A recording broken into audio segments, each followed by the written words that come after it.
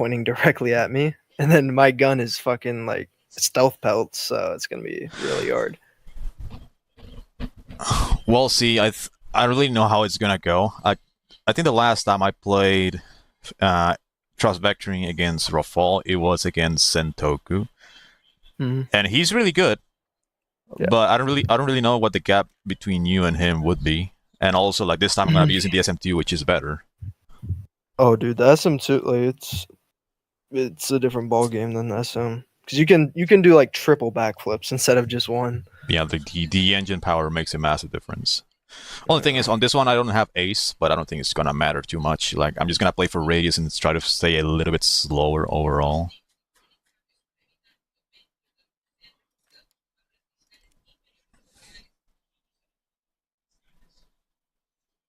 Hold on, I need to make another loadout. We're doing scuffed it. We're doing guns only first. Yeah.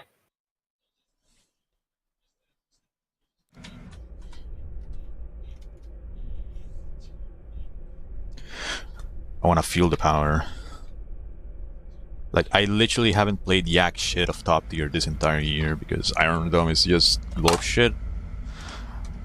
And I was literally staring at DC-30 the other day and I was like, man, I miss flying this thing so much.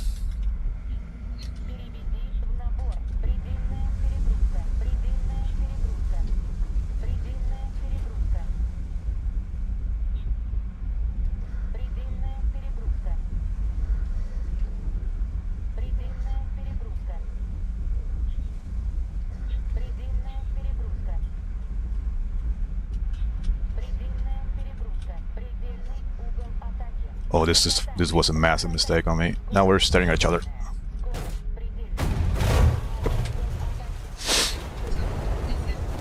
Should have tried doing the reversal without using thrust vectoring so I wouldn't lose any lift.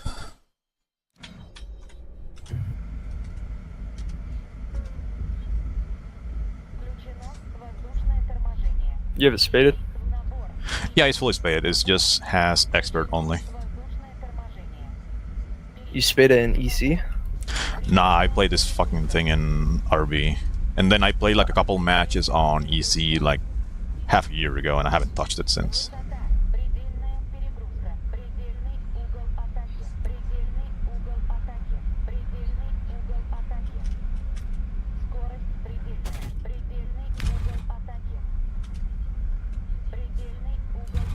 Oh, controlling the plane. Oh, yeah, you just.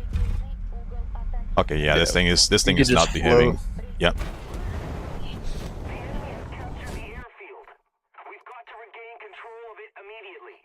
Yeah, once you get used to it, it'll be bad for me.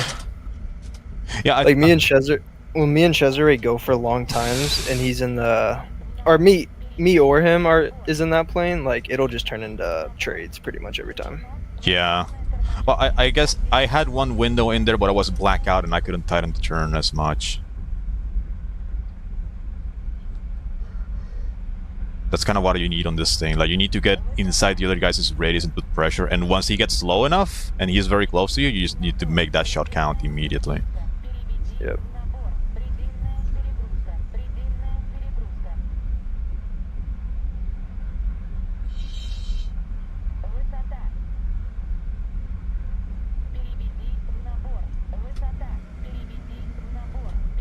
Dude, going from flying the 15C to this shit, oh my god. The enemy has captured the airfield. We can't let them keep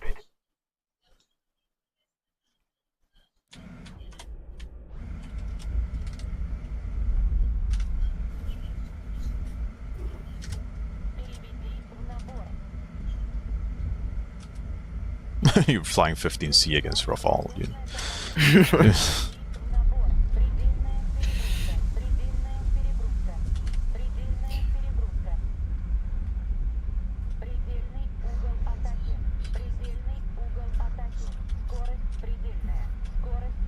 Gun timer. Yeah. Nice. So the overall approach with this plane is just play for radius And Mhm. if you manage to put pressure on the opponent and he gets a little bit too slow, and you manage to get very close to him, you can kind of just basically rotate in place and try to make the approach count and kill him right there before he gets away or before he just regains speed. So it's basically like the Su-30 gets a little bit too close to you, and you happen to be a little bit too slow. Like somebody with autistic aim is just gonna make the approach count. Is gonna kill you right there.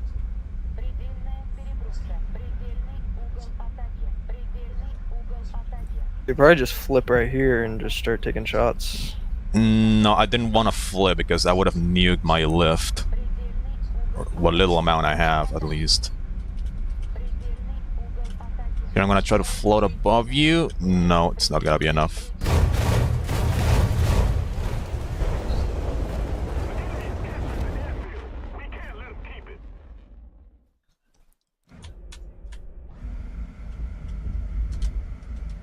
Main issue with this thing is just its lack of lift.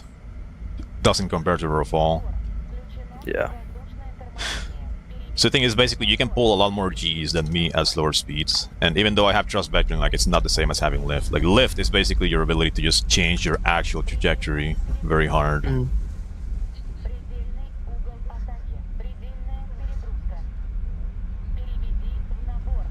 And I also need to have positive momentum to actually afford using thrust vectoring. Oh.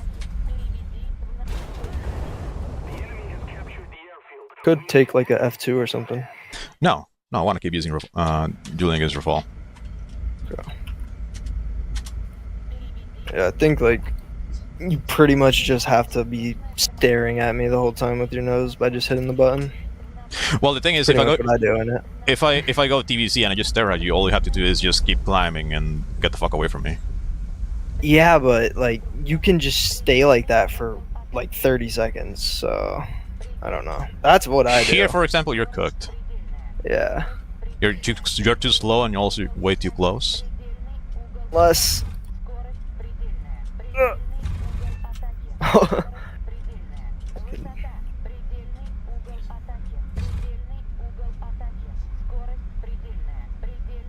Yeah, I'm dead. So like if I manage to have like a decent amount of momentum up and I get close to you and you get that slow, yeah, you're dead. Like I can just rotate in place and keep shooting at you before you get away.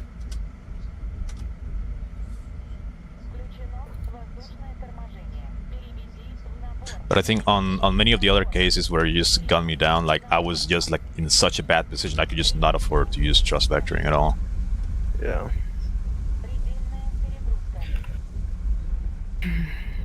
Because all I really have to do is just rate you. Yeah. And if you go for an aggressive approach and you miss, you die. Yeah. Here, I think. Just gonna have to be head on. Wow, I'm missing all the shots.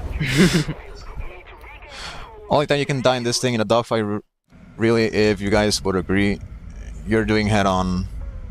I mean, he can win without forcing head-ons. Like, I guess I can force a head-on like as a last resort, but that doesn't necessarily mean that I cooked a good trajectory. Like this thing just doesn't have the amount of lift to, or like the amount of energy retention to respond to his aggression. Because the thing is, Rafale can pull more Gs across all speeds and also retain more speed while doing so. So the very moment he starts going aggressive on me, I have to react to that. I cannot afford to just let him keep pulling into me because he's gonna win, right? So if he pulls on the stick, I'm also forced to do the same, and that's the ground. So if he pulls on the stick, I'm also forced to do the same. And the problem is he can actually do that for like twice as long as I can. So my only choice is to kind of like play for radius and stay the fuck away from his nose for as long as I can, and maybe force a reversal if he misses. That's kind of the way it goes.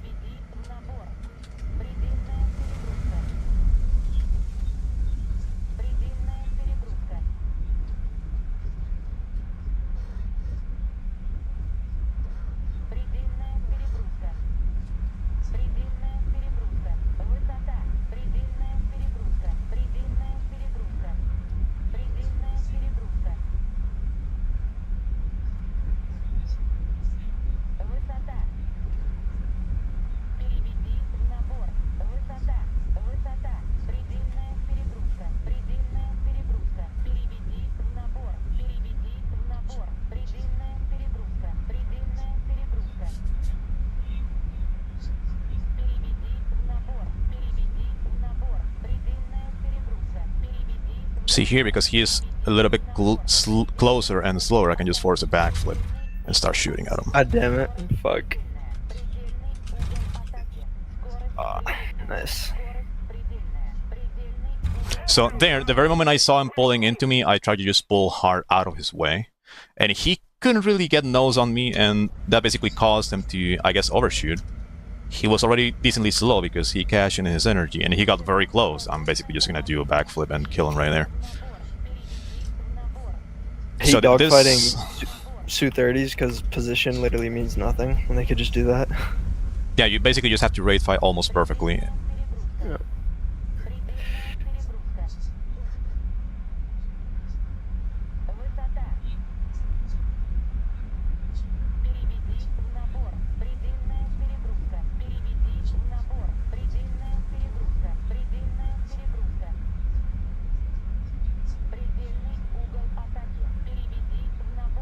That's the ground again. Holy shit. This thing has no lift.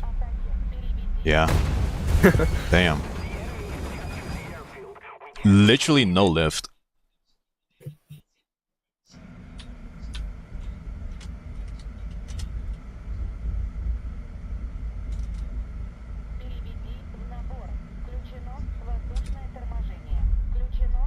I'll try merging a little bit faster so I don't shit away my speed that soon.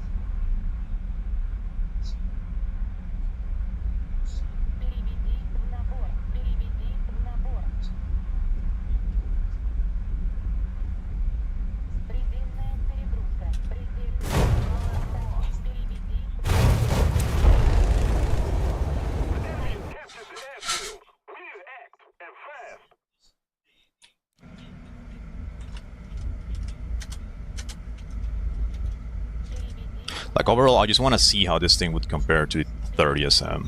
I know the engine power on this thing is better, of course, so I guess if I go DVC, I have a little bit more options and I can work it for maybe a few seconds longer, but in theory, the fly model itself is basically the same. The lift boundary is the same, so this thing basically pulls the exact same amount of Gs as the 30SM. The only difference is this one pulls them for a little bit longer. But the main issue is sometimes you just need that ability to pull really hard to tighten the radius and get out of the way of your opponent, and this thing just cannot do that. Here, I think maybe have some positive momentum. I can actually counterattack a little bit. You just point your nose, so. Oh. Yeah, my goal is to kill you before you get away. You recover that? No way. Yeah, I would have. I had like 300 meters of altitude. Damn. So this plane is basically a counterattack plane. You bait people into going for radius against you, and all you have to do is just pull out of the way. They're gonna be cashing in their energy. They're gonna be pulling hard into you, so they're gonna be bleeding speed, right?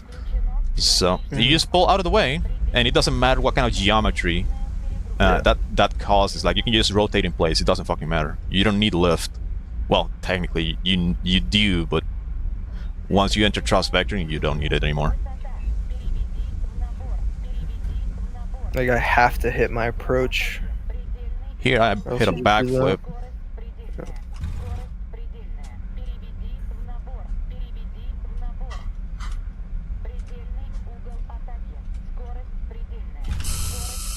Dude, this is the shit you need to be doing. Yeah. God. I ended up developing fucking autistic aim thanks to this thing. Because you need to have good aim if you want to make your approach count. If you don't, you die. flight high altitude map, and this thing is brain dead, kind of, but so is the Rafale. So it's not like I'm gonna be winning any harder. Maybe at high altitudes, it would make his nose a little bit more readable, so to say. I would be able to estimate a little bit better where his nose is actually going. But it doesn't really mean much. Now here I get nose on him early, so his choice would be to try to avoid the nose or force a head-on staring contest with me. Yeah, like, can't really do much.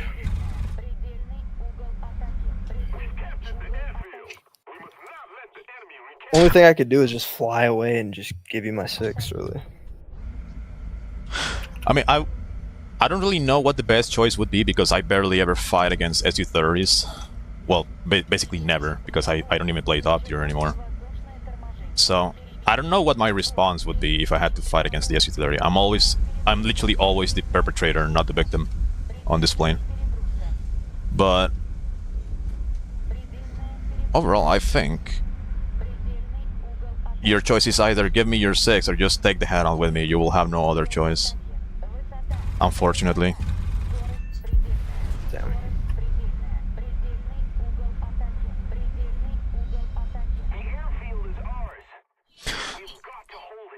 So like overall, even if I try to do my best job possible, like I don't think this thing would beat the Rafale consistently. Like if you just raid fight and you make sure to also be catching your energy consistently to put pressure on me, I would eventually just be completely out of energy. And one thing you could do is, if you manage to go aggressive while I'm on my way down and I'm compressing towards the ground, then that basically means I don't have the ability to use thrust vectoring. Like for me to use thrust vectoring, I need to have altitude and positive momentum. Hopefully both at the same time. So if you, say for example, we happen to do vertical loops, and you go aggressive while I'm on my way down, compressing, you're basically gonna win free. Because I don't have the ability to respond to that, basically. Mm.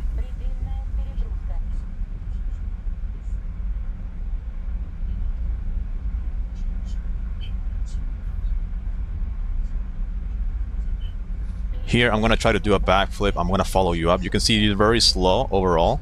So I have positive momentum here. He's very close and kind of slow, so I can maybe snipe him like this.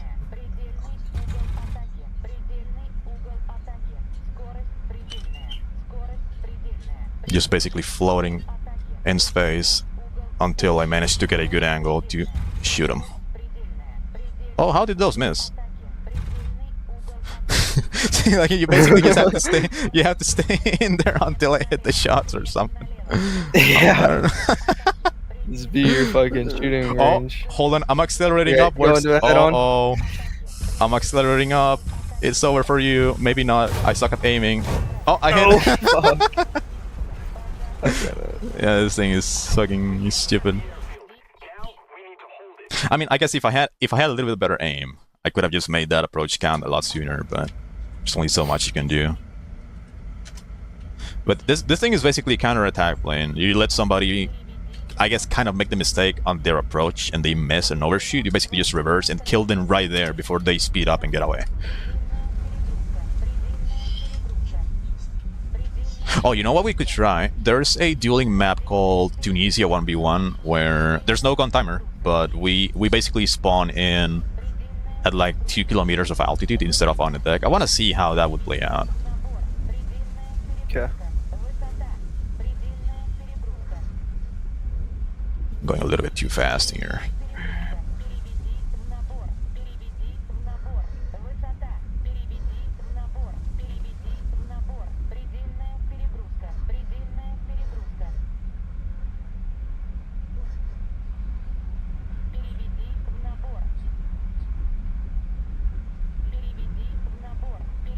I gain momentum up, and I do a backflip. And backflip. Nope. If I go left, I'm dead. Like, what the fuck? Yeah. Like it's the only way. This thing is basically the perfect counter-attack plane. I guess at least at least against Rafale and Eurofighter, because their flight models are so much better. Like against anything else, you basically win. But the problem is the SM2 doesn't really fight against anything else. Like realistically speaking, the only planes that could ever force a dogfight against the SM2 could be the Rafale and the Eurofighter. American planes would barely ever get close. They just fucking die. They either die before the merge or they die guaranteed at merge, because this thing is. Or they J out. Yeah.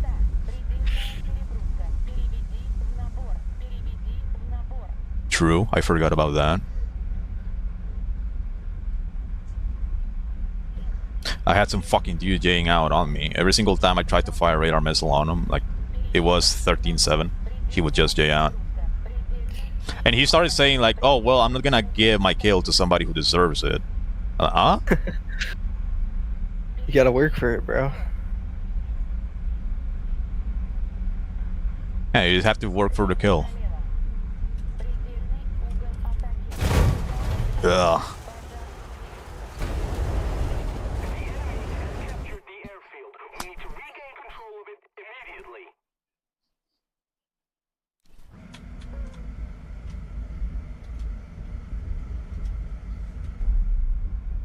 I want to see if I can just find a consistent way of cooking, but against the Rafale is going to be very difficult.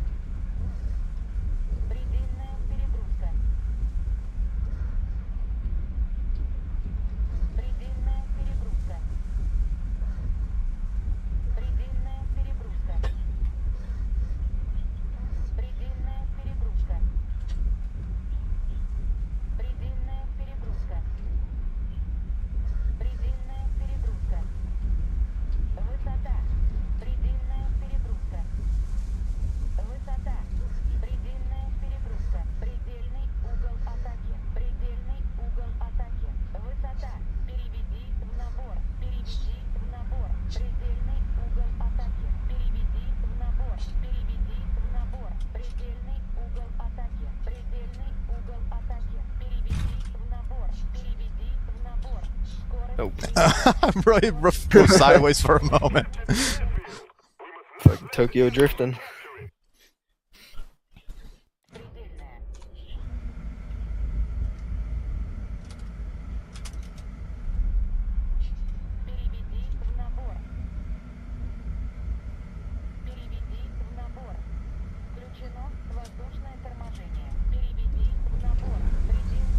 I'm also noticing this thing kind of doesn't have a middle ground on energy retention. I think if I fly below 850, I start bleeding speed way too easily. And then if I start flying above 850, it retains it really well.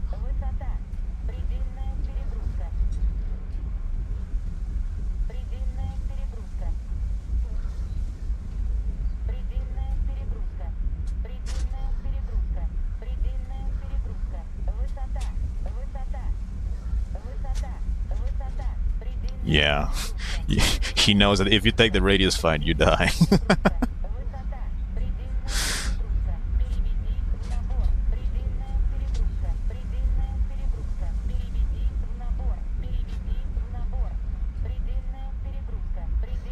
Like I'm trying so hard not to get close until I have a shot.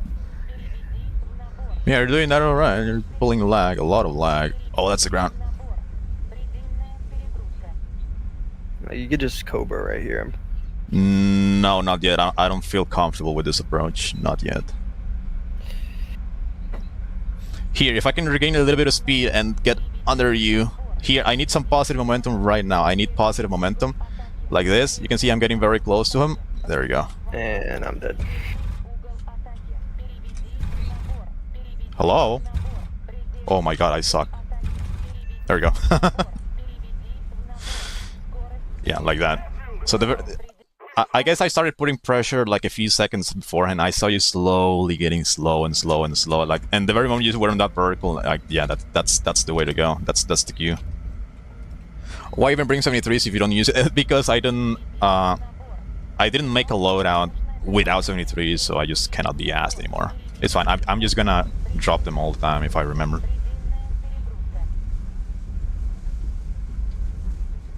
It's because I didn't make a loadout without Man, them. I'm already too close.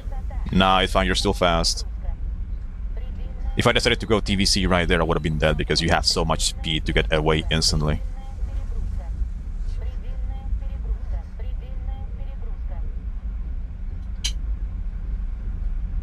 So the way to go is I need to get close to you, and you also need to be like decently slow, so I can actually have enough time to kill you before you get away. And there, you're way too fucking fast.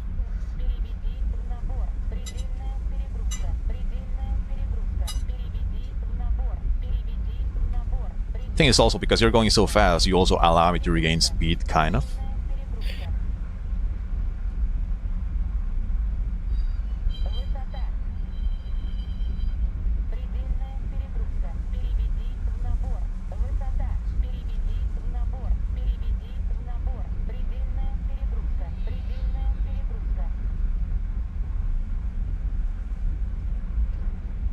Here, I need to tighten the radius as quickly as I can to get the fuck away from his nose. Like this. Oh, I cannot control the plane. Oh my god. Okay. Oh, the fuck is that? Man, I'm dead. Oh my god, bro. It's basically a counter-attack plane.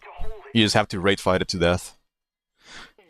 And the thing is, before it got buff, I guess it was still kind of doable because, well, on EC people are just stupid.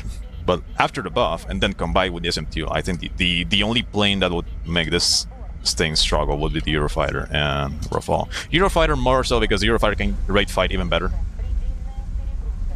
But yeah, like if the opponent doesn't really visualize the cues too well, or if they allow me to play for radius, which Peak is not allowing me to do, like everything else will just explode way too easily.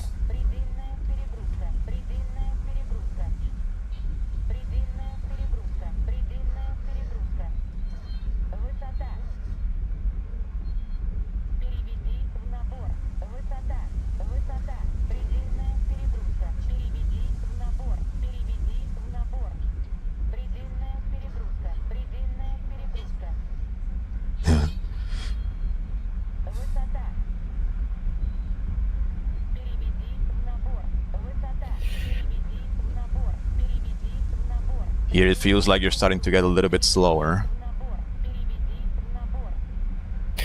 Not even. I'm just closer to you. Okay, now I'm slower. Yeah, you die on this. Yeah, you can just go up and then hit the button. Yeah, as long as I have, here.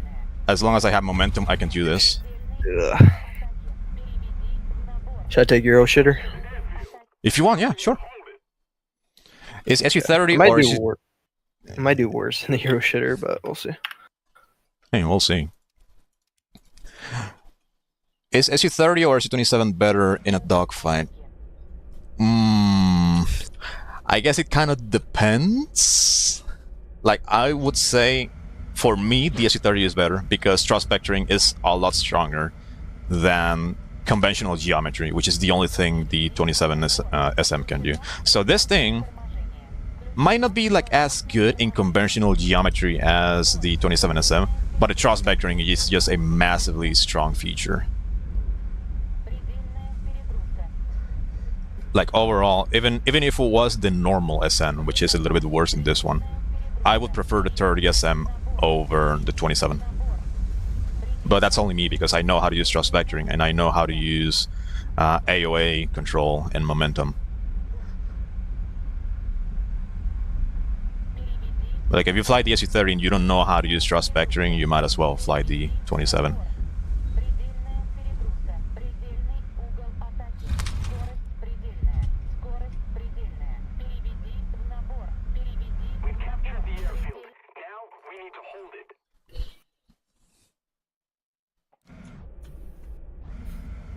think the only counter is mock rate. It is, yeah. Before the buff, when I used to duel a fuck ton against Butters in the F-15A, which, by the way, the F-15A can still compete in raid fight even against top tier planes because it has like 25 degrees sustain in some areas and it has massive gain rates. Like the only counter that Butters had was just kind of max rate, or just stay like 900 kph and more and just abuse the shit out of verticality, which my plane cannot really follow too well. Yeah, so you just need to raid, and you need to raid well. You need to pull lag, which you know how to do at this point. So because you know how to pull lag, you prevent me from playing for radius. So every time I try to take a shortcut into you, you deny me the ability to do so. So overall, if you know how to play for lag to counter, ooh, if you know how to play for lag to deny radius, and you don't get too close to the Su-30, then you should win. But it takes time. Like if you get a little bit too slow and a little bit too close to the Su-30, you might as well be completely dead.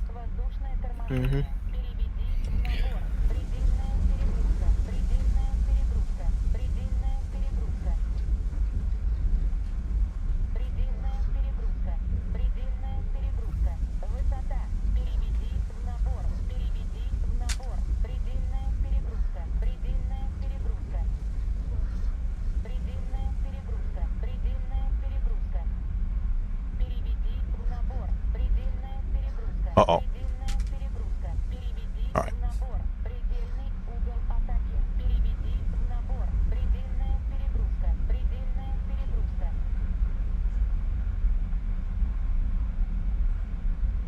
See, right here, I might be slightly cooked because I got a little bit too slow. Too early. Now here, if he doesn't make his approach count, he dies. Okay.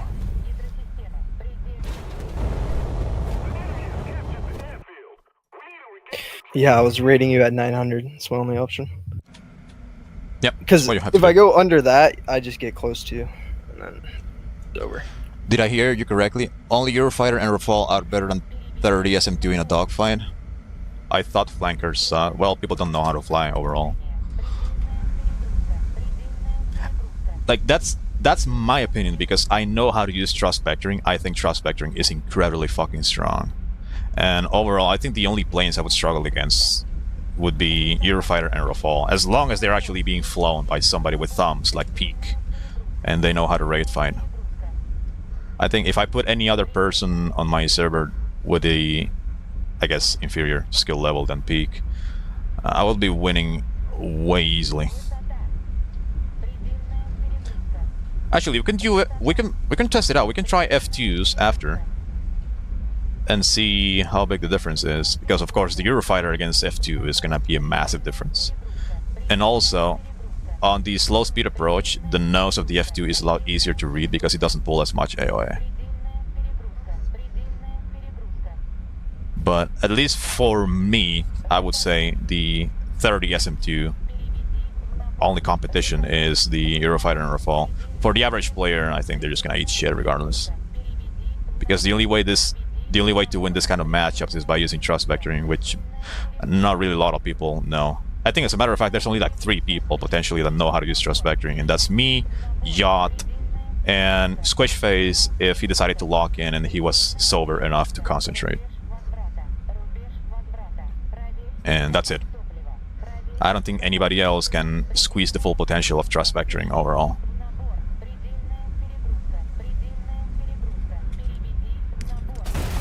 Ugh. Nice. So literally, his only play is to mac rate, just stay as fast as he can, and once he has enough position, he just has to go on me. Like I literally told you earlier, you go aggressive on me while I'm going down. I don't really have the ability to respond to that, because if I have negative momentum, I cannot afford to use TBC. Because I'm gonna keep sinking towards the ground, I'm gonna lose all lift, which is gonna slow me down and force me to keep sinking. So if I had negative momentum, I cannot afford to use TBC. So it's only like certain windows Like if I have altitude and I also have some positive momentum, I can use TVC for a very long time and just sit on my engines. If I'm going towards the ground, then I'm basically cooked for that little chunk of trajectory. I forgot to jettison the 73s.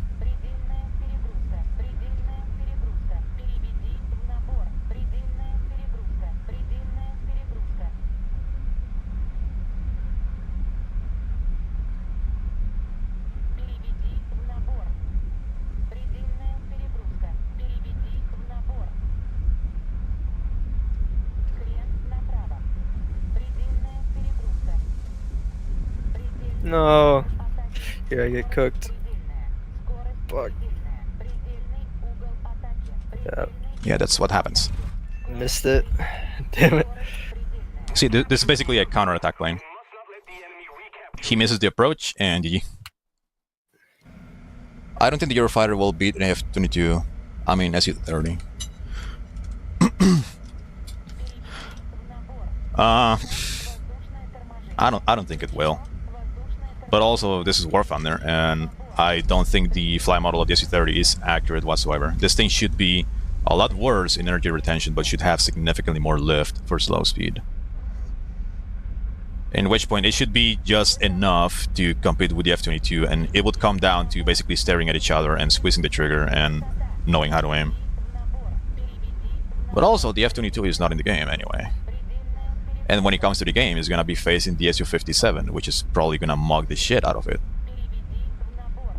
I would imagine the 57 is just gonna be a copy-pasted F-22 fly model with more lift. So the exact same thing that Gaijin did with the F2 and the MiG-29KR, where they just give it more lift with none of the penalties of having larger wings. That might be the Su-57 fly model. It might actually be better than the Raptor. But Su-30 against Raptor? Nah, I don't think the Su-30 would win.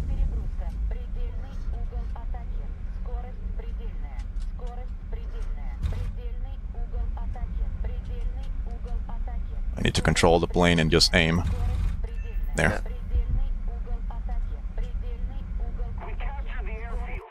Should be more patient. I mean, you had the approach, but I definitely had a lot better energy to respond to that.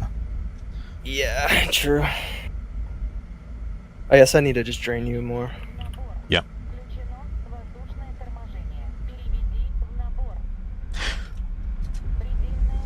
But So it's kind of hard to do that when I'm mock rating, you know? Are you ace or expert? If it's expert, it's gonna be difficult. Ace. Oh, ace? Oh, damn. Okay.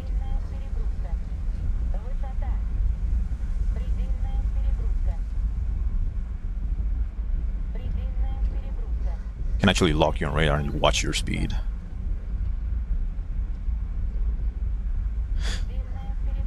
So I think the fact that the Su-57 fly model might actually be exactly that. It might be a copy-pasted Raptor fly model with more lift.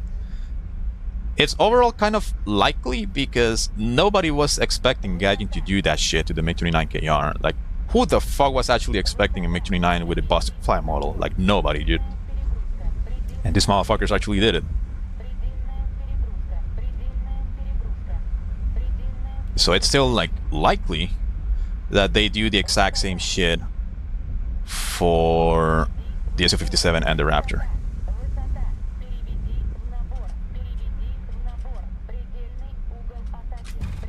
Oh my fucking god. Couldn't control the AOA. Almost though. It has a better thrust to weight ratio to the 57.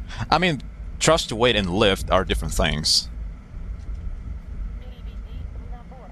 This plane has a lot of thrust to weight, but it doesn't have the lift to capitalize its energy into turn rate.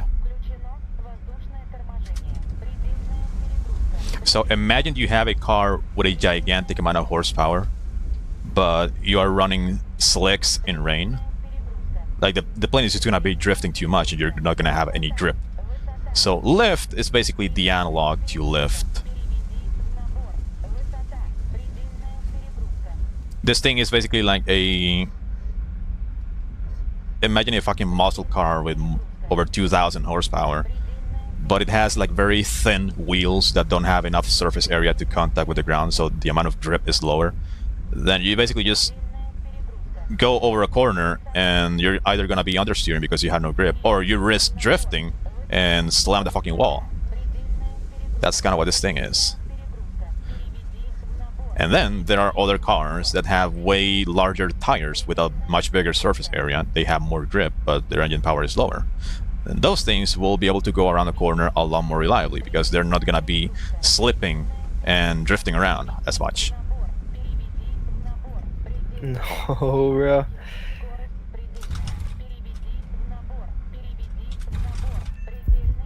Nice. You want to try the F2? I want to see what it looks like. I want to see how even it is. Like overall, if you had a little better aim, Yeah, if I had a better gun. yeah, if you had, yeah, true, the gun and the gun side, yeah. If you had a little bit better aim, you made those shots count. Definitely, you would have won already very easily. Yeah, I think I would have won most of those. Like, Yeah. I don't think you would have been able to flip if I could have just hit my shots, bro. Yeah. So, ignoring the scoreboard, completely ignoring the scoreboard, like he should have won. I would say maybe 70% of those. Most definitely. But you just need to make your approach count. Absolutely. The F2 might be a lot easier because it doesn't really pull a lot of AOA, so it's aggressive. Its transitioning to aggression is a lot easier for me to read because the plane doesn't really pull a lot of AOA. It has a lot of lift, but not really a lot of AOA.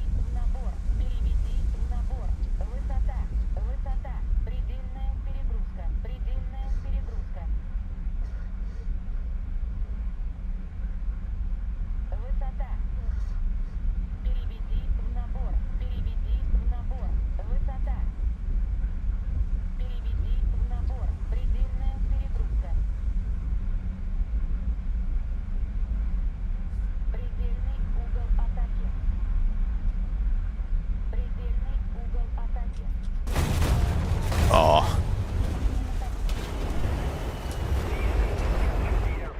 I guess I could have maybe tried to use a thrust vectoring a lot earlier to maybe slow the fuck down and drift inside your radius for a moment. Are you mouse and keyboard? Yes. Su-30SM has better thrust away ratio than the F-22. I don't think that's the case. I think the F-22 is a little bit better. I think both of them weigh about the same, but the F-22 has better engines. The 57 though has larger wing area and way better control surfaces, so I would imagine the fly model of the 57 is actually gonna be better than the Raptor. I hope it is because it's gonna be funny. It's just gonna nuke the superiority fantasy of F-22 Glazers. That's gonna be hilarious. I wanna see them crying on the forums about the Russian bias.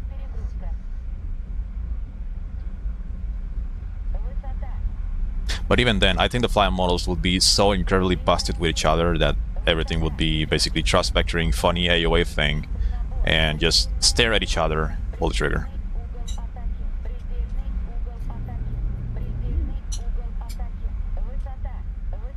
Oh, God. Holy shit. Backflip.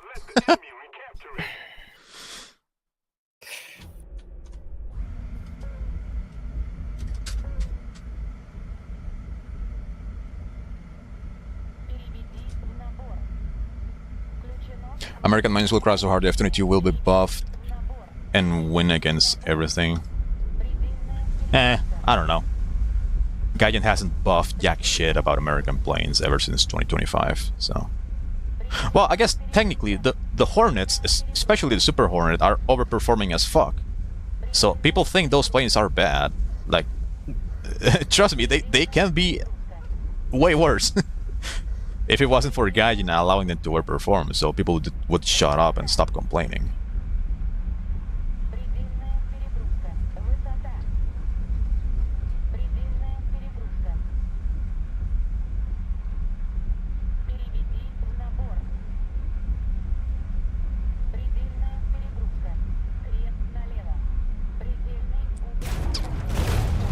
Oh. Didn't think you would be able to pull that hard. Yeah, I'm just going like 800 and then I just fucking switch to manual monkey pull. Valid, yeah. Everything. Yeah, it feels a lot easier to do my approaches in this thing. Hey, well, you don't pull excess AOA like the Eurofighter and Rafale do, so I guess the quote-unquote stability while pulling is a lot better on that thing. Mm-hmm.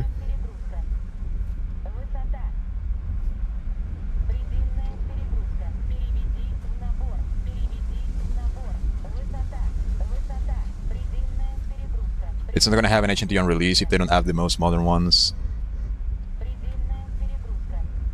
Fuck, I was reading chat and I just lost you. Oh, there you are. I think the F-22 didn't even get an HMD or 9X up until, like, very late 2010s, like 2019 or something like that. Like, they introduced the... If they introduce the F-22 with an HMD, it's gonna be DOA, bro. That's gonna be so ass. F-22 without a HMD? Is that what you said? Yeah. Like, the F-22 didn't get an HMD up until, like, very recently. Actually? It's Yeah. crazy. What the fuck are they doing there?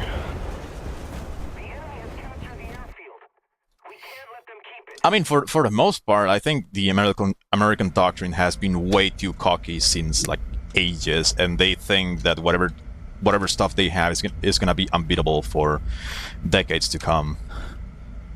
So they were like, okay, well, F-22 is the F-22 is the best plane in the world. We don't need a fucking HMD on this thing. Why? Yeah, I mean, it solos the whole world, so. True, yeah.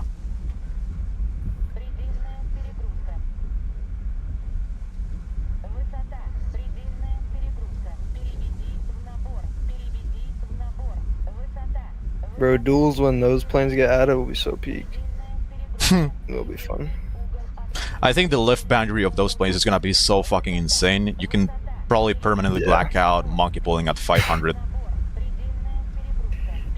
Yeah, I mean, we already have insanely stupid shit with the SM2 and the Super Hornet. Like, can you imagine?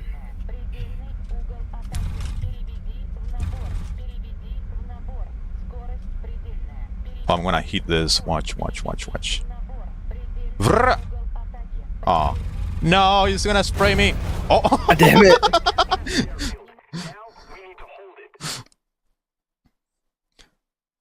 Is the Pope the best dogfighter in America right now? No, the Super Hornet. Believe it or not. Super Hornet can actually make Rafales and Eurofighters sweat, believe it or not. Your average American player thinks it's dog shit. Well, because the average American player is just dog shit, dude. Yeah. Oh shit, I forgot. We should change into Tunisia to see what it's like.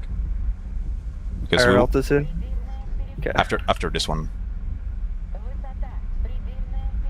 Because on that dueling map we will spawn in at like 2 kilometers altitude. So I wanna see what the geometry would change.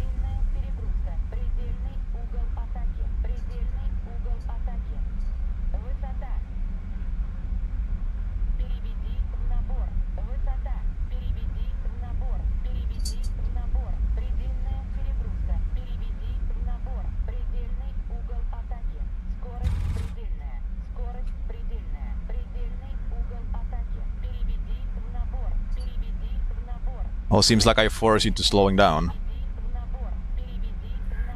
Oh yeah, I have momentum here. Actually, I pulled manual. Fuck. Switch maps. Shut. Almost forgot again.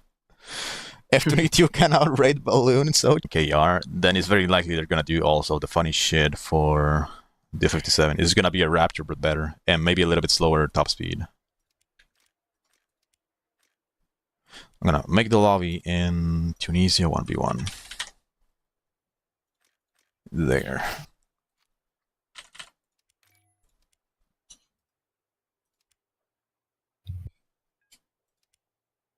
Should we try with missiles? Do you think they would change anything? The 73s will probably change something. My missiles won't, though. Oh, true. You can take them. I don't care. All right. Take them. Take them. This map has a gun timer, but it only works once at the very beginning, and then like all the other rounds don't have it anymore. Okay. Flying fast damages stealth. Yeah, that's the reason why the F-22 is capped to like Mach 2 or like Mach 1.8, something like that, because it like the friction and the heat would end up damaging the RAM coating on this thing.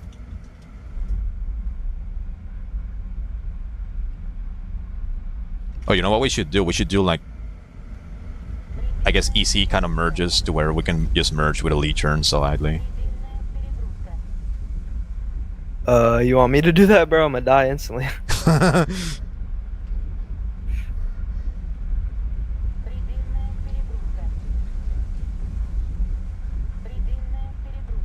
I guess having initial altitude gives this thing a little bit more options. Yeah, you could just do the bullshit all the way down, pretty much.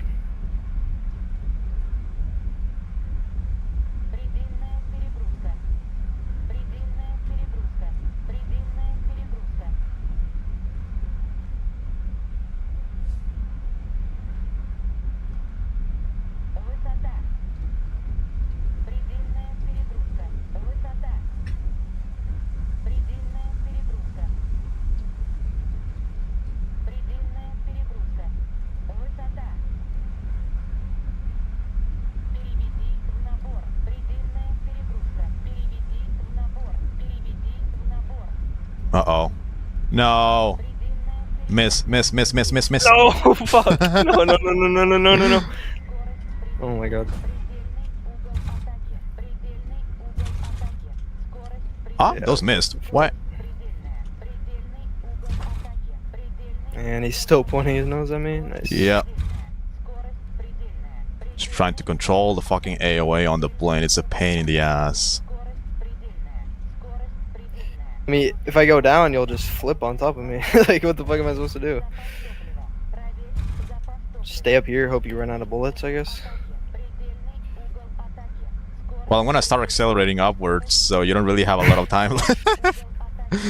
Yeah, your choice is kind of to just force ahead on. It's the only way, and I'm gonna miss all the shots. Yeah.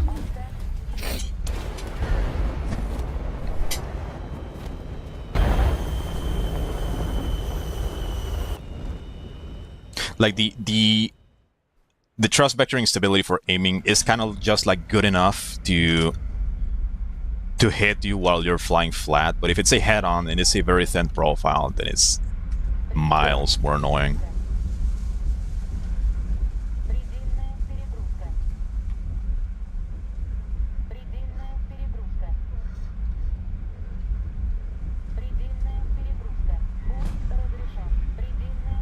I remember dueling this guy called, I think, Red Agronomy or something like that. I think you dueled him earlier. Yeah, I was just doing him. I was messing around with him. We were flying MiG-29 against Su-33 with 73s. And bro, their 73 is so laughably bad. Dude, what? I was just dueling him and it was doing crazy shit on me. Nah, 73 like, it was is killing me from like fucking dog shit. 10 feet away from his plane. Well, the R-73 shotgun I guess works, but like the overall reliability is just fucking dog shit. It's fucking glorified R-60 basically. Yeah, it has to be like pretty much perfect rear aspect, I think. Now even like then, I was literally shoving R-73s into his twin engine plane, and they were not hitting. Damn. And I'm dead. What the fuck am I doing? Missing the shots. Oh shit, I forgot I need to EA out. Is F-18E a raid fighter or AOA? AOA fighter. Well, radius and AOA fighter. Cannot really raid fight. But I'm pretty sure it can still rate pretty good though. Once slow, yeah. Like more than raid fighting, it's kind of just the ability to maintain infinite lift at even super slow speed. You can stay perfectly inside the other guy's radius kind of forever. Like the only competition for the 18E might be just the Eurofighter and Rafale, and maybe the 27SM Yeah. if it's just flown like perfectly lag.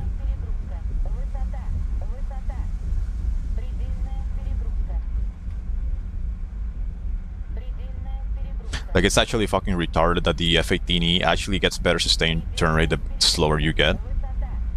Like it doesn't make sense that a plane gets better energy retention the more AOA it pulls. How is that supposed to make sense? Literally. Because it's American, bro. Yeah, and America Obviously. suffers. Despite every single fucking public available document stating that the F-18E is a massive downgrade compared to everything else. Oh, I had thrust vectoring on the entire time. What the fuck is that? Go, 73, kill! Kill! Oh. Well, now I'm gonna be head-on maxing. Oh! I didn't even hit a single shot.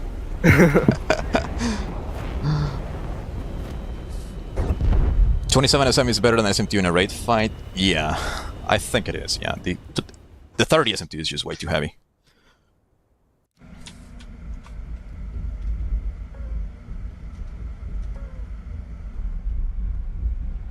But actually, we were talking about 27SM versus Super Hornet. I think 27SM might be able to win if it just maximizes raid fight. But the slow speed lift boundary and energy retention of the Super Hornet is just fucking diabolical. It's like the fucking gadget literally designed a plane that is literally baby proof because it gets better when people monkey pull like animals. It's funny that the fucking plane that is the only one in the game capable of doing that to that same degree is in one particular tech tree with one particular set of players that complain about everything.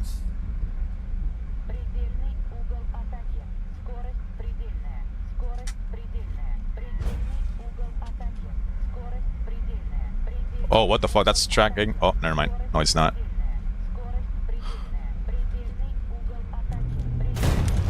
Ugh.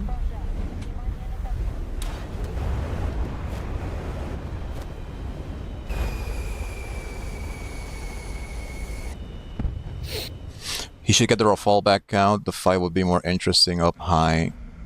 Up or the Eurofighter. Well, I'm actually struggling more against his F2 than the fucking Rafale and Eurofighter. It's like it's not like he is handicapping himself, really.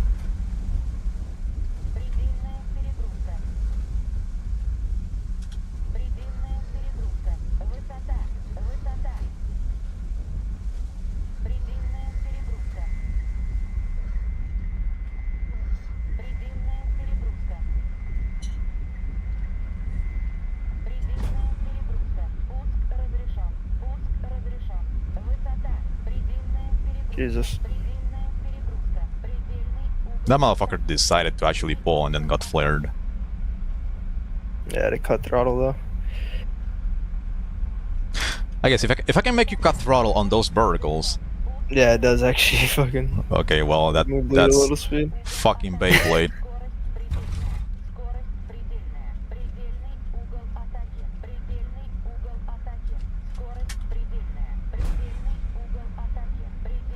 Yeah, I don't really have a lot of faith in 73 overall.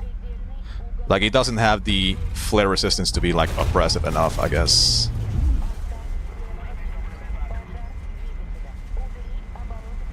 Oh, I couldn't, I couldn't fire. I wonder if they'll ever fix TVC missiles.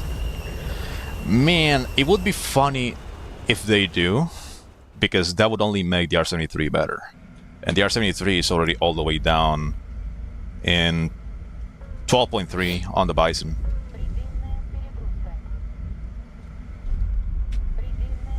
Now, who fucking knows if they're gonna make it better or not?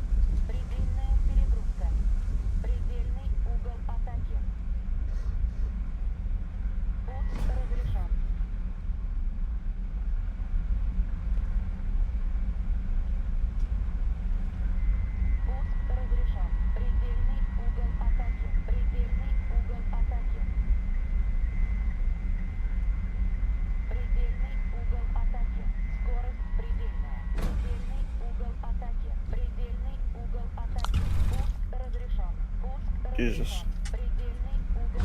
Yeah, I think if you just point your nose at me, can't really do anything.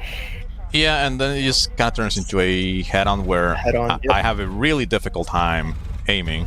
Oh, never mind. Yep. Yeah, for head-ons, definitely the Balkan is Yeah. massively better. Su-30MK with Micah isn't killable in a dogfight like this.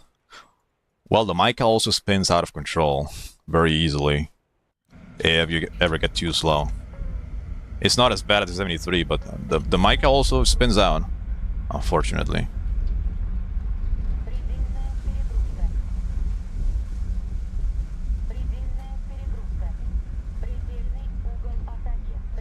I would really hope they fix thrust vectoring missiles because it's kind of going to be necessary if they want to implement air-to-air bullshit like IRST and the 9X. 9X specifically because the 9X is literally the worst out of all of those missiles. Kinematically. Is the 9X thrust vector? Yes, but it has the exact same rocket motor as the A9M, which is really anemic. So for actual thrust vectoring maneuvers, the A9X is gonna probably be incredibly dog shit.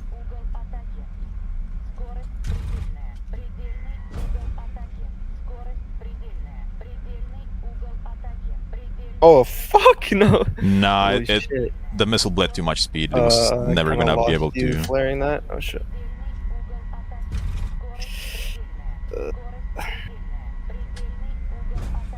Go! Another thing that they haven't really, I guess, fixed at all is thrust vectoring planes. Like, I genuinely don't think Su-30 should be flying like this. That controllably? No, the thing literally loses all lift above like 30 degrees of AOA. And as a matter of fact, I think in real life the Su-30 cannot even pull a Cobra. So from what I understand, the way the Su-30 works in real life, the way the flight control system works, is that the plane can't really pull Cobras because it's limited in pitch rate. So you cannot super aggressively pitch up and pull a Cobra. No, it's a steady pitch rate, so to say. It's pitch limited, and that basically causes it that the plane can only pull like a maximum amount of AOA at any given time. Not because it's capped, but because the amount of pitch rate is limited. So pulling a Cobra on the plane is basically impossible. The flight control system doesn't allow it. And also, in real life, the plane actually has so much fucking lift that it would barely ever pull that much AOA in the first place. Complete opposite case on War Thunder. Like in War Thunder, this thing just loses all lift instantly, and you can pull like 2 backflips in a row if you want. And in real life, the plane doesn't do that. Yeah. Like the only thrust vectoring plane in real life that can pull a Cobra is the Su-35, but that is because it just actually has a mode to disable that limitation, that pitch rate limitation. So I believe this thing is still missing a massive amount of lift overall. And overall, the fact that it's like so... Like, it's literally night and day when you pull AOA and when you don't. This thing is missing a massive amount of lift overall.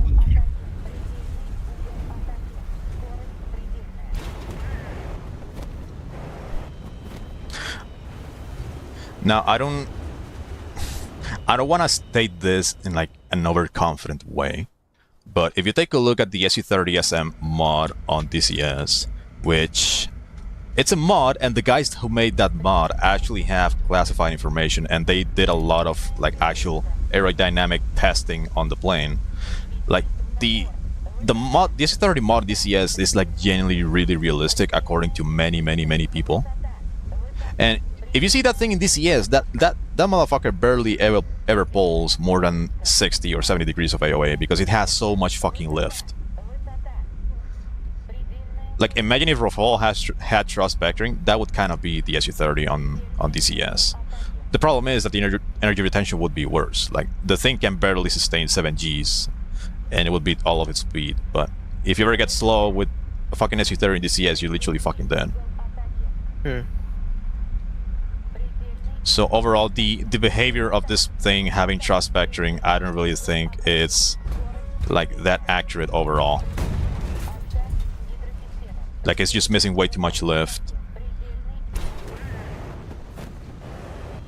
I think maybe I could show it on StatShark. I'm gonna stream on Discord if you want to watch it.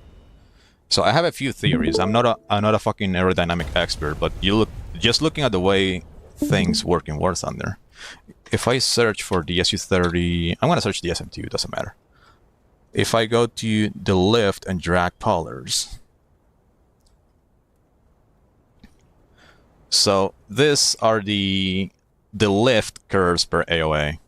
So the horizontal axis is the angle of attack, and the vertical axis is the amount of lift. Now, I know for a fact that the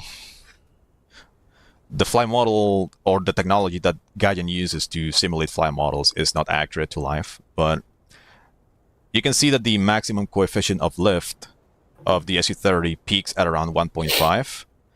In real life, the maximum coefficient of lift of the Su-30 is above 2.0, which is like would probably make it even better than the Rafale or the Mirage 2000.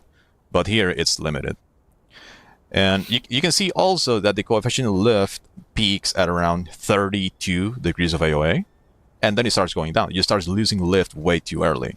I don't really know how accurate this would be, but you know, just taking a look at the way the plane behaves in real life in air shows, and also the way it behaves in DCS mod, which, again, I just want to mention the caveat that it's still a mod, but people say it's very realistic, and the modders actually had classified information. Like, that thing is a fucking UFO. It literally loses no lift whatsoever. The plane has so much lift that it barely ever exceeds, like, 70 or 60 degrees of AOA, and it can maintain perfect control, literally. So, another thing to note is that these lines in here are the coefficient of drag. So, as your AOA increases, your drag also goes up, right? You can see that the drag becomes a flat line. It becomes linear after a certain point. And, well, aerodynamic drag in real life is not linear. As a matter of fact, it would increase exponentially. So I think, as a matter of fact, the Su-30SM, once it pulls too much AOA, it's not draggy enough. It should actually have more drag.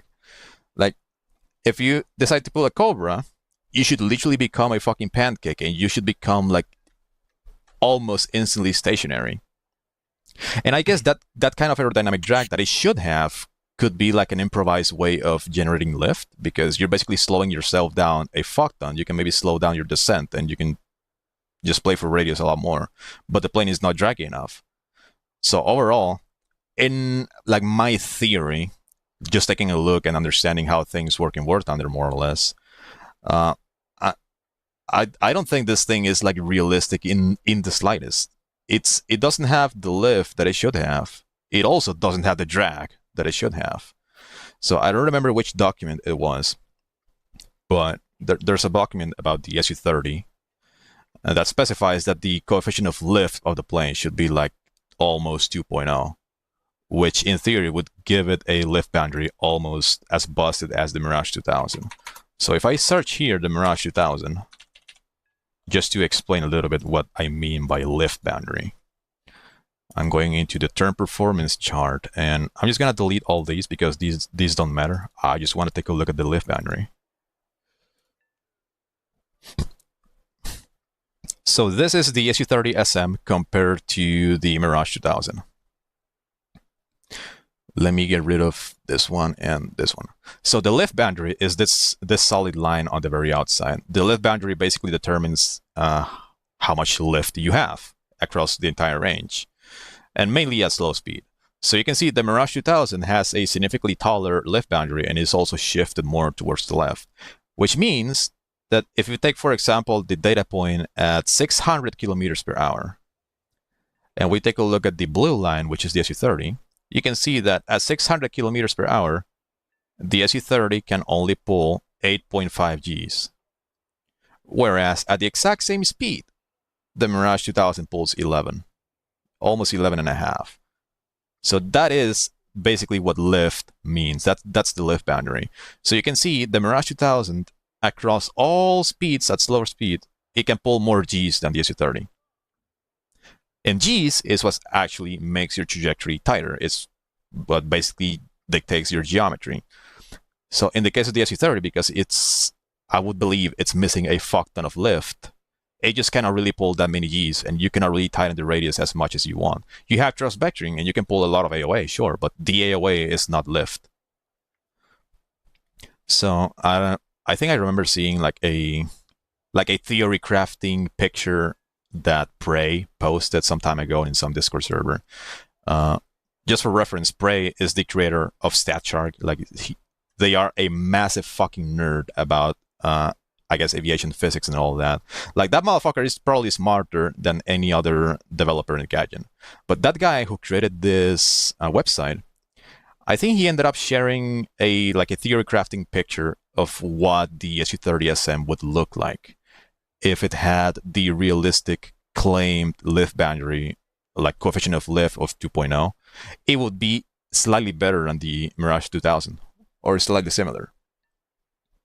So, in theory, I guess in my delusional, uninformed expectations, I guess if the Su-30 was actually accurate and performed the same way it does in DCS in real life, it would be the plane that pulls the most amount of Gs out of any other plane in the game, and also has thrust vectoring.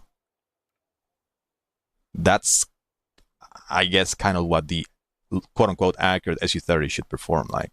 And I think even if I put the Rafale in here, and if we take a look at the lift boundary of the Rafale, I think it's actually worse than the Mirage. Never mind, I'm wrong. So here we're comparing 3 planes. We have the Su-30 on blue, which is the worst one. Then we have the Mirage, which is orange, which is in the middle. And then we have the lift boundary of the Rafale in here. Now, when it comes to jets, it seems like the Rafale has the absolute best lift boundary out of any other plane in the game. So you can see that the Rafale below 700 kph can just pull more Gs than any other plane in the game. So that's what lift means.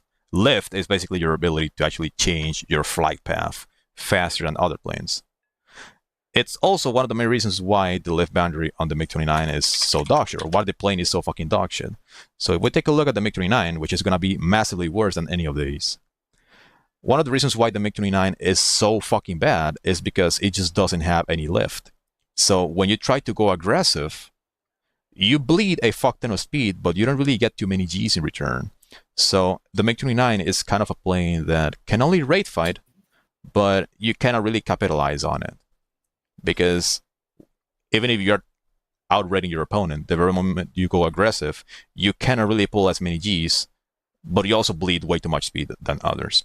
So if we take a look at the red line, which is the MiG-29, I'm going to delete the other two. Hold on.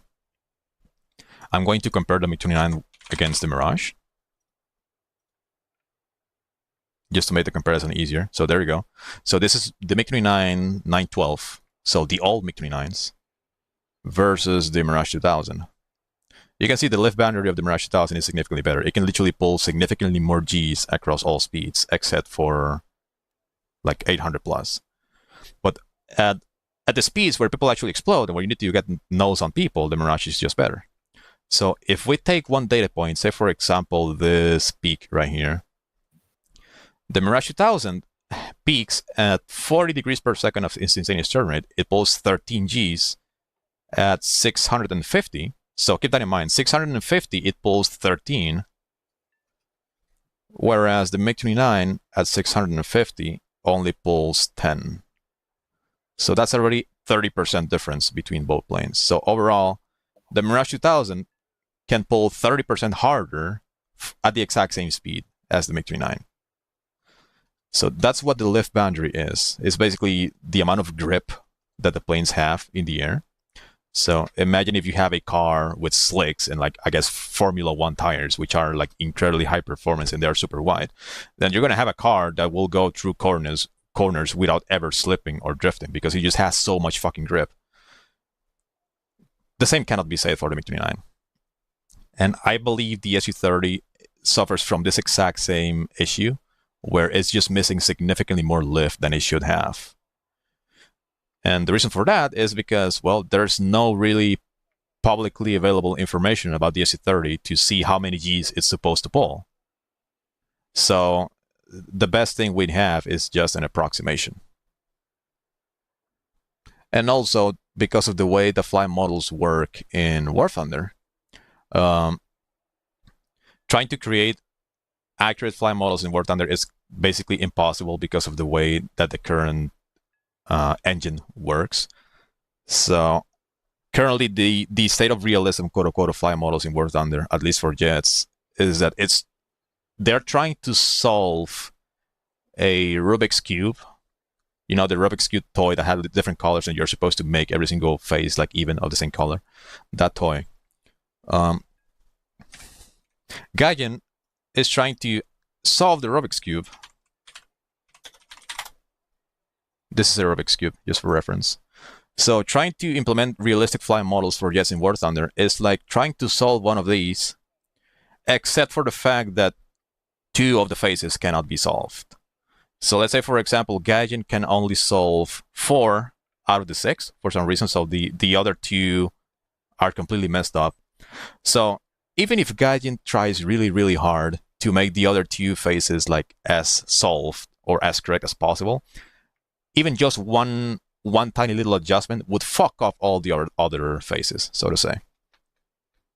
So currently, the way the fly models are implemented in War Thunder, and this is basically the reason why we have so many bullshit fly model, is because Gaijin can only approximate jet fly models so much before everything just goes completely apeshit.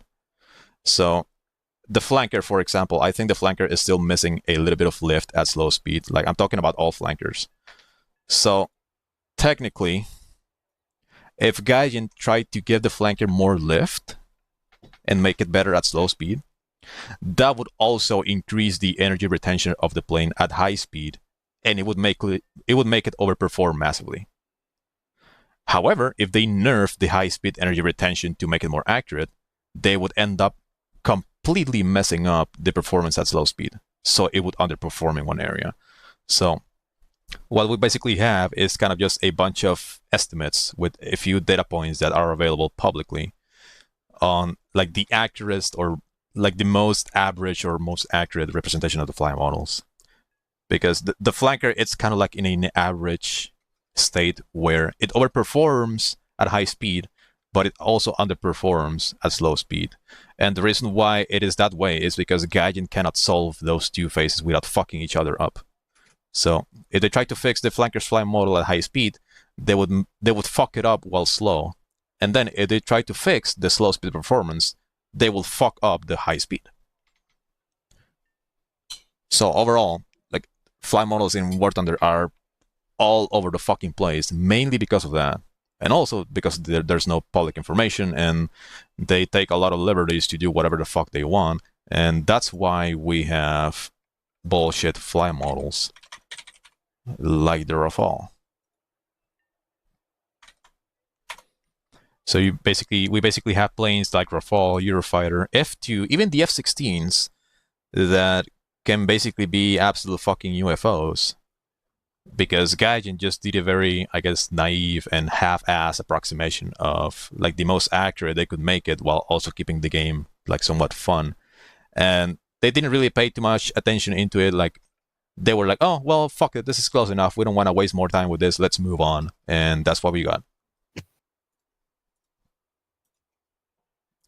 Anyway, enough yapping. How about we run a few more rounds before I go do something else? Let me see if there's more people yapping. Trust vectoring more oppressive with 77 than with 73. Yeah, 77 actually works. The 73 gets flared too easily, and also a lot of times it just spins out of control and fucks off to Narnia and never works. I think the 73 is just way too dogshit against aware opponents.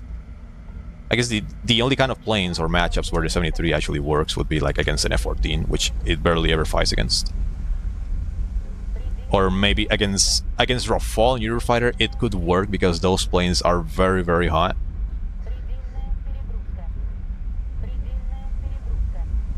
But like overall, against aware opponents, the missile is just not reliable enough.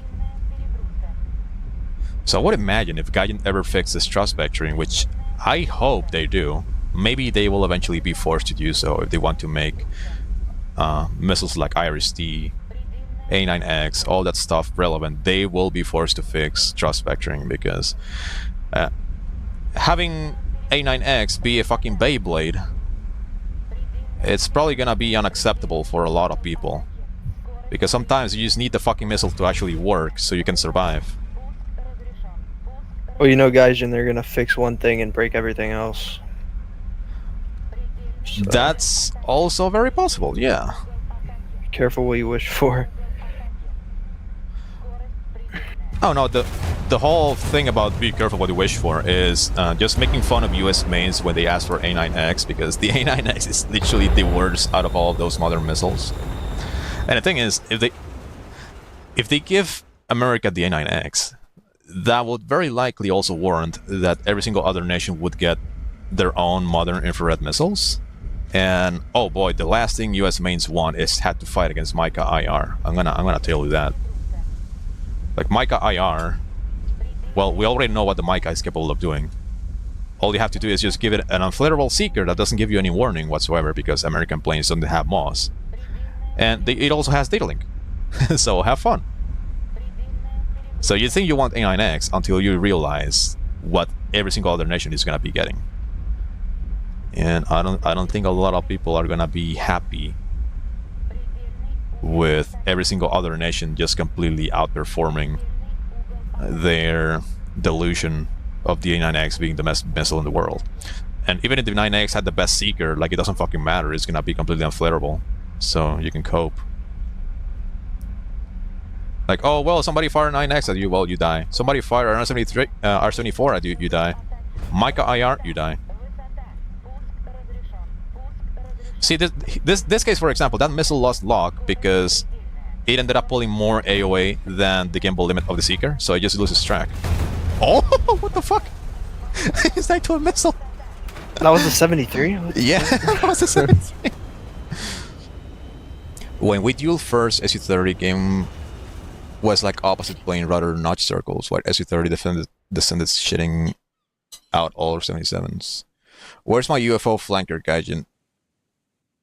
Well, Area 51 doesn't have it, though. There's videos of SU-33 doing what? Oh, I spawned a little bit too late. Oh, we merged. No, stay away from me. No, you stay away from me, bro. Oh my god, no, what the fuck? Head on. Head on, maxing.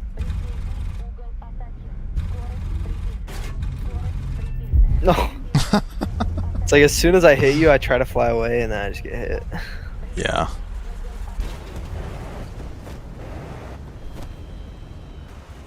And since you're in an SM2, you can just recover anyway. Yeah, this thing overall basically just a counter-attack plane. I'm actually struggling a little bit more against the F2 than the other planes. I guess maybe it's just you're more familiar with this plane. Yeah, I'm definitely way more familiar with the Vulcan mostly. True, yeah. A lot of times you ended up getting very good approaches with the other planes and you just ended up missing your shots. That's fair. Yeah.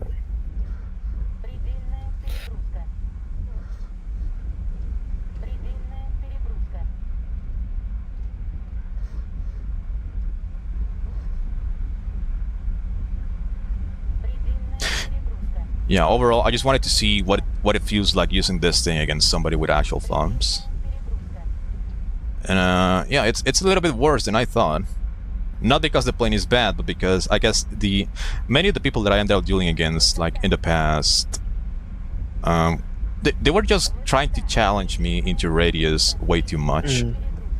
So like, I guess technically it's way too boring, because right now all you have to do is just max raid and pull lag, and you eventually win, sure. But on any other occasion, like if it was a different opponent, just making a tiny little bit of mistakes to allow me to recover the position or all that output pressure, then they would be losing very, very easily.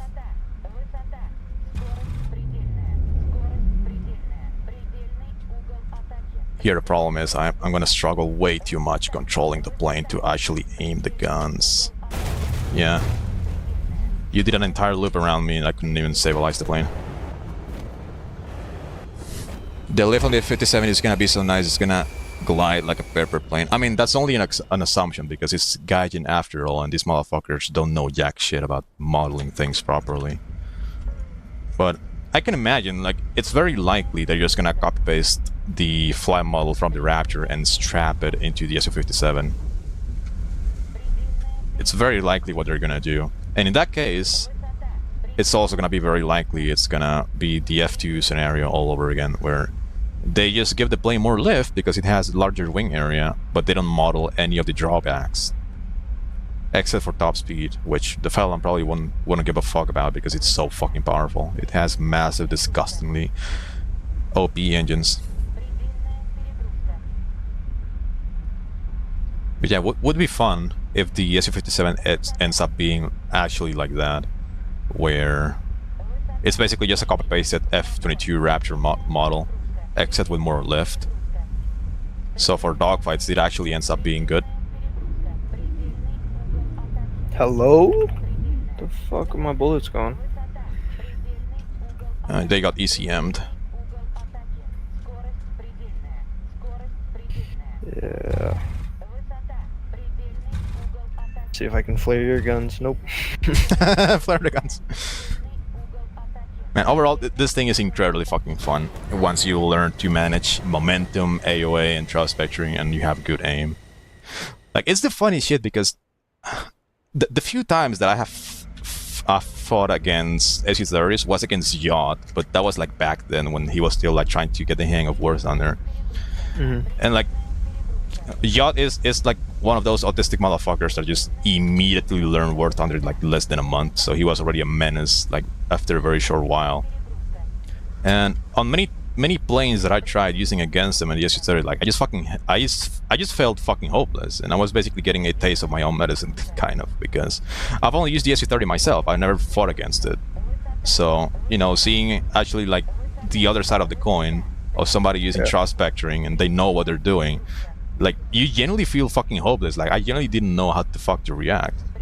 I think here, if you happen to be making a little bit of mistakes and you weren't migrating, like, you're probably gonna be like wondering, what the fuck am I supposed to do here? Yeah, so, like, there's nothing I can do, honestly. This is pretty much it. Like, just go as fast as I can, avoid all your missiles, and then go into the head-on. Yeah. Okay, I'm stalling very badly. And I get hit by the missile, bro. What the fuck? Yeah. Jesus. Like, overall, if you failed at pulling lag for a little bit and you allow me to play for radius. Oh yeah.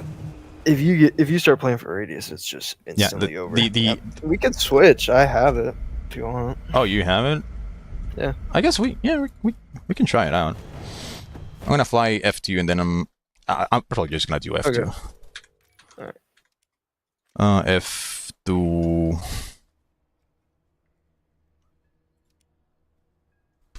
Want to see from my perspective what it looks like. It's basically just pull lag around it until you have a good opportunity. Yep.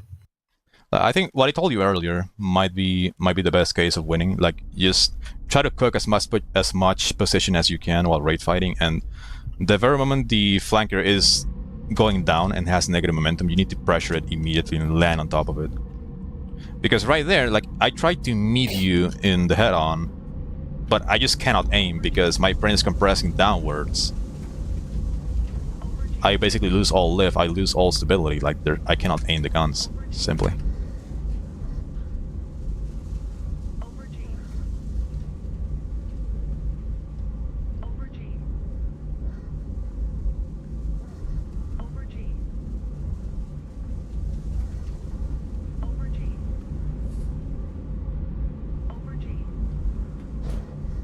Boy, I thought I saw a missile, it was just your wingtip vortices.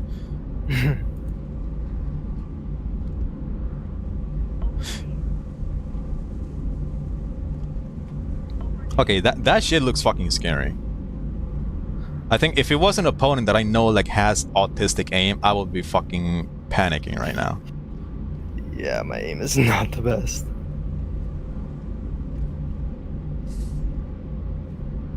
It's also pretty hard when you're like a kilometer away and I'm just floating here.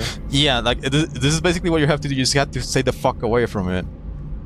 Yeah, And here, unfortunately, yeah, the moment you start going down, this is literally my only chance to like start going aggressive on you. Holy fuck, I missed. There you go. Oh, you hit a few. Okay, you hit a few shots. Yeah, I'm dead though.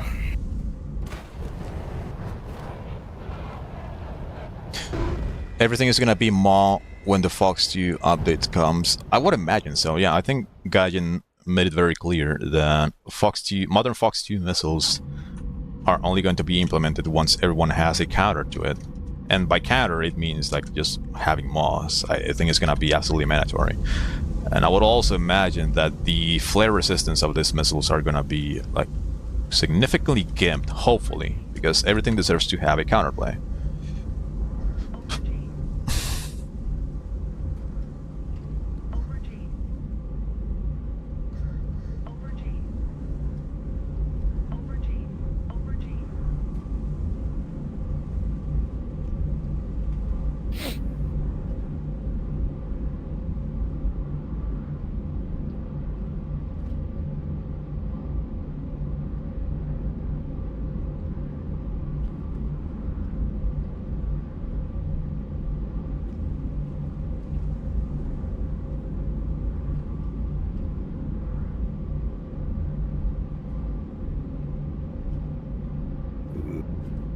I think I might be cooked. I think so, yeah. No! Yeah, it's really fucking difficult to aim. I mean, but at the same time, I'm not challenging you to slow speed. So of course, like this is literally like the safest I can play. But if I happen to just challenge you at slow speed, like I wonder what it's gonna look like. I'm gonna do it on purpose to see what it's like. So I'm gonna slow down a little bit. I'm gonna challenge him to slow speed. I'm gonna play for radius immediately. I'm gonna play for radius. I wanna see what it looks like. Let's imagine there's still a little bit of a gun timer happening right now.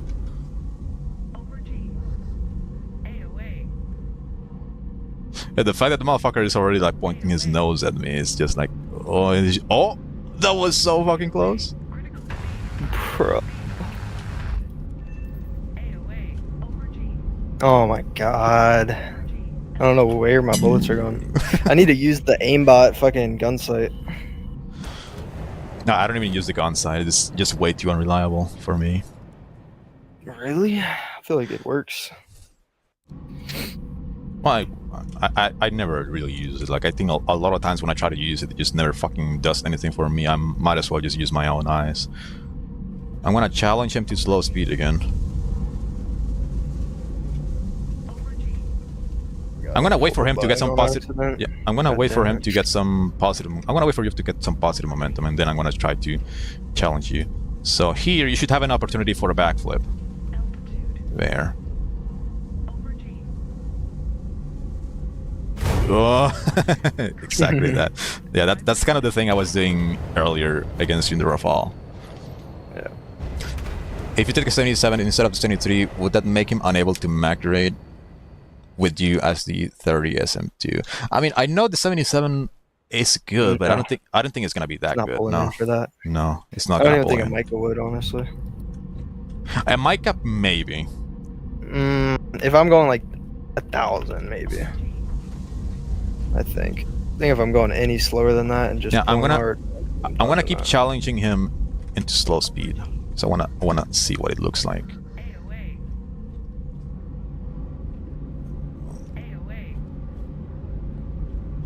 Oh, a little hit.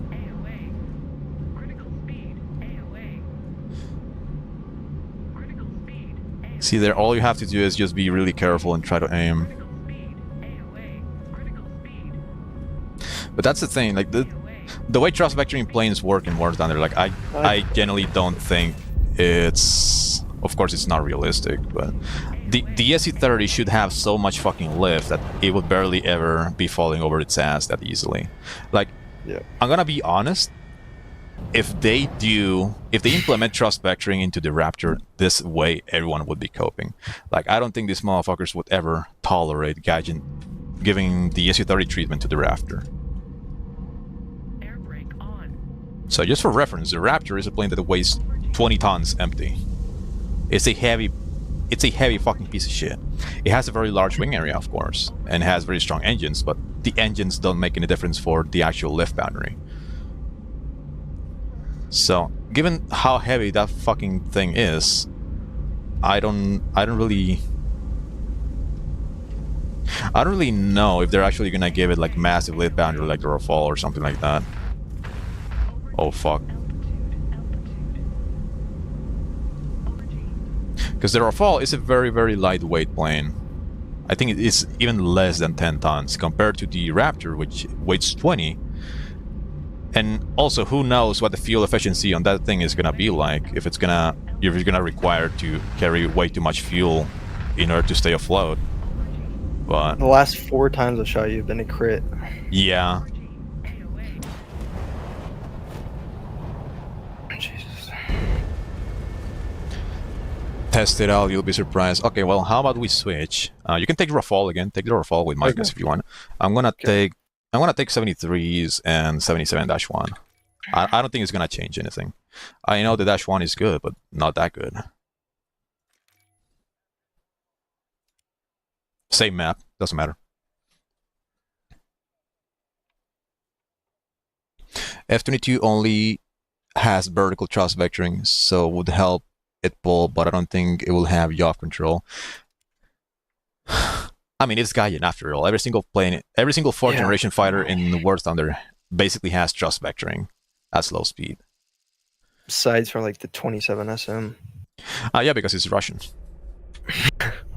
No, like quite literally, you compare the 27SM instability under AOA and compare it to every single other plane, like it's massive amounts of difference. Like Gaijin literally fucking gimped the flankers. So you use Micahs? Yeah, using Micahs if you want. I'm gonna try to using 77-1s if possible.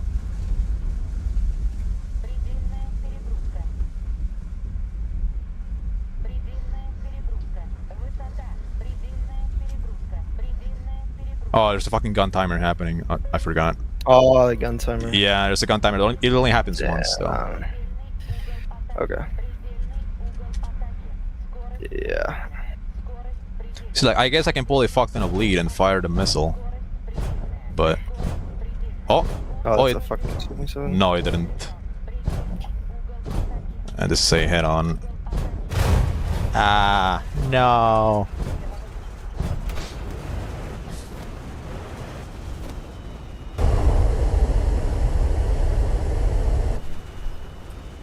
Yeah, well, F-22... The rudders are paddles, so you basically require, like, I guess, very specific airflow to go through them to actually be responsive. So I don't really know if the yaw authority of the F-22 is gonna be like that good. It's War Thunder after all, so maybe it will. But like overall, if you compare the rudders of the F-22, which use paddles, compared to the rudders of the Su-30SM, which the entire structure rotates, like the entirety of the rudder is literally the paddle itself. Then I don't know. I don't really expect the F-22 to be having that much rudder authority. But at the same time, every single 4th gen in War Thunder has thrust vectoring when it comes to rudder responsiveness at slow speed, so it probably won't make a fucking difference.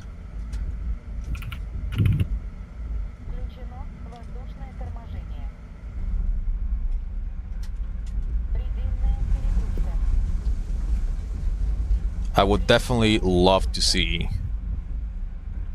Raptor hopefully receiving the exact same treatment as the Su-30, where it basically just has dog shit lift.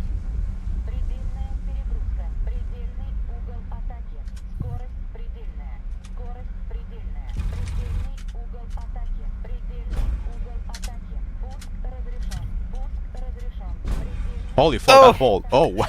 Oh, that was a 73. I was dodging it. You dumbass. Holy shit.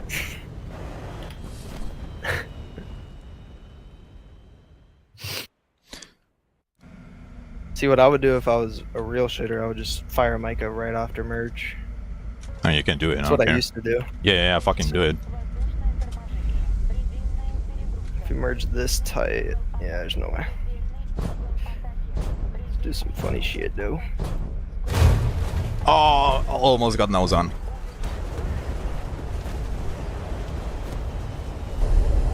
I mean, I think another way you can just win easily against the Su-30 is just monkey pull on the first turn, because I just don't have the lift to contest you.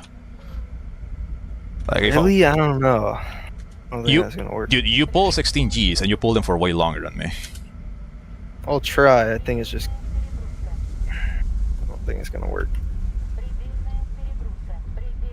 Yeah, I was like, shoot on the first turn. Yeah. See, now here you just keep pulling over the apex. I'm dead. I'm just trying to control the plane. There. Yeah. If you want, you can shoot on the first turn. Doesn't fucking matter. But that's something else you can do against the Su-30, because doesn't necessarily only work against the Su-30. It works against anything. Like the Rafale can pull 16 Gs on merge and can also pull those Gs for way longer than any other plane in the game. So like quite literally, you have good aim, or maybe you have quick fingers to get the Micah off immediately. Like you're basically wingtip damage. You just basically gain so much position initially on merge that just pull a Su-30, shoot on the first turn, pretty much. Yeah.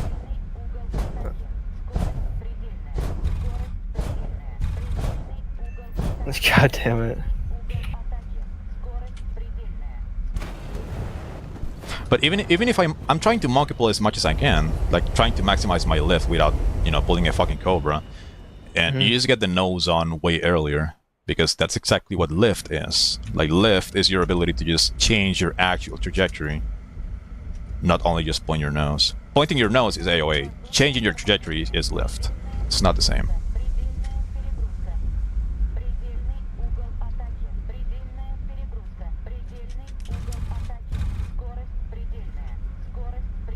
Uh-oh. Yep. Uh-oh.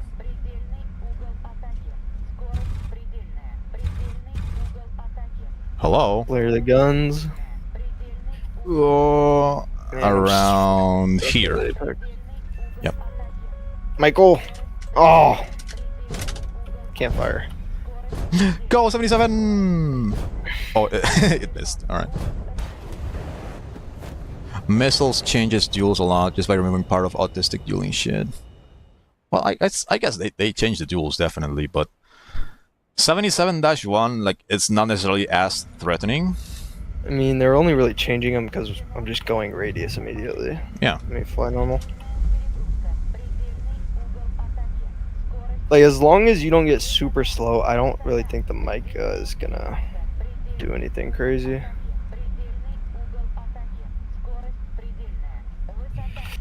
Here, I'm just gonna... 77! Yeah. Oh, it missed. Oh, they both missed. Oh, no. It's over for you, buddy. No! Yep.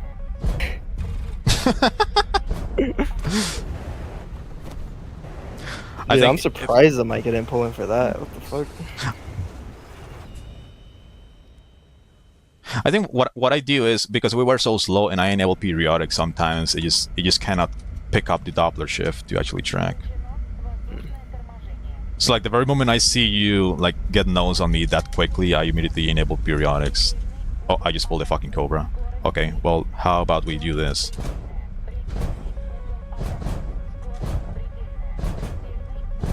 Oh no! Oh no!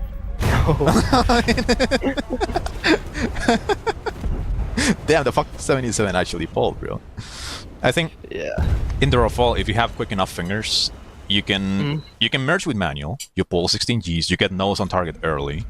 You can lock them with radar or IRST, fire the Micah, all of that before the blackout even hits you, as long as you have a screw. I'll try. See, watch, I'm gonna fire it and it's gonna not work. Oh, that hits. That was my guns. Oh.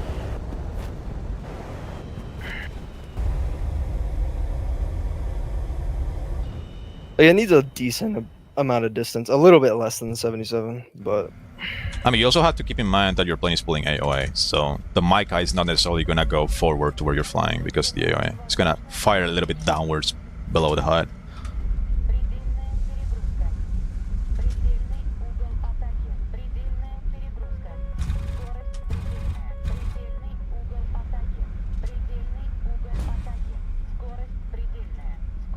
That hits?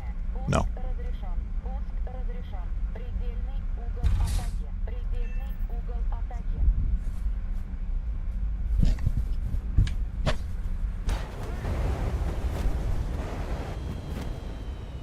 You can merge at very low speed, backflip, and gamble for 77 before he aims guns.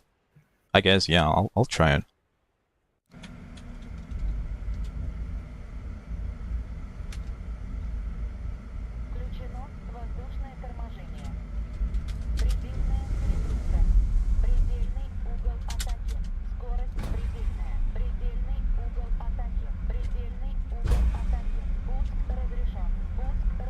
Oh, they both missed. You got chaffed. No! Bonk.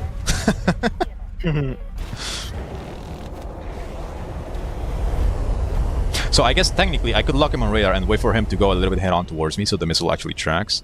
But also that would mean he was gonna be that means he's gonna be able to just shoot the Micah to my face because I'm also going head on. So yeah. I guess like my only counter to merging this wave of all is just use a lead turn like this. And hope you actually follow it, which unfortunately you didn't. So here I fucking explode. See if that pulls. It does. Ooh. You gotta lead it a little bit. Have you tried against Eurofighter yet? Yeah, on the initial part of the stream. Wins if you mock rate. Yeah, you basically the only way to just win against the flanker consistently is just mac rate.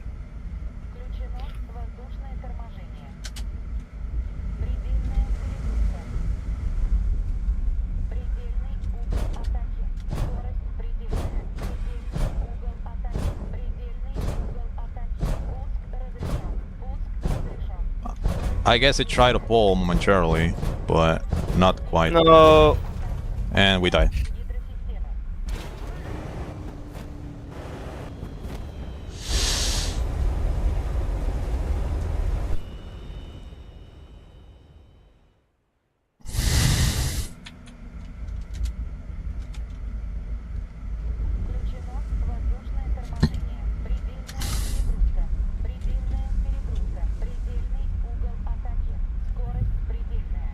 I ended up merging with the fucking Cobra button on.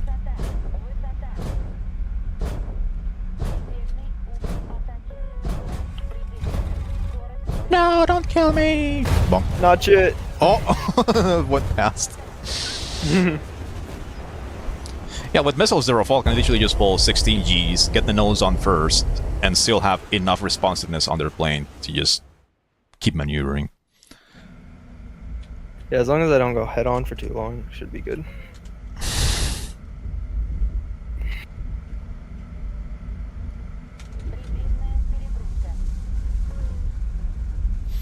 Like overall, there's literally jack shit I can do against that.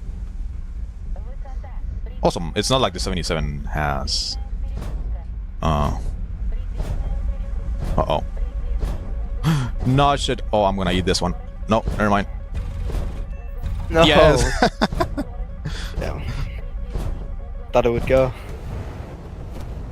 I think if you could technically merge a little bit slower, just monkey pull the shit out of the plane with manual control. If you have quick fingers, you get the HMD lock, fire the Micah, all that before the blackout even happens. Like quite literally, if you're using the Rafale and you get into a dogfight, it's because you wanted the dogfight to happen. Dogfighting is actually just fucking optional. Oh, I don't think we'll pull here. No, we won't. Yeah, no. What the fuck is that, bro? I was in manual.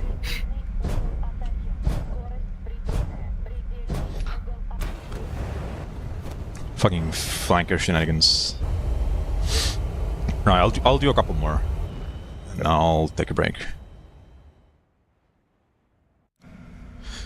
You want me to go like full Cobra speed?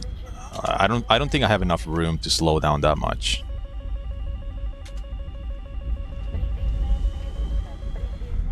I guess this is kind of like See, like you pull way slowest. quicker than me. I mean, AOA and lift is not the same. God damn. No, I guess it worked, yeah, but like that would also require I'm gonna have enough room to slow down that much. Yeah, it could just lag turn you. Lag it. Lagging it. I kind of want to do some like full EC loadout against you. If you're down. Yeah. It's Both like planes. regular merges. Both planes Yeah, with a like, C loadown. Yeah. Oh no! Oh. I thought it was losing track for a moment. It didn't. So do we take like full missiles and maybe 20 minutes? Yeah, that's cool. But should we do the Su-30? Hey, just take the Rafale. I don't give a fuck. I'm messing around anyway. All? Okay. So I mean, missile. you'll probably still win, honestly. Full missiles and 20 minutes of fuel. Yeah, that's fine. Alright, I'm spawning in. 20. Okay, we're so close though. Holy shit.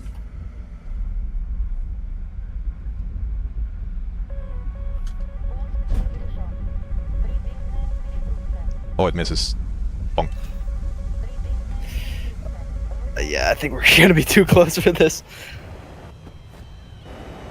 That's fine. We could just do regular duels. It's whatever. Oh, you wanted to do like BBR's shenanigans thing? Yeah, like missiles into merge, pretty much. Like regular, just fights, you know. Okay, as if it was easy, you say. Yeah. Oh, okay. Well, we can do that. Let me change map real quick. Caribbean. Yeah. So you want it to be like short range, like 20 kilometers, or like a big map? Nah, not that big.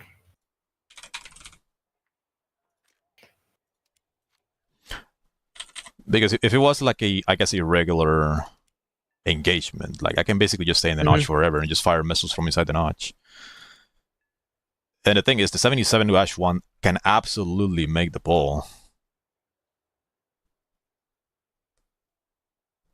So you're gonna have to react to them. Gina.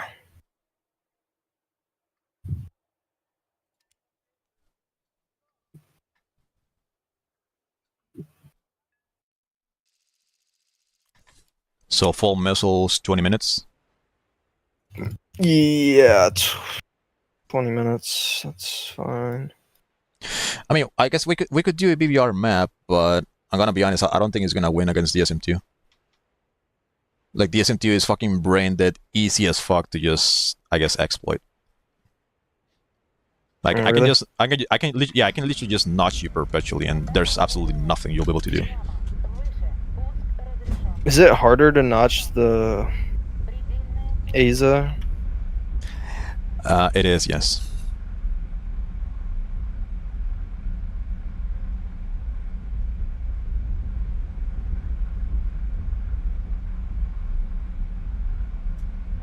Like right here, my missile still has a data link connection on you, and it's closing in. It's still tracking.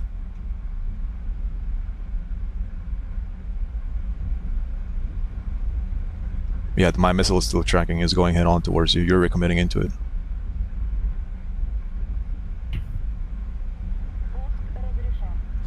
One of them missed. Oh, the other one also missed. But that's the thing. Like, I don't really have to do much. Like the moment I see you try to go aggressive on me, I can just get into the notch easily. Oh, you could just fire in the notch. I forgot. I can fire in the notch. Yes. Forgot about that bullshit.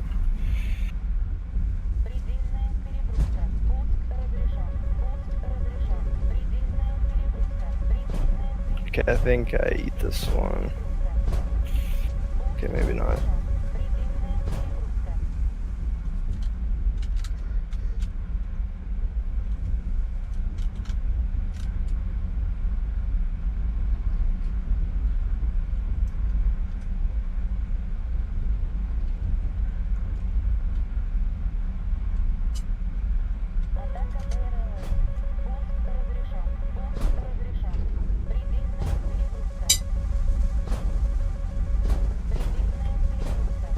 I think I'm gonna eat this one. Maybe not.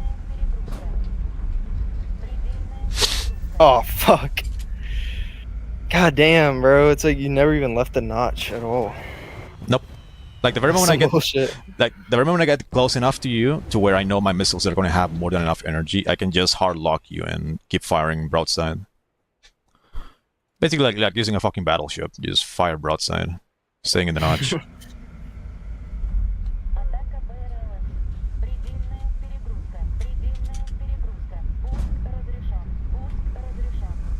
And even then, even before you fire on me, I can just notch your radar like this, and you're gonna lose lock. Yeah, I mean, it's not even worth firing right now, honestly. Yep, exactly.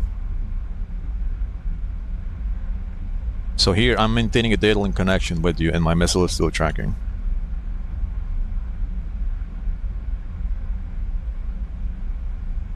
Oh, you got notched. There we go.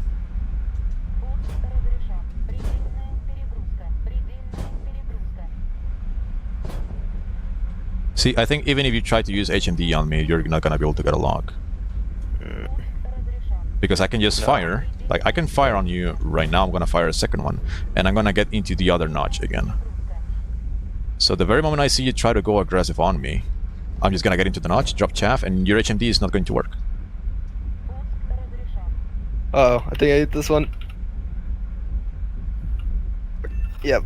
Damn it. That shit is impossible, bro. What the fuck is that? It is impossible, yeah. Eurofighter versus Hell SM2 no. BVR would be interesting. Bro, 120s are dog shit. I'm using Micahs, bro. What are you talking about? Well, you can use the Rafale if you want.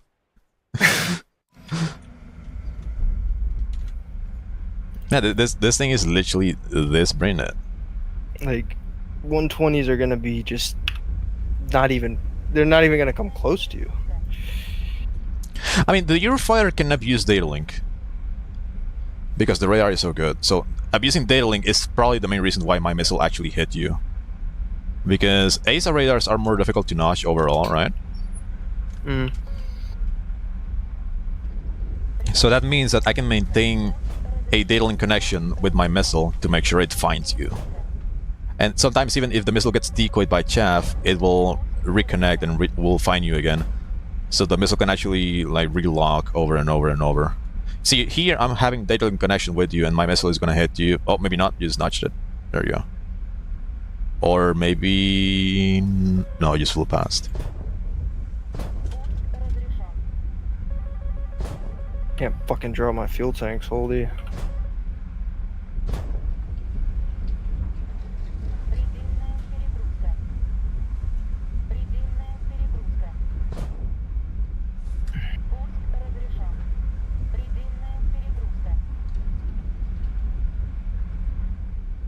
Yeah, overall, the only thing I'm doing is maintaining perfect notch and firing from broadside.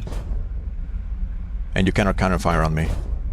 Yeah, I mean, like, you're just in a perfect notch. Yeah, I'm staying in a perfect notch, so even if you try to HMD me, it's just not gonna work. I think I just have to notch all your missiles, honestly. Pretty much. Eventually one of them is gonna hit. Hopefully not. I need a multi-path, bro. And I still had God I still had 7 missiles left, by the way. If you want, we can try on Afghanistan. It's a lot bigger, and we can do like a quote-unquote proper BBR engagement. But Yeah, for me, this thing is basically unbeatable, dude. You're absolutely untouchable. I mean, yeah, like, what am I supposed to do? I can't even fire on you. And I can fire on you, but you're in the notch, so... shit is insta-notched. Like, I have to turn in a little bit, at least.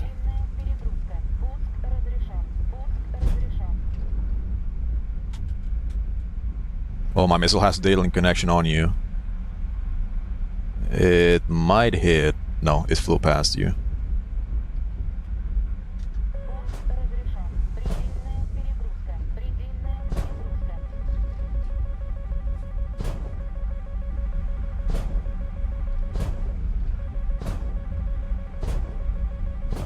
Oh, is this one gonna hit me? I think it is. Whoa, I saw it. Fucking bastard. Little Micah. The little Micah that almost could. Go, Michael.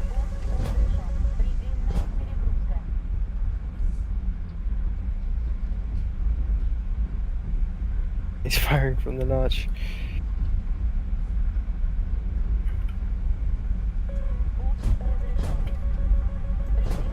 What missiles do you have? I still have 6. Nice. And that one hits me. Nope.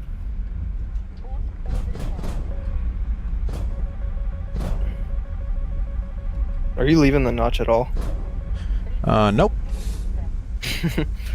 I do if I see you go cold. So I can push you and close the gap.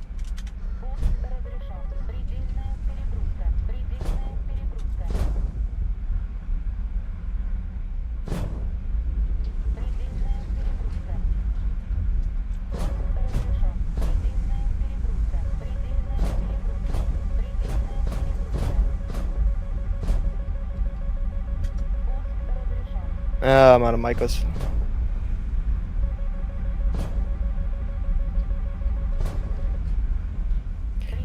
Oh, I'm out of chaff too.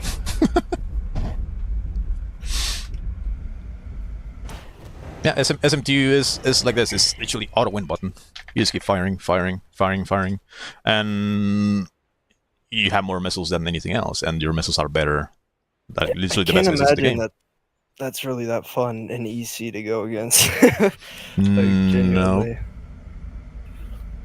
I guess we Even without could the Iron Dome bullshit. we could switch. Let's switch. I wanna see if I can do something with the Rafale. I think you can, honestly. Probably a skill issue. But I think if I was max performing the SM2, I would win. Well, we can find out. I don't really know which one will be better though. For me, the Rafale, like the skill ceiling of the Rafale is so incredibly high, and the capabilities of the planes are so fucking busted. Like for 1v1s, it's such a fucking good plane. By the way, you can take Minfield if you want, or whatever you feel adequate. Okay. I'm gonna take like 15 minutes without the fuel tank. So 8 Micahs.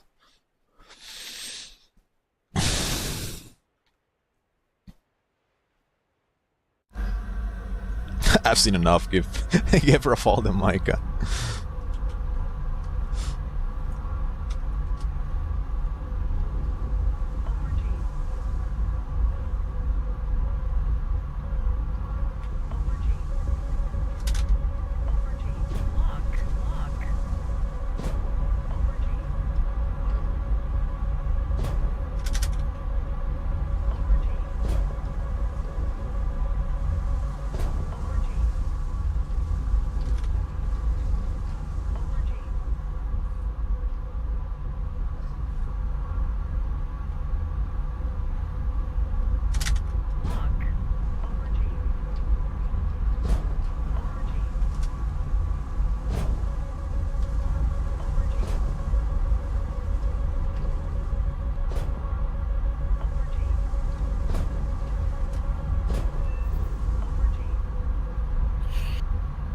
Also, the RWR is a lot less like fucking strong than the Rafale. Oh, on the SMT, you barely have to use the RWR. You have to use your radar screen to notch.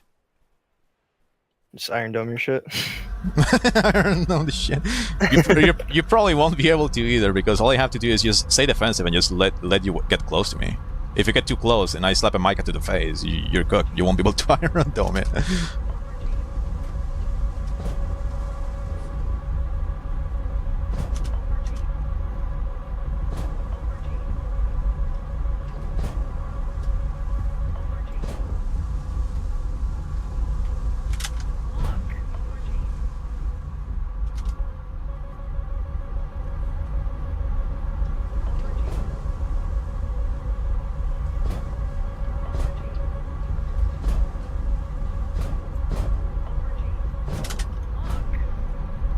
By the way, with the Rafale, you can also fire missiles from inside the notch. If you lock the guy with IRST, and then you switch to radar, and you fire from memory mode.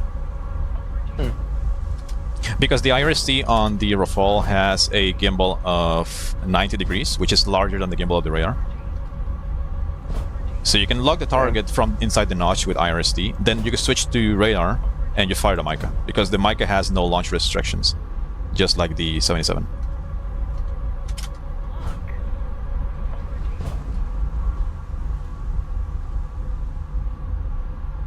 Oh, that one has data link. It might hit.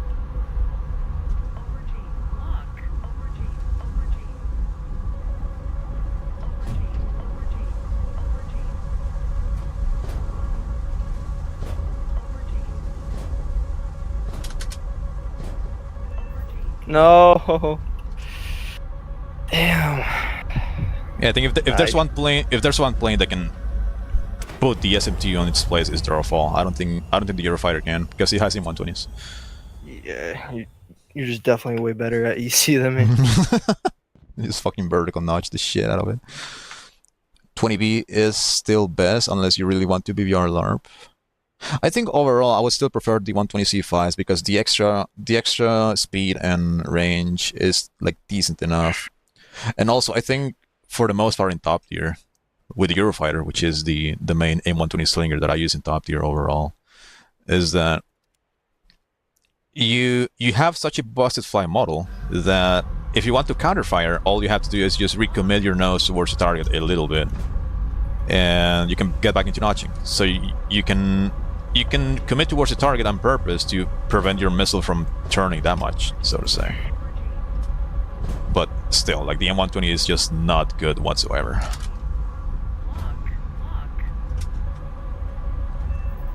Oh. Bro, what? What? My camo. Oh my god.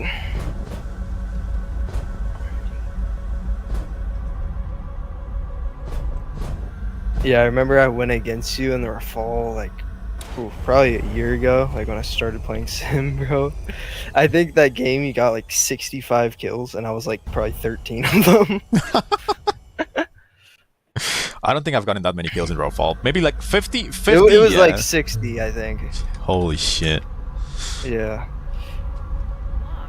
But like my team would just not stop coming that game, I remember.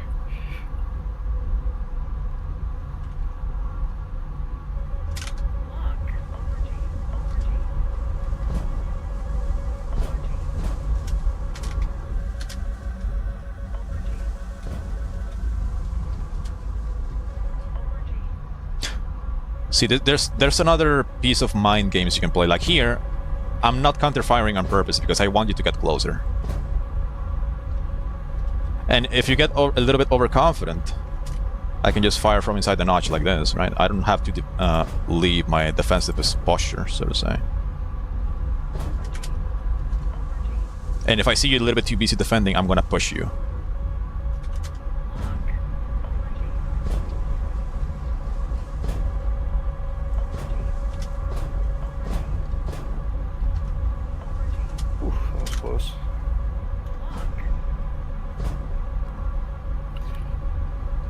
Dude, close range Micas are so fucking hard to notch. Yes, they are.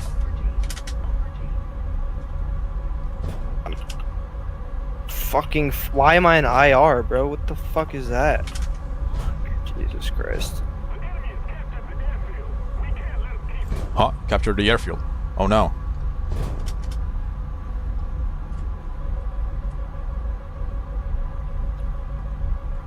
Keep switching to IR.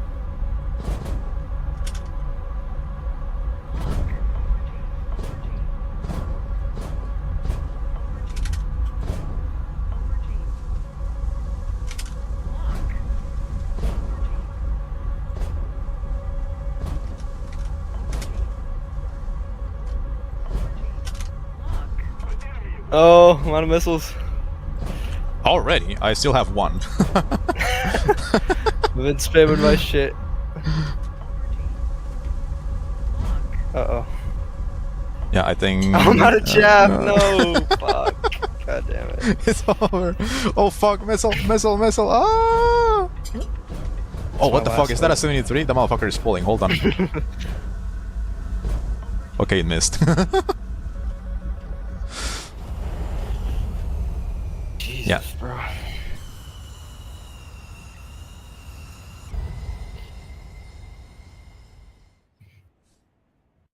If I multipath, you think you could kill me before the merge or no? Yes. Because if you're multipathing, all I have to do is just not fire, and the very moment you pitch up, you die. I'm a multipath. I'm also just gonna notch you perfectly so you cannot even shoot at me. I don't even know where you are.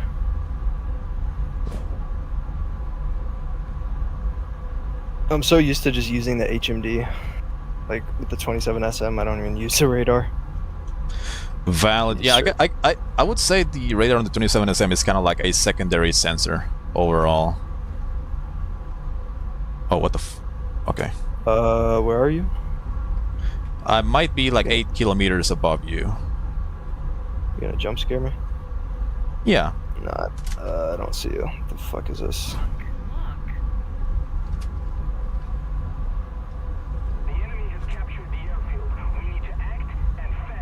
That might hit. No idea. It has data link. Yep. Yeah, I still didn't even see you.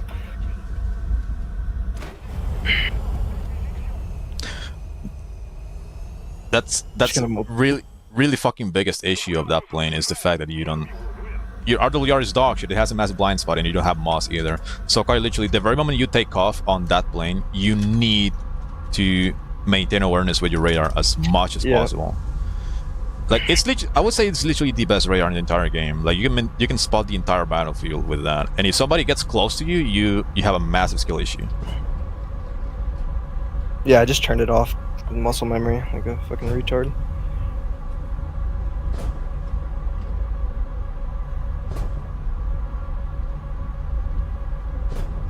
And a multipath like a true Chad. What a king, GG. GG, I win. No!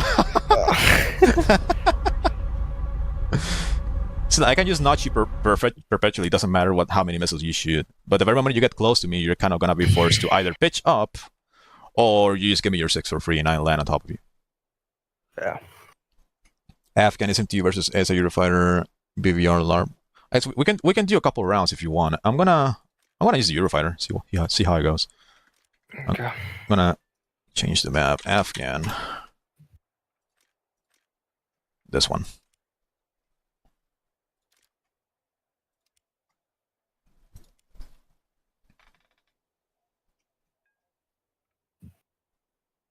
Like the M120 is still pretty fucking mid, but the Eurofighter is basically the only plane in the game that actually makes it good.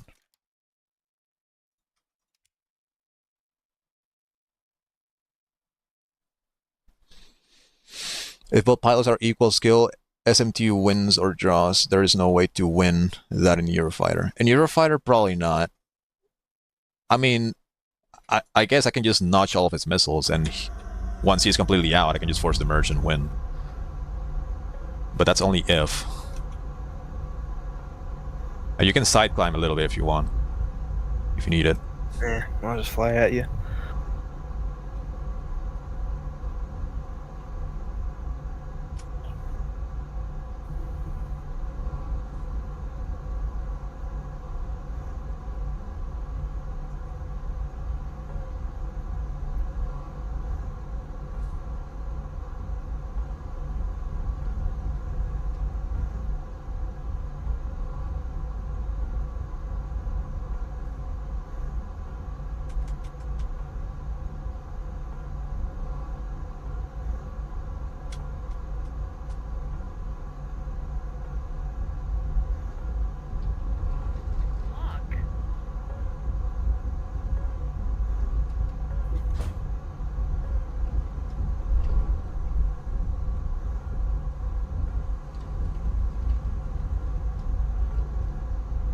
Like a 70-kilometer away missile.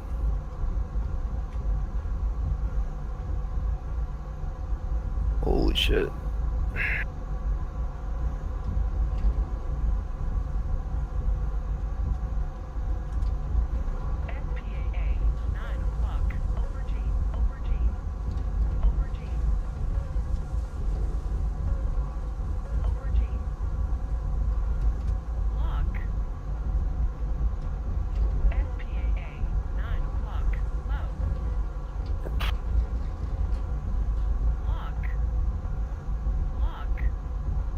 Oh, your missile didn't even go pitbull on me. Nice. That's pretty great when I'm holding data link. Yeah, that's fucking weird. Wait, that happened.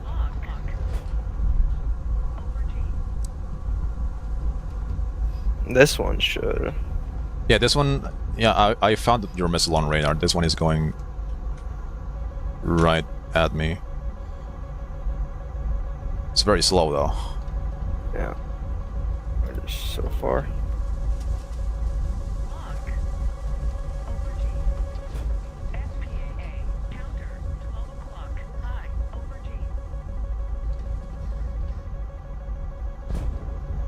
Oh, that one might hit. Oh, never mind, it didn't.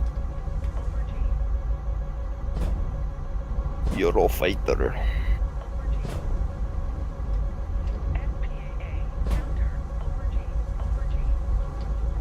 It's genuinely such a good plane.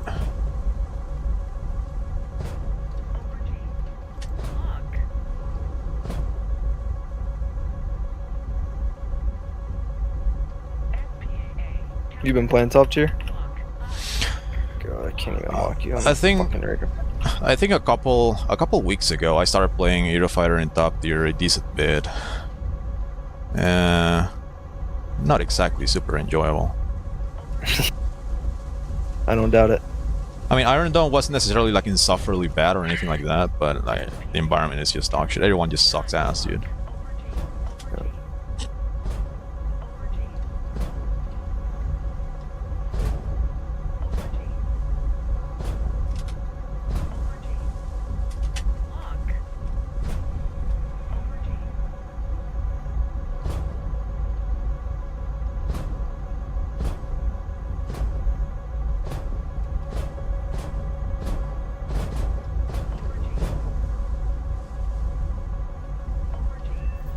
Oh, that hit.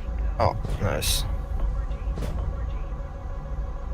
There's another one going my way. I'm gonna notch it. Yeah, I feel like if that wasn't an ASA radar, like, it felt like I notched it. I don't know. I guess that was the data link.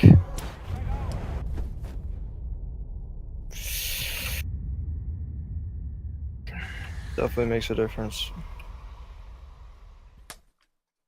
Yeah, like again, the fact that these planes have ASA radars basically allows you to maintain data link connection perfectly the entire time, and data link connection is overall really fucking strong. Like when we were doing those rounds earlier on Caribbean Islands when I was using the SM2, I basically tried to maintain data link connection with you as much as I could. And I ended up noticing that a lot of times my missile would kind of like zigzag because they got decoyed by chaff who ended up reacquiring you. Got decoyed, then reacquired, decoy, reacquired, decoy, reacquired, because that's data link basically just telling the missile, nope, the target is not there, turn around.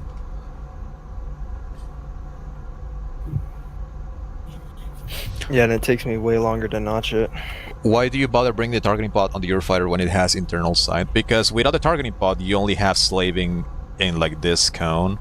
Whereas if you take the targeting pod, you gain a much wider area overall. So you can slave the SPI, which is the crab. Hold on, it's bugged. You know, you can see the crab. If I slave it to the target, it goes immediately there because the targeting pod actually has coverage for it.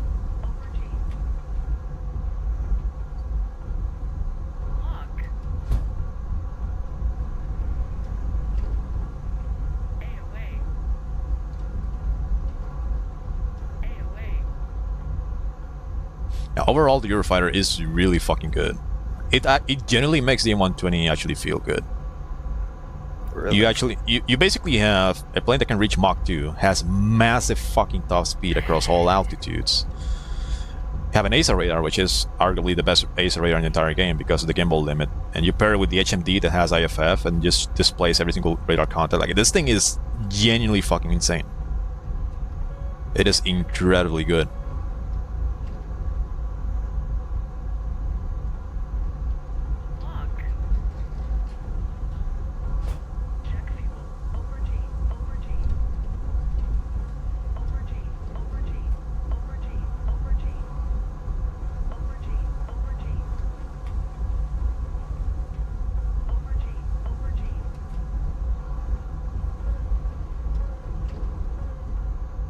Keep locking this bot.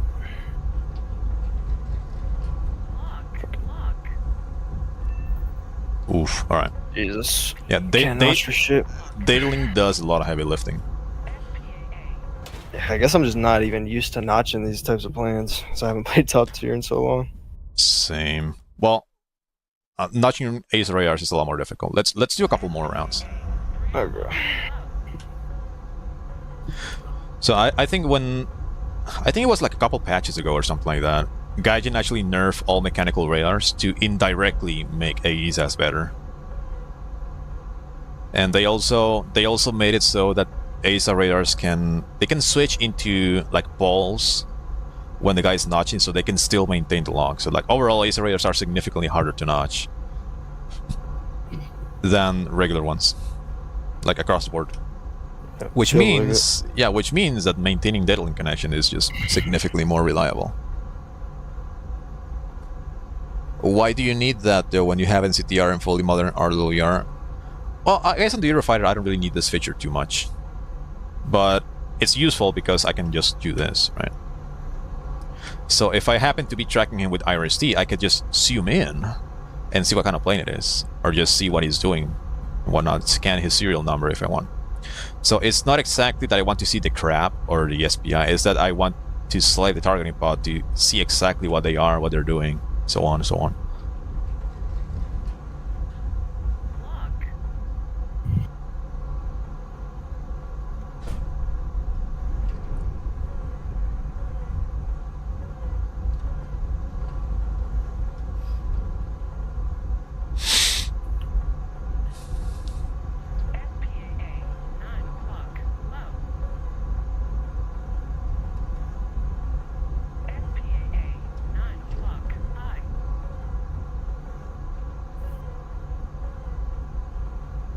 Why the fuck is it a crab? I don't know.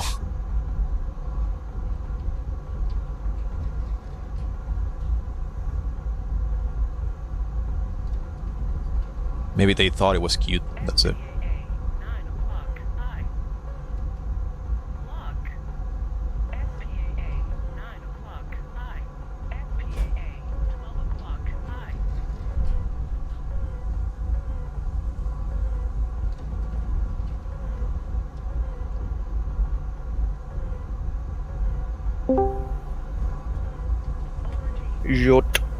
Yotaro, hello. What's up? We're messing around doing BVR duels. Based. I can't sleep, so I just have to join in and check what you guys are doing. Fair, valid. Tygoon ASA versus what plane? SM2. He's in the SM2. Oh.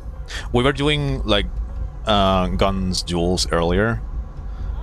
Turns out, like, well, Pig is overall really good, and he knows exactly how to pull lag and all that. Like, SM2 is just way too vulnerable to being mac rated overall. Like, even on the F2, I was massively struggling against them. So, like, overall, the SM2 or like the Su-30s overall with trust vectoring are basically just counter-attack planes. Like, if the guy just gets slightly tiny little bit too impatient. Dude, there's so much bullshit on my radar. I can see too much. Oh, and I shot my fucking teammate. Oh, this one might hit. I think this one is gonna hit. Spam all my shit though.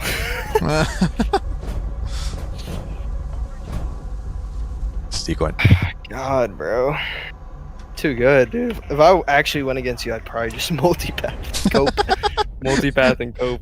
Actually, it might work really well because as you get closer and closer to me, my M120s become a lot more dog shit. All right, one more. All right.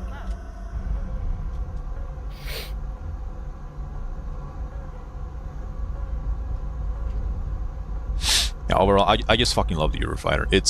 It's so incredibly handholdy, and like I guess the only reason why it isn't like super duper overpowered is the fact that it has M120s. Like you literally have the best avionics in the game, arguably the absolute best radar, the best HMD. You have a radar that actually has NCTR and displays information like speed and altitude and all that, closure. Like you literally have everything. Best flight model. Best flight model too, yeah. I think this thing is fucking You know what insane.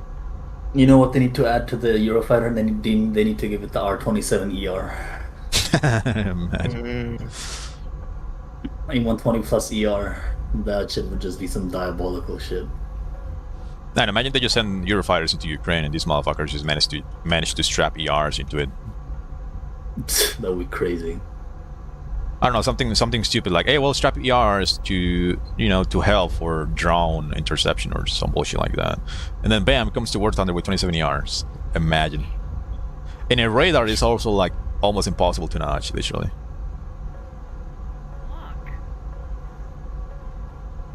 Yeah, the Eurofighter overall, like the entire kit of the Eurofighter just carries the M120. Like I guess the M120 has its strengths, but the Eurofighter is kind of like the only plane that can actually exploit those strengths to a significant degree, where you can actually like consider it a better plane than some others. Like this thing is actually good for BBR. Like you literally have everything. You have all the situational awareness that you need. Absolutely everything.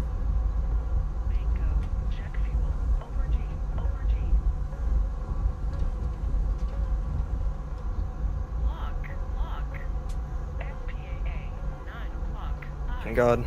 Huh? What happened? I crashed. Oh. Okay. Yep. One more. I'd be down to do some BVR deals too, or else I'll just, I don't know, fucking go to EC. You know what? Fuck it. Let's keep going. I don't care. If you want to show up, sure. 1v1v1. 1v1v1v1v1. Yeah. I mean, clearly I need to practice this shit. I'm getting clapped.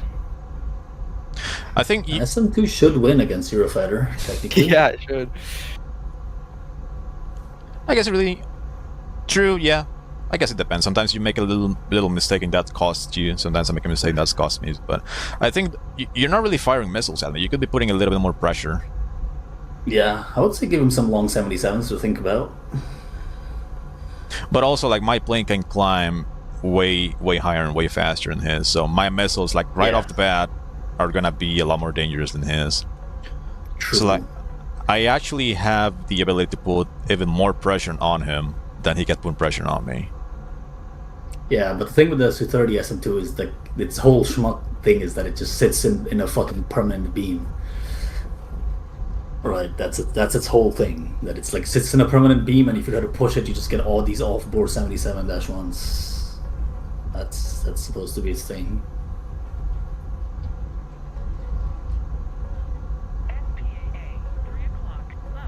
Also, you need to make sure to just exploit data link connections in top tier. They do a lot of heavy lifting.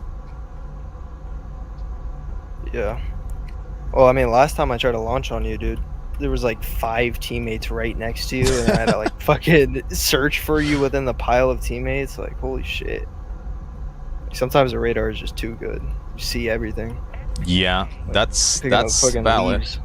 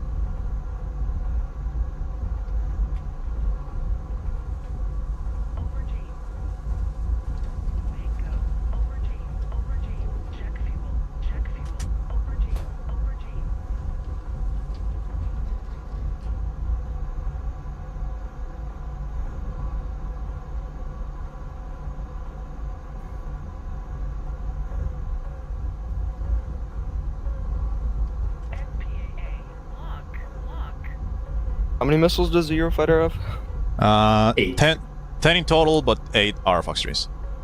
Okay.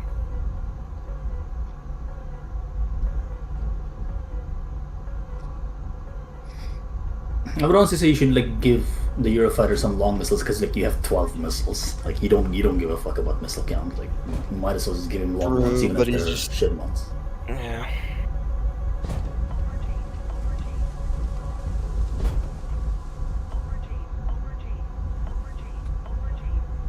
Oh, I think that might hit me.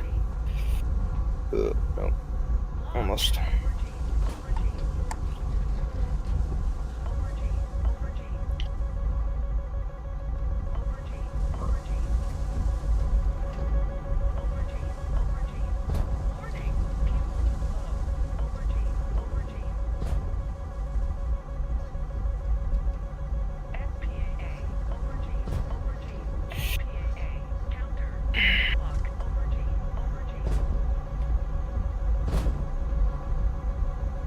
Oh shit, I'm running out of fuel.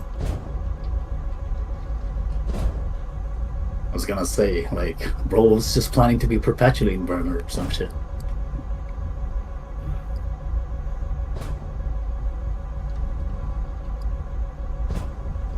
I also lost visual on him. Oh, there he is.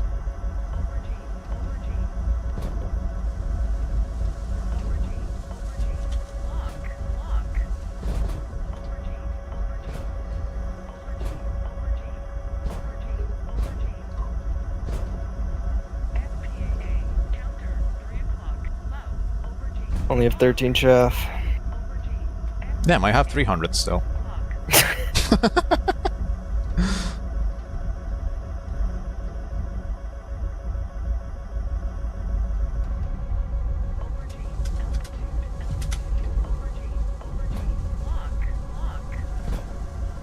Is that your last missile or no? Yeah.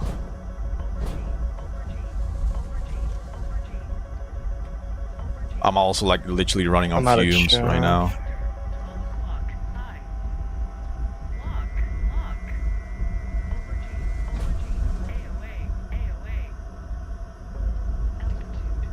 Oh, that's tracking. Oh, barely.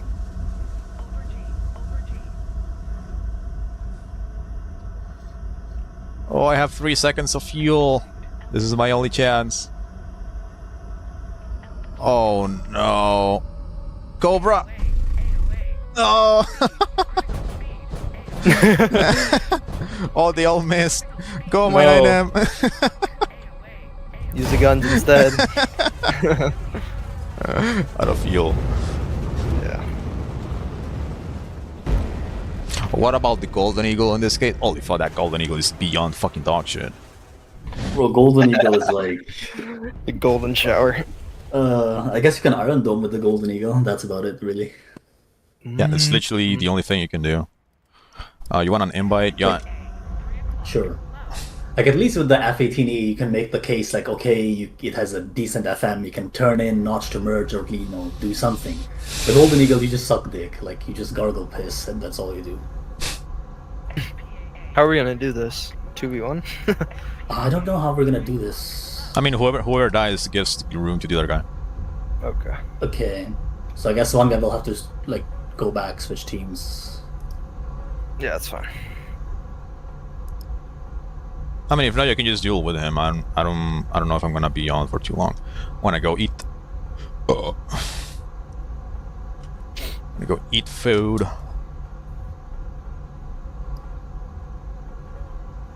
Jeez, not even the Eurofighter, but worse. No, it's fucking dog shit, dude. You cannot even compare the E to the Eurofighter. Absolutely fucking astronomical difference between both of them.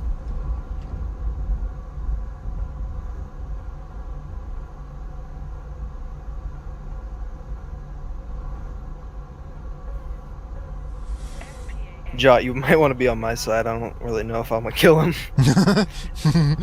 Oh, yeah, let me switch. I thought it was on your side. Switch Killed into him once in the red, past, so like, 5 times. switch teams and switch the one that is like a cross. Yeah.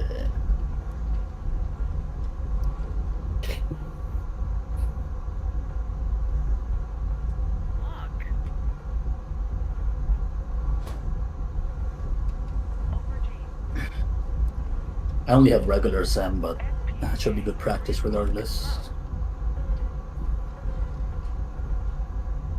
Game is so dog shit you haven't even bothered grinding the SM2 yet after like a whole year. The Iron Dome just fucking demotivated me so much, bro. You wanna know a fun fact? Literally, my only 14-7 plane is the J15T. And I just happened to grind it because I was playing China NRV. That's it. I don't have a single 14-7 plane in this fucking game. It's kind of base, not gonna lie.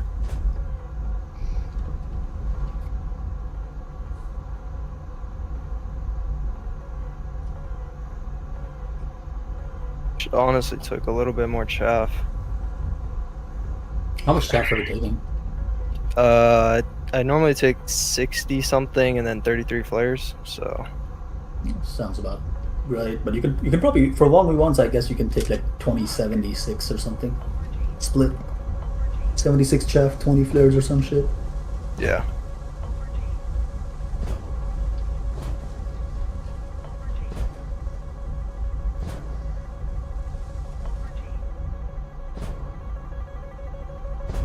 Oh, that hits me?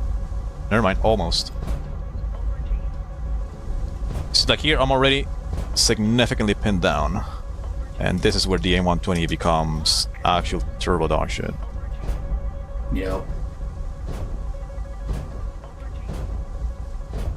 Oh, my missile hit the ground because it just doesn't pull.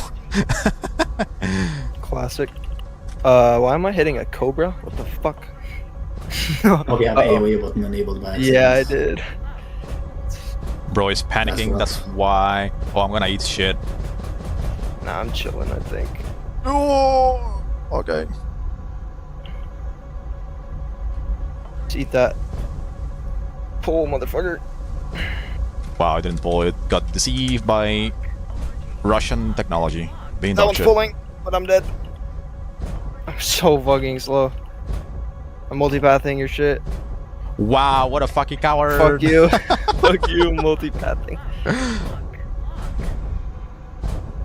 Imagine Eat that. multipathing. That's gonna hit. That's hitting me. No. Die to a 120. Fucking murder me.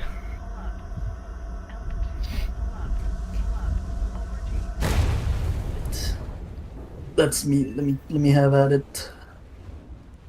Get revenge for me.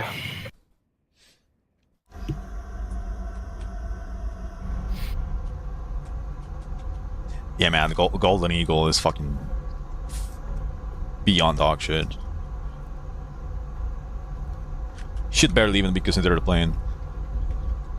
Dead ass though. See, that's one thing I genuinely don't understand. So they allowed the Rafale. They thought it was okay to allow the Rafale to completely rape top tier for an entire year without issues. They thought it was okay. They saw it as okay. But if the Rafale was okay for an entire year, why wasn't the Super Hornet? They could have just added that thing a year ago and it would have made it the US actually a little bit more viable. The same for the Golden Shower. Yeah. Like Pretty I much. don't fucking know what the point of the Golden Shower is. It literally fills zero gaps. And it's just literal fucking dog shit. It's pointless. Like I don't really fucking see the point of why they thought it was okay to introduce something like the Rafale and let it dominate top tier for an entire year. And they just introduced the Golden Eagle and the Super Hornet like completely obsolete dead on arrival 14-3s when they could have just introduced them last year. There's no point for a new player to grind a top tier USA now. Genuinely no point. I mean, US tech tree has been completely obsolete beyond dog shit for basically a whole year. More than a year, actually.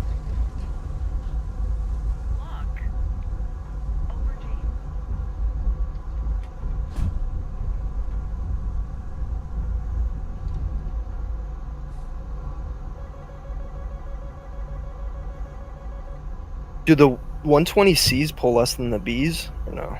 Yeah, significantly less. Yeah. Really? Yep. 120Cs have more range, though. and it's decently tangible, especially on the Eurofighter. Like the Eurofighter is the only Yeah, for the Eurococker you can make it work. The 120Cs. yeah 120C is pretty good, but only on the Eurofighter. It's the only plane that can actually make them feel good.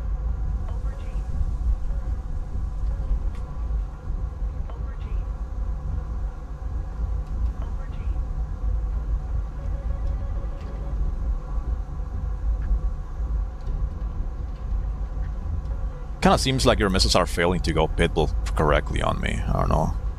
Really interesting. Yeah. I don't know why it is. This one went pitbull just fine.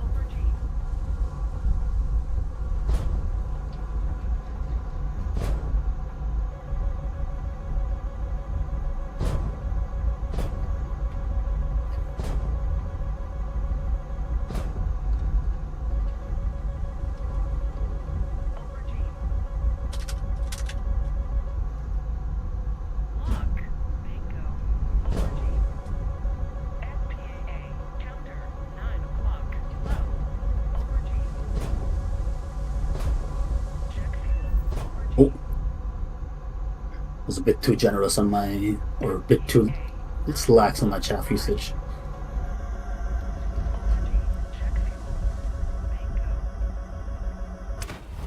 I think these 230 should definitely play at a lower altitude. The higher altitude, the flight model is not Bleeds on so much. properly. Well, Yeah.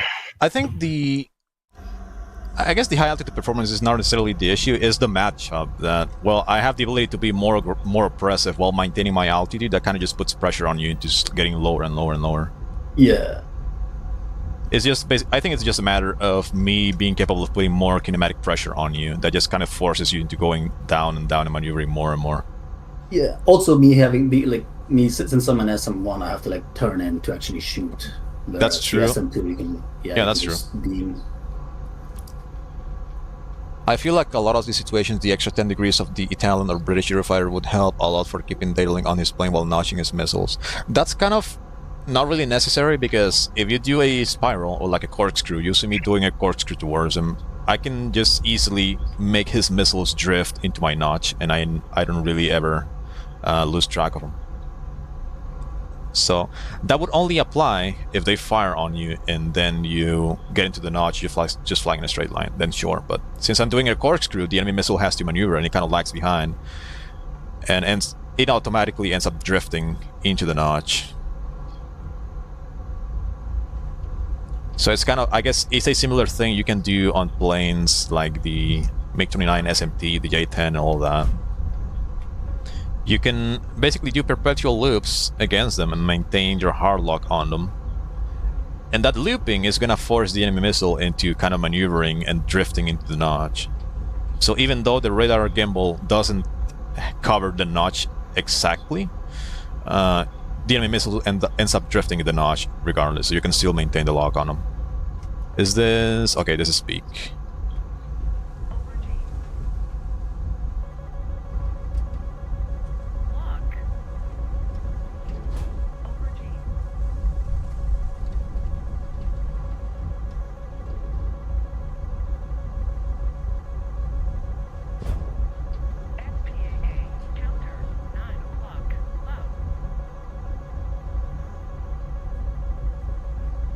I can tell that just instantly went to your chaff. Nice. No, I defeated it kinematically. It's completely out of energy. Shit, I did not notch that. Fuck. I turned in when I thought I notched it. God damn it. Like that's the thing with these fucking top tier planes. Like, it just takes so much longer to notch. But yeah, the notch is fucking painful as hell. Like the radars are just way too good. And again, data link it just does a lot of heavy lifting.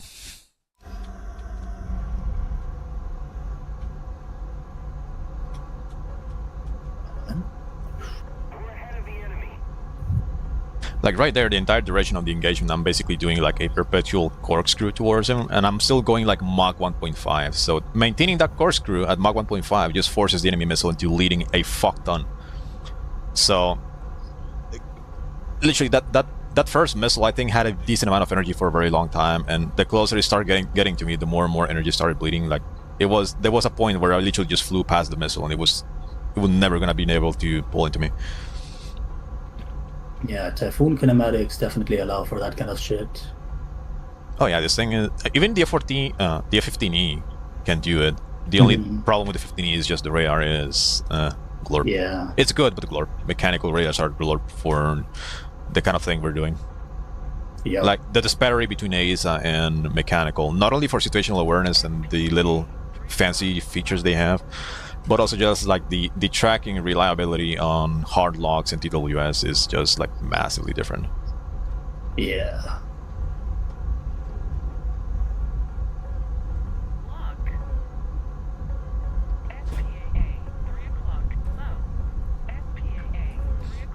The missile goes out in front of his plane, meaning you have to position him slightly behind your 90-degree mark sometimes. What I mean on this one? Because it doesn't have the extra like 5 degrees. Actually, I think it's 10 degrees because it's 180 versus 200.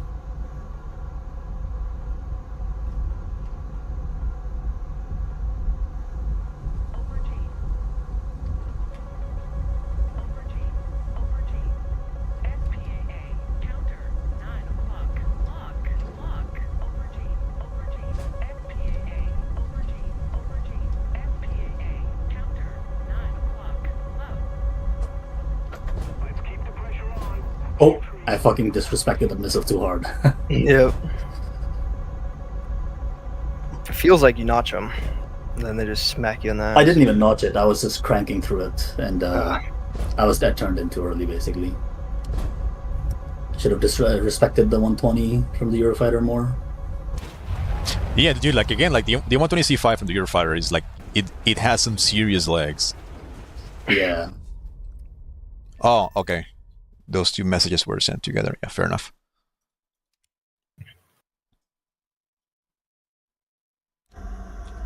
I mean, I want to say, of course, experience definitely comes into play, but also the fact that your avionics are much more limited. Well, Jot isn't the SM1, of course. Like he's already at a massive disadvantage in terms of awareness.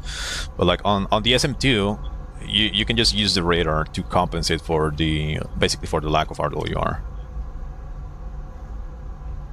Yeah, I don't know. I'm just not used to that type of notching. Like with my radar open, I normally just turn my radar off, use HMD, go to 90 degrees. What you can do with the SM2 is you can because you can see his missiles approach you on your radar, right? So you can really just put it on the radar's 90-degree line and just like chaff a couple times, and when you see the missile veer off on radar, like that's notched. Like you can. Yeah.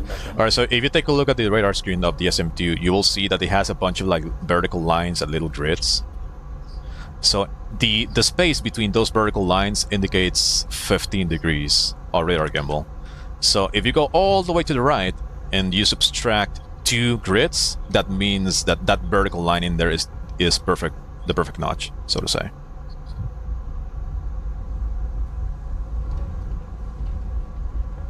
So you take a look at at the very edge of the radar.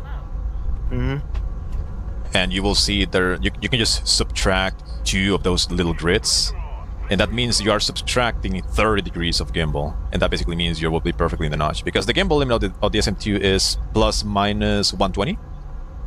So you subtract 30, you get 90, and 90 is the perfect notch.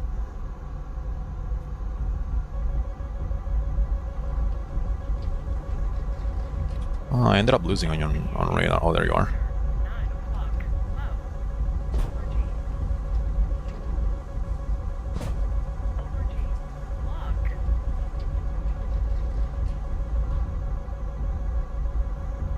Okay, that is not notched. What the fuck?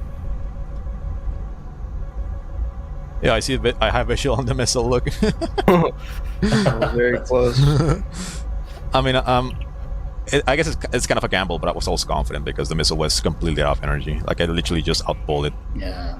Yeah, the Eurofighter's kinematics, you can just fucking disrespect the missiles so hard as well. Like, you have so much kinematic capability in that thing. Yeah, that's basically the main strain that I'm trying to abuse right now, together with everything else. Yep.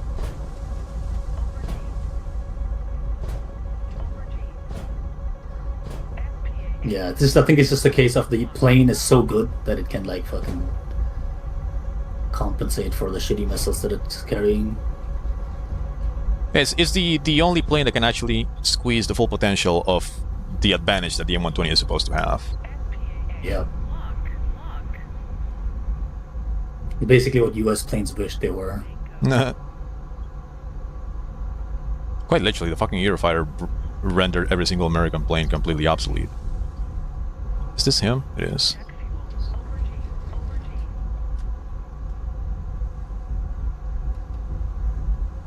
I lost you. My radar keeps tracking your missiles instead of you. Shit is so annoying.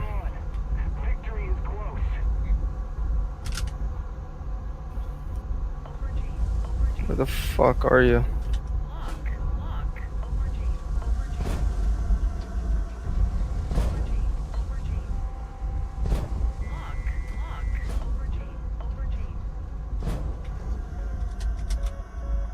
Fucking shoot the missile, holy fuck. Jesus Christ. Just wouldn't fucking launch.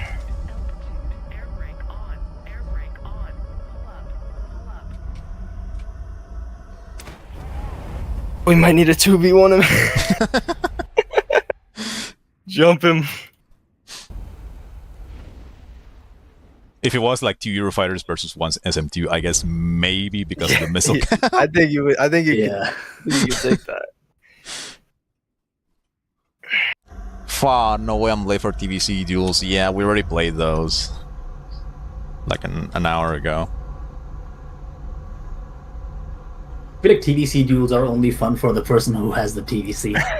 For the other person, it's just like, damn, dude, he's still Yeah. looking at me. I guess I just keep mock reading. Yeah, I know for a fact that they're only fun for the person who has a TVC. Yeah. Like, the other person is just like in misery. It's like, damn it, just stall already. Please, just put the most down. Come on.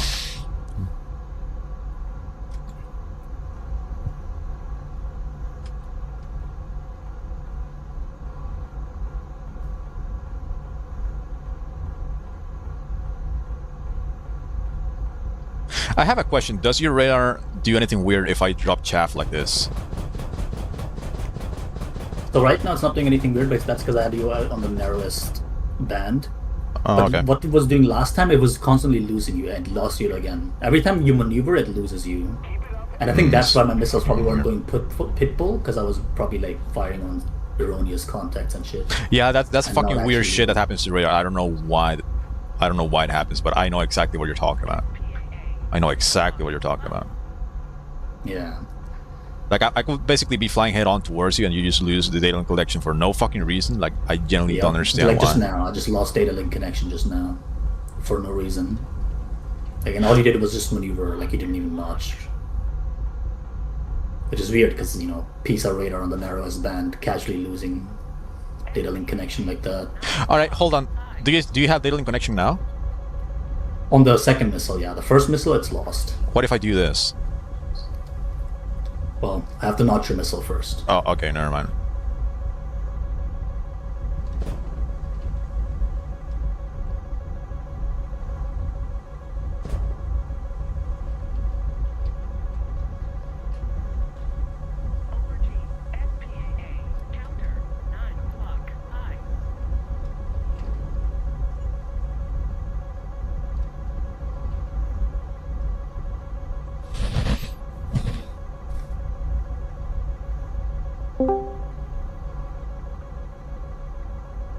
Hello.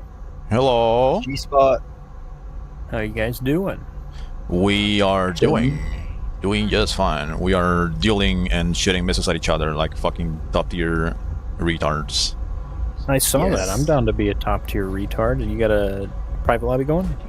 Yeah, I can send you the invite in a Yes. moment. These guys probably want to keep playing. I'm gonna go eat in a moment. I'm just gonna play Go a few for it. more rounds with them. Right. Like this is literally peak top tier gameplay without the Iron Dome bullshit. Yeah, I saw the stream with some perma notching SM2. That's my specialty, man. It's my like fucking 16-1 KD jet. I don't know. It's like 10-1 now. Half those are team kills though, so you know. Oh. I That's turned wild, in boy. top tier. I turned off friendly RWR completely long ago. You want to eat 50,000 silver lions? Fucking have at it. I'm not gonna be doing a 3v1 and then have to dodge some shit for brains. Fucking Italian Eurofighter without AESA who just shit 8 C5s at me. I fucking hate people with Ace radars team killing. Like holy fucking shit, dude. Especially if it's something like a Eurofighter, which literally has the best HMD in the game with IFF. Like holy fuck, you had one job, bro. Try just play US, play the top tier Hornet. For some reason, I get team killed in that jet more than anything else top tier, and it's usually other Hornets that kill you because they just HMD shit out 120Ds like it's Oh nobody's shit! business. Should have kept chaffing. No.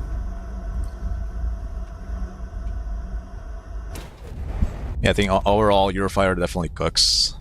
Can definitely cook. Yeah. I think like the overall it's not exactly the M120 like doing the heavy lifting. It's like the entire package and the consequences of the like me putting aggression on them. So I think the SM2 is great, of course.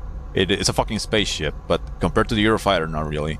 So because this fly model is so fucking busted, and the M120 generally has some really fucking long legs, like I can just maintain pressure on them, and I can maintain very high speed and very high altitude for a very long time. And because I put so much pressure on him, he's also forced to maneuver. Like we're both maneuvering. The main difference is that I retain like twice the amount of speed as his. So eventually, ends up getting close, and they kind of just stay there, just sit and duck. Yeah, That's the the way main I thing, feel honestly. about top tier, especially when it's like if you got a team of Typhoons versus SM2s, is if you're playing with the mindset of not dying, nobody's going to get a kill. All you have to do in a Eurofighter is play defensive, sling your 120s. You run out of 120s, run away. Just go cold. Go cold and take, just crank 30 degrees left and right every 15 seconds, and an R-77's not going to catch you. Pretty or much the drive S2, 77s in a permanent straight line notch. with the Eurofighter. But that's that's fucking coward gameplay, and I don't like that. I like being aggressive because that's what wins games. The LARP gameplay. Nah. Cold, LARP run away. gameplay is Jing out. Yeah, seriously. LARP gameplay is the guys who J out. They turn around, see an R-73 flying at them, and they just Dude, pull the handles. I ended up running into a fucking dude. I think it was very early today in the morning. Some fucking dude playing Denmark 13-7. Like his name is Echoing Drift. Just started fucking Jing out every single time somebody launched a missile at him. And then he fucking brought the argument like, I'm not gonna give my kill to somebody who doesn't deserve it. And like dude. I was like, bro, this motherfucker cannot handle the consequences of playing Denmark. Wow. Like you're in an F-16 and you just got reversed by a fucking 346, man. Just give up. Well, to be honest, the 346 has kind of like Rafale fly model, except for the engine power. That thing is busted. Yeah, well, it's fun though. It's a It's fun the same plane. with the Yak 131. Take the Yak 131 in the 9.0 bracket. It's free kills.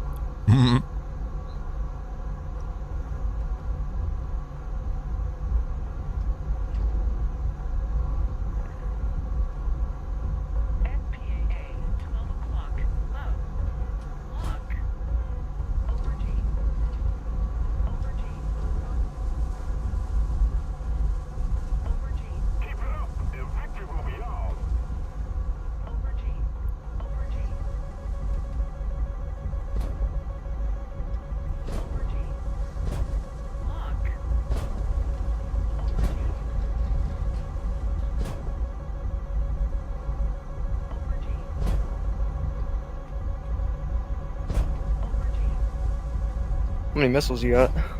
5.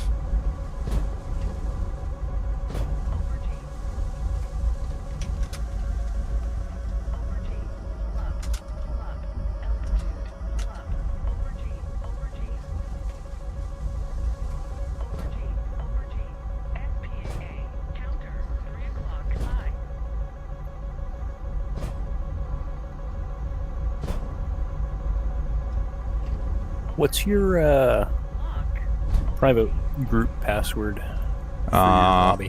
1414. Spasibo.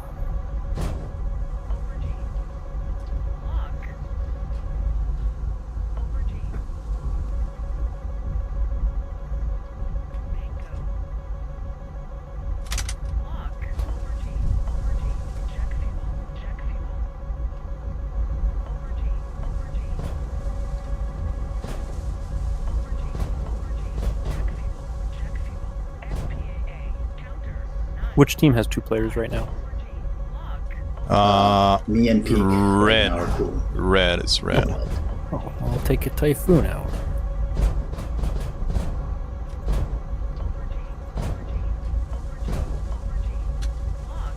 Do you fuel burn on? Holy shit, can I kill you? Damn.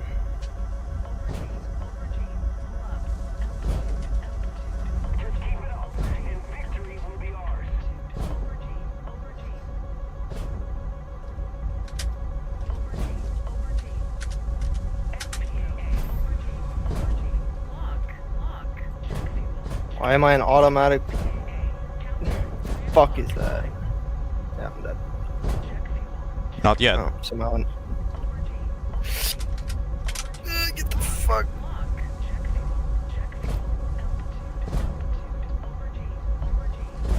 Is that hit? Yep. God damn it. Get too slow doing those vertical notches. That's the main thing with the SM or SM2 even, I guess. It's just, you just end up getting too slow, and that's how you die. Yeah, you definitely don't want to 2v2? get too slow. 2v2s. I guess, yeah, hold on, let me J out. Let's go back to the Alright, lobby, just let me select the J out as teams well. properly. Yeah, let's select the teams properly. Might as well, we got 4 people. Alright, how do we do this? Do we do one team full of Eurofighters and the other one full of SMs? Or do we do like split? Up to you guys. Okay. SM and a Eurofighter versus SM and a Eurofighter. I can play with Okay, John. mind you, I'm an SM. Yeah, mind you, I'm an I can do SM1 though, either so or. I'm a handicap. I could do it Whoever joins my SM2. team. I could do an SM2. All right, Oh. I'll do the same then. Since you're gonna do it with an SM2. What's happening? What team am I on? Actually, so are we So doing who- 3 SM2s or are we doing 2 Eurofighters? 2 SM2s and 2 Eurofighters. Okay, because I don't have a Eurofighter. So And you only either have Sin SM1. or yeah. Simply will Yeah. carry me. Okay, so you play. So Jot, you have an SM2. I only have an SM1. That's all I've got. I don't have a Eurofighter, so I can only Okay. do Su-30. Regular SM? Pete, I can you only have do- a SM2 and a Eurofighter. Yeah. Okay, have both. and Sinful, you have both. Okay, so I have both. I mean, we can. Both. I so could we can do play. I guess I could play the regular SM, and do like one SM, one SM2, one SM, one SM2. That works. Yeah. Yeah, that works. I'm Yeah, gonna okay. I'm gonna play with Peak, and then you can play with John. All right, ready up. All right, Alright. we're ready. You're in the SM2, right? I'm in the I'm SM. in the SM1. Oh, I'm in the SM2. Yeah, Yeah. that's fine. That's fine. Like we have one SM2 and one SM on each team, basically. Give me 1 second. Well, we could just start. I'll just. Do we have fuel burn on? Yeah, Yes. simply, why don't you take the SM2? All Yes, my loadouts are fucked. All right, it doesn't matter. I don't need 73s. We can just take like 20 minutes internal. That should be enough. I have to, my graphics are. Dude, what the fuck are these loadouts? Yeah, they got fucked for me. I don't know why. Bro.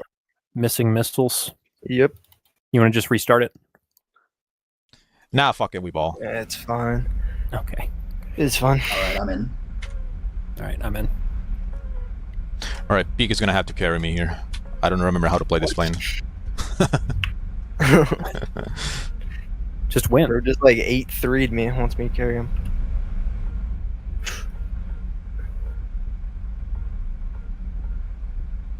All right, you in good spot?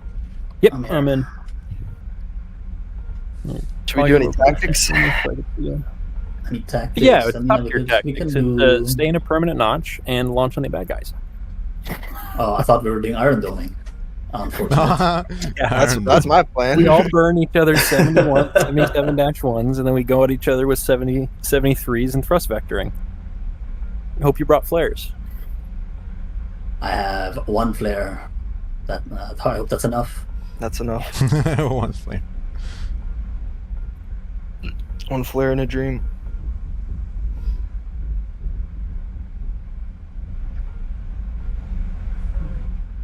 I love the BVR staging of War Thunder of just 50 kilometers out, but we're not going to shoot.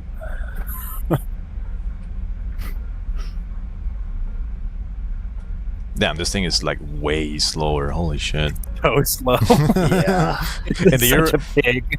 in the Eurofighter, I will be going like Mach 1.7 at this point. Yeah. Truly a plane. Truly a plane of all time. One of the planes, actually. One of the planes.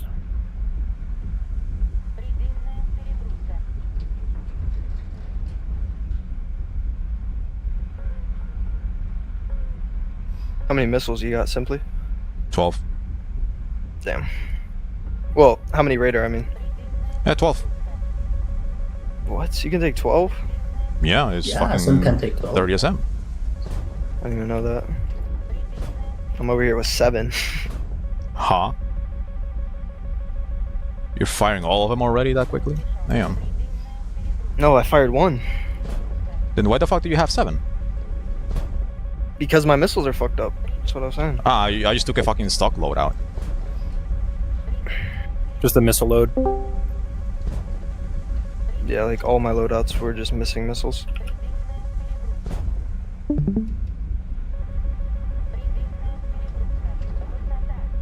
That's a lot of shit flying around. All the missiles, all the time.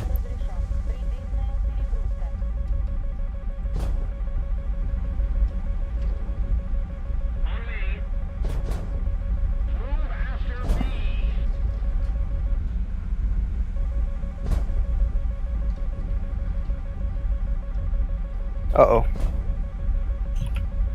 Don't say uh-oh, I don't want to die yet.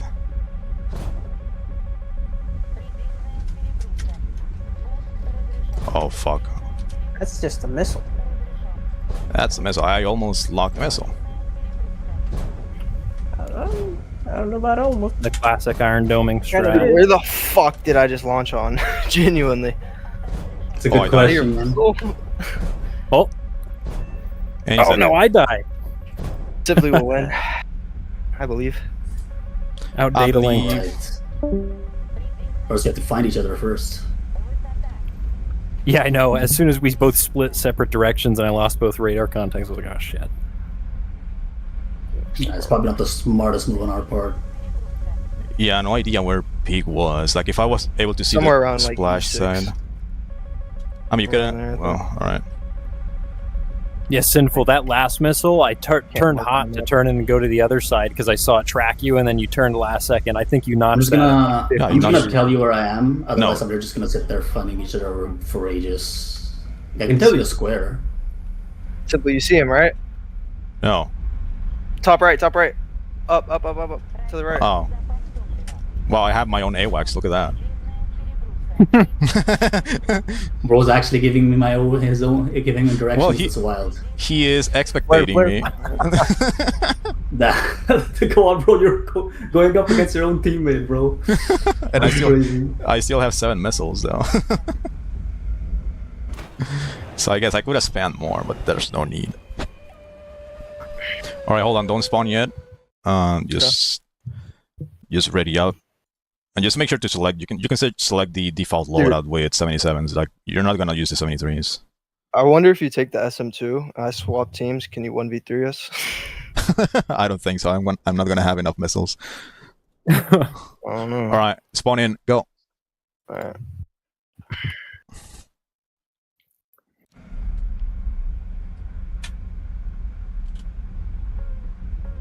Oh, there's a lot of clutter on radar. Hell, they fucking AI spawned. Yeah, a fuck ton of AI in radar right now. Can you turn AI off for this game mode? No. Well, for this match and whatever, no, you cannot. What's this? That's a jack.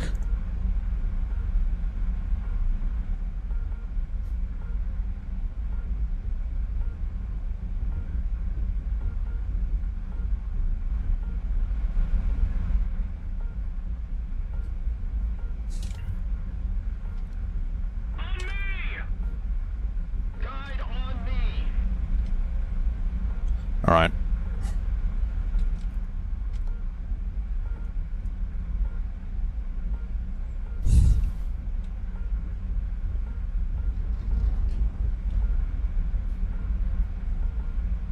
Leisurely stroll, not accelerating at all.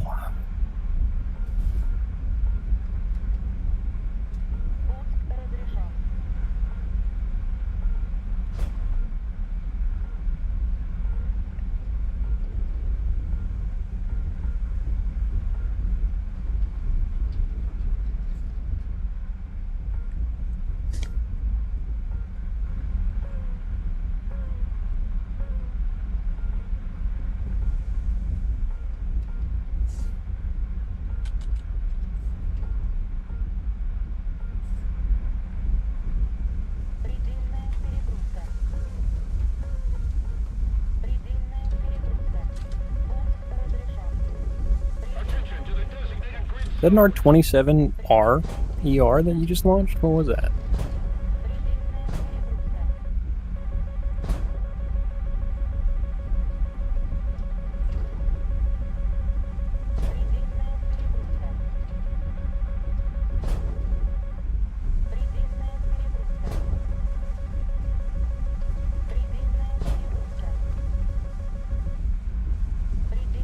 Oh. I just lost my controls. There they are.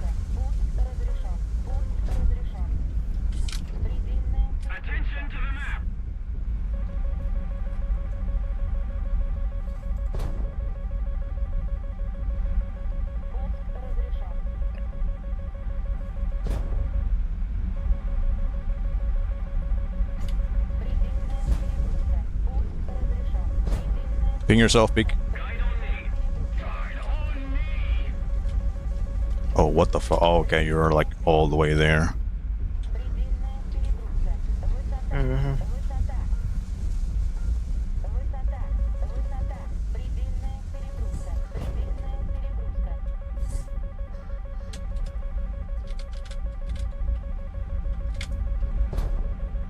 Let's see him.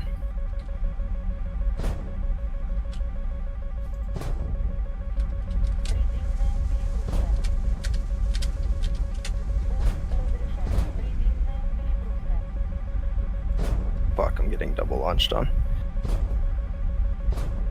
Wait, no, I'm not. Tripping.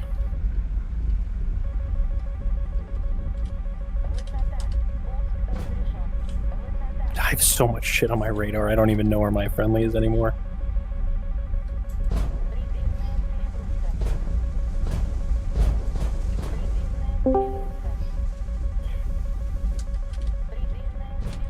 Hello? Hello? You're an Iron Dome enjoyer?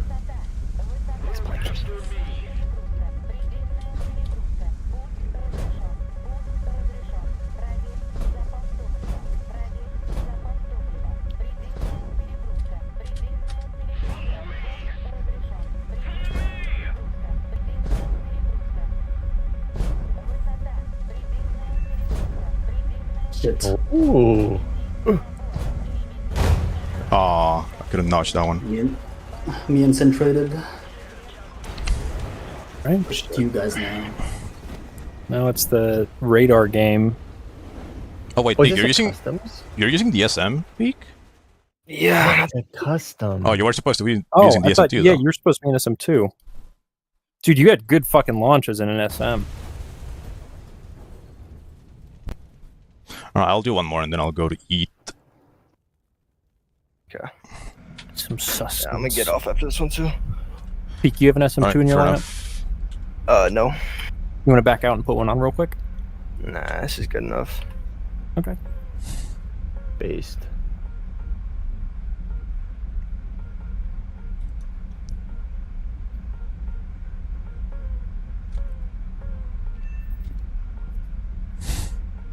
He doesn't need the SM2 handicap. Over-the-shoulder radar. What a scam.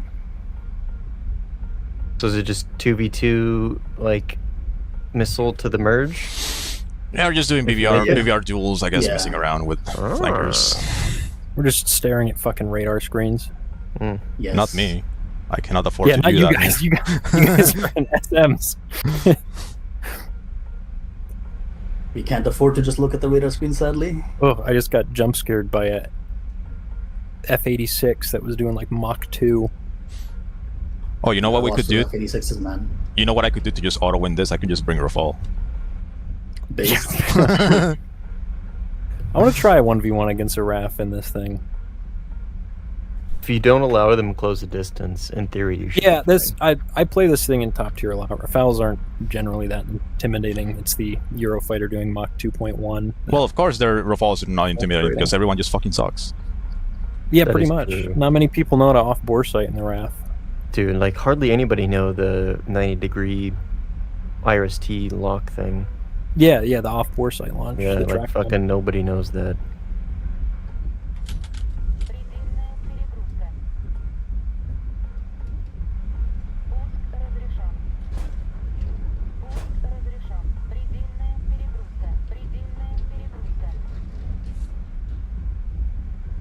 Was that hurt?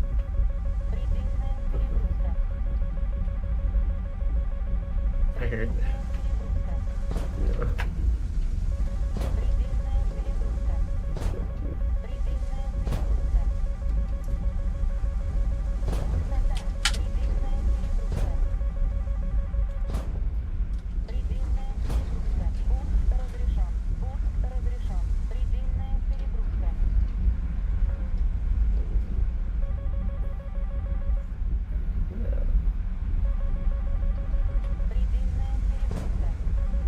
Oh shit, that's gonna be like massively high aspect. Uh-oh. Got a One lot. died simply. Ooh, nice notch. Uh-oh.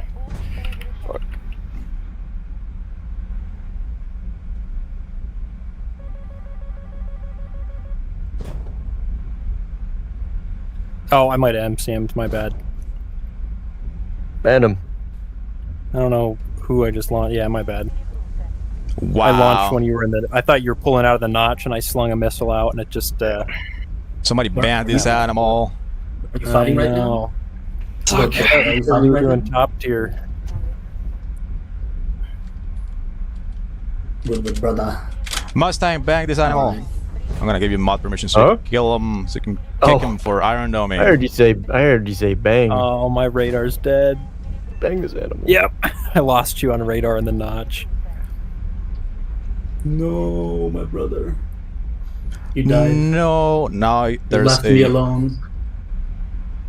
Now we're in a situation where I know Y'all was inside a cloud, but I have no idea where he went after. So now I'm gonna die.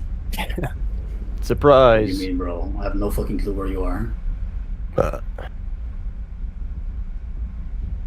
Just win. Oh, there you are. Just Hello. win. Oh shit.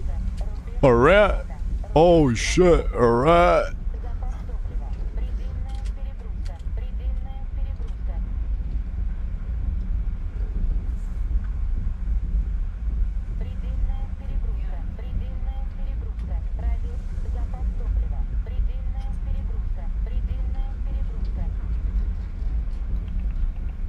The smoke trail. I do not no longer see this man.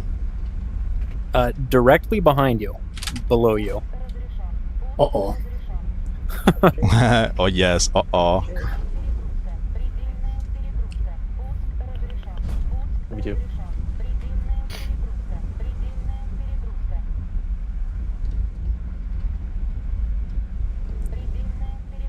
Yeah, this fucking missiles didn't even make an attempt to track. No, that was. It came off the rail and went for something else. Oh, Nice. Yeah, that 77 in Wow. hole. It's gonna do the 180. It's the ones the 77 doing the 180. sadly, it's not gonna. Oh. I'm gonna hop crazy. off. See y'all. But Alright. see Yeah. you Bye around. bye. Thanks for duels. Bye-bye. wow, maybe top tier combat is like somewhat interesting a little bit without fucking Iron Oh, Dome. if But only it could be. If you get a good lobby, I like to check names before I join a lobby, and if you see a lot of Chinese or Cyrillic characters, don't join. If gonna you see team kill like you. names you recognize or English names, you're probably going to have an okay time. That is a very fair assessment. Yeah. And I mostly try to avoid. I've seen English names as well. Easy. Iron Dome, Iron quite hard Domers though. are generally incredibly low skill, so if you play something like the Rafale or the Oh, yeah, I know. SM2, you can just bully them out. Like, you just kill them 2-3 times without letting them get a kill. Spawn camp them. Like, you just I'll just IRST menlock top down people when they're sitting on the runway idling. And then Dude, just, yes. That shit works pretty well too. oh, it works fantastic. Yeah, Even without IOG, GNSS, IOG it's drift insane. doesn't matter if you launch 90 Yeah, degrees dude. straight down. It's crazy how well it works. Yeah, I've gotten my fair share of kills, especially in the Rafale. Oh yeah, dude. Oh yeah. Because those Mikas suck dick. Yeah, They're multi-pack. I Yep. I remember playing. I think I was on stream recently. I played Rofal. I was like, man, you know what? I'm just gonna touch top tier, see what the fuck it's like. And there was a few Iron Domers, and I was like, you know what? Come here, motherfucker. Get a little bit closer to me. Get a little bit closer, and you just fucking slap him in the face. So satisfying. Fuck them, honestly. Yeah, I've never come across an Iron Domer where it's like, oh man, I don't know if I can stay in this match. It's just you launch one missile, you see two come out of him, one tracks you, the other one goes for your missile, shit out the rest of your missiles and turn around. He's not going to defend, and he's not going to be able to MCM all of them because he just launched two missiles. I had one like a week ago on Afghan. It was literally just me, one viewer, and he was like prioritizing bombing, so he was basically like not in the fight. It was just me against like 4 or 5 SM2 Iron Domers in the Rafale. Dude, it was hopeless. It was because they were all coming from different angles, and like we ended up winning. Don't even launch. But, Rafale, if they're Iron Doming, I'll just IRST and TGP figure out who they are, and I'll launch at 5 kilometers directly below them. Hilarious. Rafale is the hard counter for Iron Domers. Yeah, you just can't BVR with it, and you can't really BVR with it. And if you're going up against a Eurofighter and a Rafale, and you're starting the fight at 50 kilometers without the intention of going defensive and allowing the Eurofighter to close on you, you're not going to win that. The thing is, though, that like the Rafale has enough kinematics to like launch Micas at 50 kilometers and have them be dangerous. Like Rafale will push to Mach 1.9 and give you a 40-kilometer Mica, and you have to respect that. That's true. The kinematics of the Rafale are incredibly fucking good, but the problem is planes like the SM2 and the Eurofighter, they can defend very easily while maintaining taps on you. Sure. So, like, for example, unless you have, like, autistic eyes like me, like, if you're flying a Rafale and you're in a BBR engagement and you defend a little bit too much and you'll use a visual on the guy, then that might cost you. Like, the Eurofighter can already just keep tabs on you, maintain diddling connection. He can see exactly what you're doing. While in the Rafale, while you're notching, you can't really keep tabs on them unless they are very close for the IRST to track them. But overall, like, the Rafale is literally the hard counter for Iron Domers. Like, all you have to do is just let these motherfuckers get close to you, let them get cocky and confident, and then you just fucking fire from the notch and they can eat shit. That's my favorite thing is watching an Iron Domer when they close on you and you finally get the opportunity to get an IRST lock and off bore sight Mika, and you just see them shit out missiles because they're spamming at you, they're spamming at your missiles, they're just trying to kill anything they can because they have no idea what it is. Like they fucked up because they're at 30,000 feet trying to Iron Dome to keep their kinematics and their velocity. Where Mika doesn't care. Mika just was doing 400 400 to 600 knots in a stupid notch, and now it's doing Mach 3. Yeah, because fuck you, the funny Micah goes rape the Iron Domer. My God, man! Like, I can't wait for the. Dude, honestly, IR. I think Iron Dome has completely killed top tier sim, and there's two reasons for that. So number one is obviously. Of course, it just completely negates every single presence of skill and all that. Like, we already know exactly the reasons why it killed top tier. But also, hear me out. I think if they remove Iron Dome, top tier is also going to die like once again because all the experienced players come back into top tier and there's no crutch for these animals to rely on. They're gonna get annihilated, dude. I think you're going to see a lot of people mimicking DCS strategies. Like they're going to, mind you, as someone who plays DCS, people think you can't notch in DCS. It's easier than War Thunder. War Thunder has a velocity gate for notching, right? So it's easier to notch when you're slower than you're faster because it's a speed-based notch. As a pulse Doppler would function in real life, it filters out things at a very low relative speed to the radar. Yeah, where it's all about DCS Doppler has shift. a 5-degree notch angle. Like your notch filter is 5 degrees in DCS. So the 15C in DCS is the GOAT because the RWR is fantastic. You could vertical notch in DCS. That's been a DCS strategy for a while. You don't vertical notch in DCS though. You stay low because the missiles need to be looked down to be notched. You can theoretically notch in a high altitude, but you're gonna die to a desynced missile. You can 100% notch in high altitude in DCS, especially in the 15C because you can hold it in that perfect angle because radars in DCS are stupid. The AIM 120 isn't properly modeled in DCS either, and it doesn't have a shortwave filter or a shortwave seeker head in the terminal. I thought DCS was a simulator. It's impossible for it to do anything wrong. DCS is super realistic. No, that's been a thing with Eagle Dynamics forever, is the improper implementation of seeker heads. Western LARPing simulator. Wow, there we go. Yeah, and you just whip it out in the 5C and sling off-bore sight AIM 9Xs. You could play if you play DCS, a lot of people want to play the LARP, but if you just want to go piss people off, you could do stupid 5-degree angle gated or angle filter notch. I mean, they don't have a filter on their pulse Doppler radars. That will require me to have a minor interest on DCS, which thankfully I don't. I do. Yeah. I just don't have an interest in setting it all up. I think with proper RCS implementation, though, in War Thunder, and not being able to see, hey, that guy just launched a missile at me that I just saw on my fucking Pisa radar from 100 kilometers away. I mean, to be honest, the radar on the SM2, the N035, is insanely, disgustingly powerful, even in real life. Oh, it's incredibly powerful. Except the RCS on a AIM 120, for example, head on is 0.1, less than 0.1 meters squared. Which is even with... Yeah, the fucking radar can pick... The radar on the SM2 can pick up missile launches from more than 70 kilometers away, a little bit over 70 kilometers away, without using TWS head-on, mind you. Now, how's the mechanical scan array, or the mechanical scan radar on an R77-1 going to track that missile? Data link?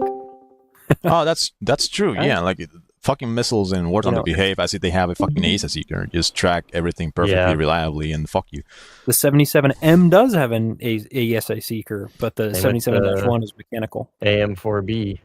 I think when we get the ASA seeker heads, I think that's when, if we see any seeker change to the missiles, I think that's when we're going to see it. I mean, I think the only missile we have in game that's touted as being capable of intercepting,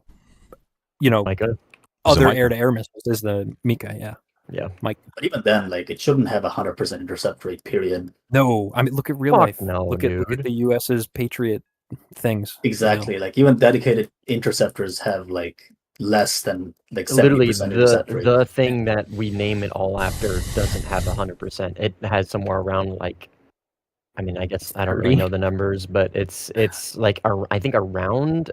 How many fucking barrel bombs in mortars does Israel eat regularly? Yeah. So if something that is that's struggling to intercept literal barrel bombs and mortars that are in free flight, how can anyone argue that a smaller onboard radar from a plane can reliably shoot down maneuvering supersonic missiles It's such and a the fallibility of a argument. continuous rod, the warhead we have on all these ARH missiles.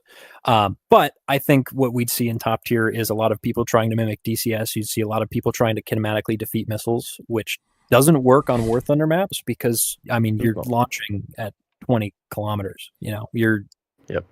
Well, if I was playing top tier on any plane really, and I happen to I know exactly vertical notch how it works, and I basically mastered it.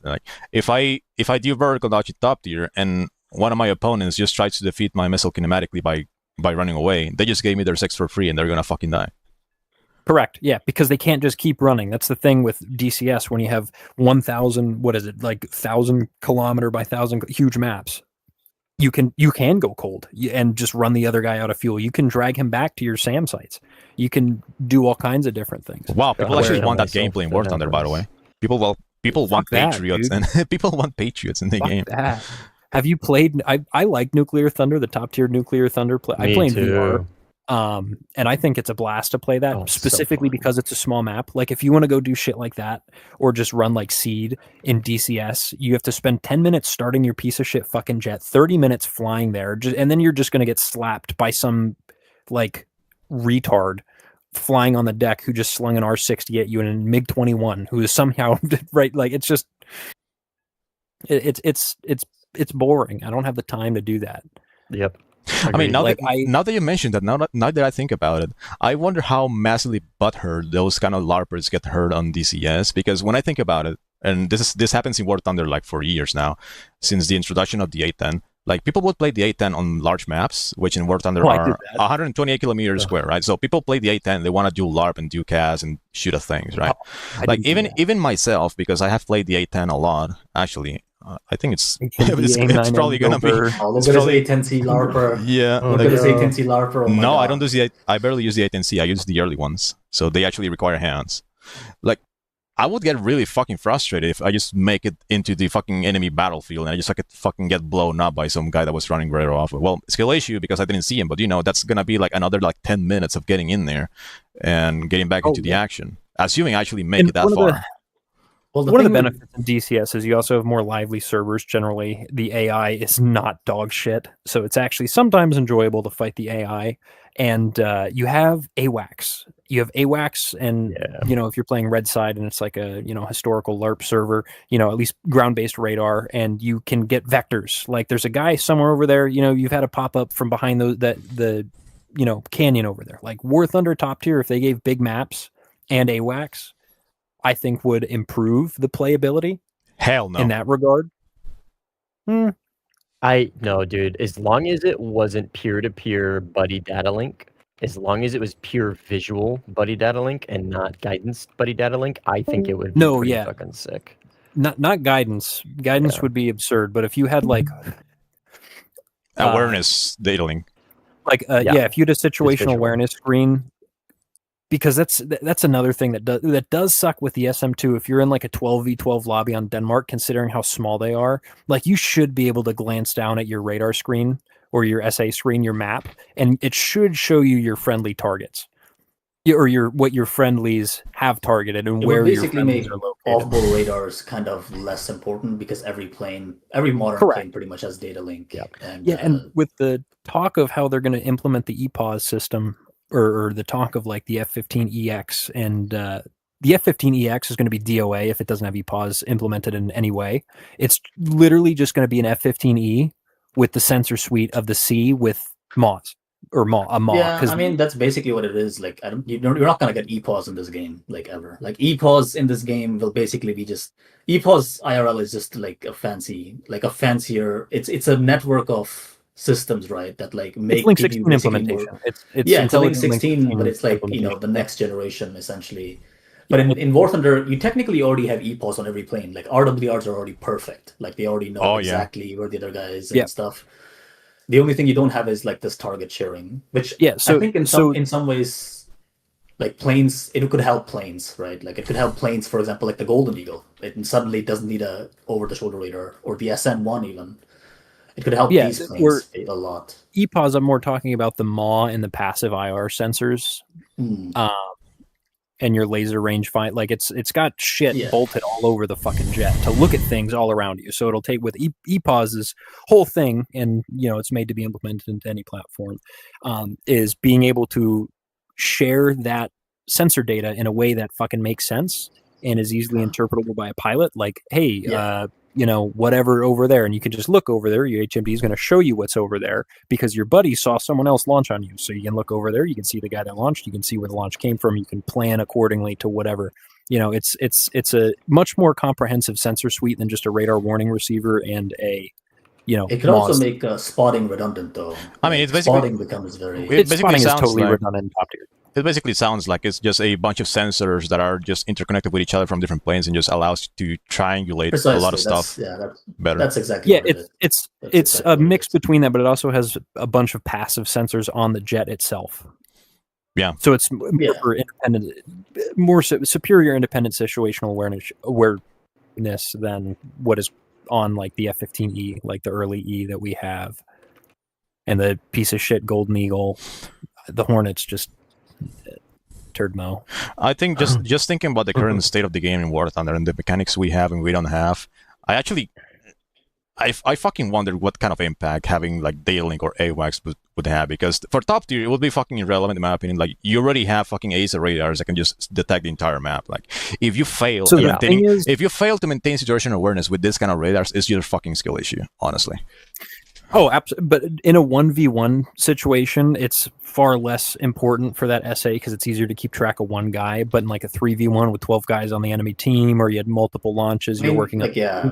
defending, What can happen with data link easy. is that it allows planes that don't have over-the-shoulder radars to suddenly have SA to Correct. guys that are to the right, to the left, right? Well, Okay, then I that's- guess yeah, makes it would sense, have yeah. a pretty good balance. And that's the for reason that under US tier planes. Yeah, you could do Well, that technically as well. the reason that the U.S. and China and other like certain nations, mainly the U.S. and China, because I'm going to say that the bad thing. The U.S. and China are probably just about the most advanced when it comes to air forces in the world. The data link and situational awareness with what's going on with radar systems and AWACS, all that other shit, all that other air platforms that you have up there. It makes more sense to have just a fixed plate AESA radar with that limited view, because who gives a shit if you can't look behind you if you have an AWACS 400 miles behind you that tells you exactly what's near you above a certain altitude, or your buddy in another, friendlies in another flight wherever that have radars pointing your way. When it's all shared and you can see on an SA screen, I have a guy 90 degrees to my left, 40 kilometers out. That's why US planes IRL work so well, is because they have this integrated networking, but they don't have that in War Thunder. Like the reason you have the PISA radars on a, that slewable plate, they're hydraulically whatever actuated plates, is because they focus more on ground-based radar, and AWACS planes were never a priority for the Soviet Union or now the Russian Federation. They prefer to just have independent air superiority fighters and independent jets that can go out, and they don't need all that support. They don't need data link. They don't need all this excess shit. Where China and the US focus on electronic warfare and being able to see fucking everything, situational awareness. I think the Russians also really complicated. I think the Russians also need that, but it's just they don't have the money. Like they don't have the money to field like 50 AOXs like the US. It's just it's doctrinally it's not Russia's a priority for them.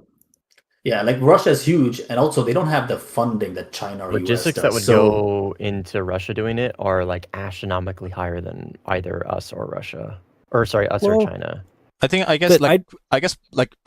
think part of the reason why they decided to go that way with like the radars that can look over the shoulder is so that they don't rely too much in a centralized network like the West does, like having AWACS and all that. Like exactly. they basically allow the kind of radars on something like the Su-30SM2, like basically just allow the planes to kind of be their own AWACS, so to say. So it's just a lot more decentralized. I don't really know if this is gonna be better or worse overall. Like I would think technology-wise, of course, in the West is better, but that's the idea of the doctrine they're flying. Yeah, and that's the idea of the Bielka and the 35, the 35 on the Ibris, on the Su-30, Su-35, Su-57 is you don't need the AWACS. You can go operate independently. You can fill up with your fucking 12,000 kilograms of fuel. You can fly 200 kilometers, pop up, see everything. You don't need AWACS to tell you where whatever is, and you can function independently. If your AWACS, if U.S. versus Russians, if the U.S.'s AWACS gets shot down and you end up alone and you can't data link with anybody, or you're in a fight down low, you have no situational awareness anymore. Like you're fucked. Where the Russian jet, if something happens, they don't have AWACS, they have no ground radar returns, they're still going to be capable of tracking you anywhere, especially in something like a Su-57. It has a 270 degree radar scope, and that's not like the PISA on the Su-30 and Su-35, where you can only see where it's in bore sight, where it's pointed. It has 3 radars on the nose, so it can see 270 degrees constantly. Simultaneously. Yes, and if they don't implement data link in War Thunder when they add shit, like people want the F-22, if they had the Su-57 and the F-22 at the same time, with no data link or anything or no situational awareness. The 57 is gonna Preaching to raid the the choir, raft. bruh. is going to dog walk the Su-57. If it gets 77 M's, will be capable of, burn through. There wouldn't be burn through because we don't, you don't need to worry about burning through electronic warfare because we don't have no War Thunder. So at 100 kilometers, you'll see an F-22 just go into a notch, go into a classic notch, let them get within 30 kilometers, 40 kilometers of you, go cold, launch an R-77, see what he wants to do about that. Like, you can turn away from your target by 40 degrees, sling an R-77, like 40 degrees off your shoulder behind you, sling an R-77. What's he going to do? Can't chase you. If he goes cold, you'll see him go cold and he could immediately pursue, and it's just a free kill. Like it's like a F-22 I mean, late if you pay too. attention, like, The F-22 late has a worse gimbal limit radar than the F-15.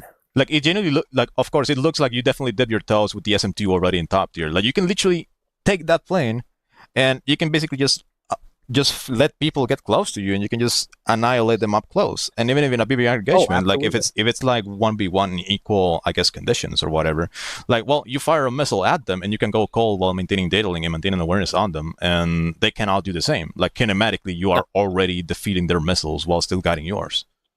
Yes, yeah, and like, you don't even need chaff half the time. You can see their missile, especially if it's someone who tries to LARP and sling a 50-kilometer, Oh, that's never AIM gonna hit. 120 or something like that. Like, you could defeat it kinematically in a notch, and just let him close on you. Like, a lot of the times, like, my high kill games, I'll get in the SM2. I don't launch BVR. Like, it's stupid unless it's like a 3v1 scenario. 2v1 you don't really need to, but 3v1 it gets kind of sketchy. So it kind of makes sense to set. And a lot of times once you launch on them, they just go cold and run away. And now it'll break down to a 2v1 or a 1v1. And you just fly defensive. You don't want to waste your missiles. A lot of people in the SM2 think, I have 12 missiles, I'm going to use all 12 of my fucking missiles. Unless you know there's another guy on the other team who's a fucking shitter and he's going to shove his fist down your throat, don't launch your missiles. Most people are retarded. Like, they're just going to keep closing at you full burner as you pull the launch, wondering why they can't get an ACM lock. Like, that's my favorite thing, when you just get that little ACM, the target locking. Beep, beep, beep, beep, beep, beep, beep, beep, because they're panicking and slamming their HMD or ACM mode, and they just can't lock you. I do the exact same thing. Yeah, like, I just hold the notch perfectly, and they cannot get a lock. They don't know what's happening, and I also drop throttle and start flaring, so they cannot even get a 9M block either. So they just literally like staring at you, and nothing is working for them. And the they just stop over-the-shoulder 77, like high gimbal, like maxed out, is also like very difficult to notch from close range, because by the time it's pointing its nose at you, it's already cleared a ton of ground and is not like where you're expecting it to be. So by the time... I like flying blue side Eurofighters as well. I like fighting SM2s. Off-bore 77s aren't that scary if you know it's coming. You just, and especially one of the big things with Eurofighters and fighting SM2s is most people are not going to vertical notch, and they're not going to change direction in a notch, because most people they're not capable of notching without their radar in the SM2. Like, if you look at people's SM2 stats and they're like 5-1 in the SM2, and then they have like the Eurofighter and it's like a 1-to-1 KD, it's because they notch only off of their radar. So once they get overwhelmed, they're fucked. So if they're notching to their left, you want to notch to your left, and you want to launch high off bore sight relative to them to their right, so they're forced to turn farther to the left and get you out of TWS, and then just change altitude, because the vertical limits on the 35 suck. That's true. Yep. So you just want to force them out of their TWS lock, and that's what Sinful did to me in that 1v. When we were fighting, I got 2 launches on me, and I had to turn away to defeat one with my RWR, and then I just couldn't find him on my radar, and I couldn't find him visually, and it was just 3 kilometers 77 to the face. But you just want to force them off of their TWS lock, and off the high off bore sights. Like I was saying, if you notch to your left, so if you're flying at them, they launch high off bore sight, and they're heading from your left to your right, left to right. You only need to turn maybe 30 degrees, and you're naturally going to fall into the notch on that missile.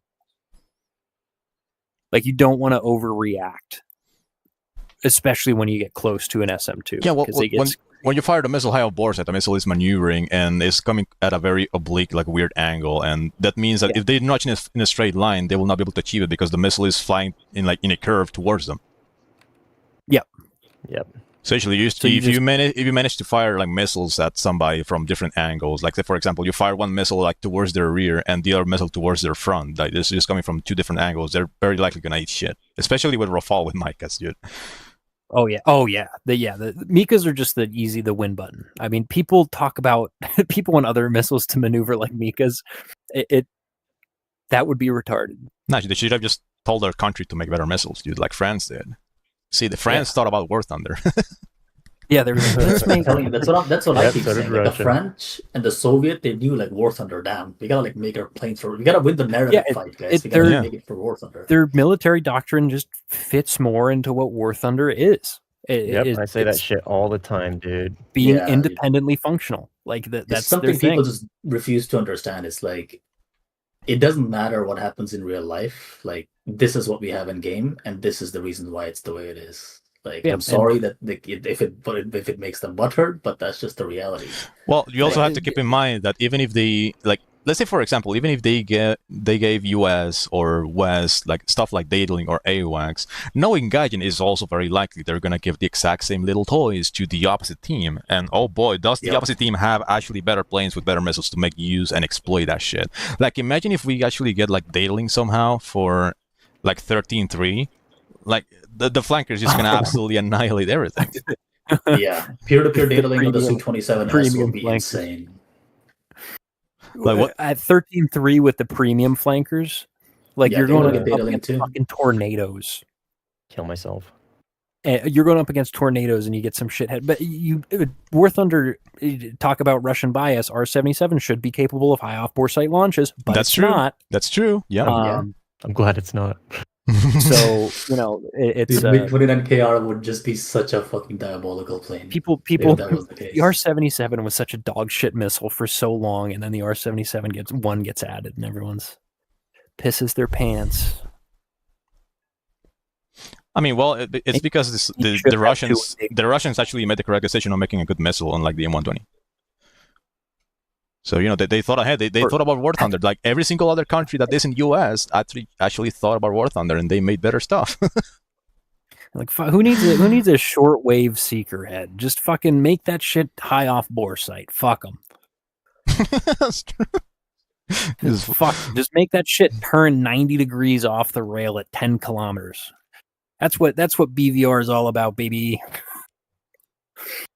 Yeah, BVR doesn't exist. Like BVR is actually like one of the least effective type of gameplay because as an experienced player, anything fired from beyond 20 kilometers is just not gonna hit. It's so sad too because I love it. 50-kilometer launches when you see them on the AESA. I don't even notch it until it's like 20 kilometers from me. Like I'm just gonna stay hot. Like I'm not gonna, especially if you're playing like the Rafale or something like that, or even the Eurofighter. It's like I can notch this at 5 kilometers. It doesn't matter. I'm just going to turn left, turn right. It's going to be going less than Mach 1 by the time it gets to me.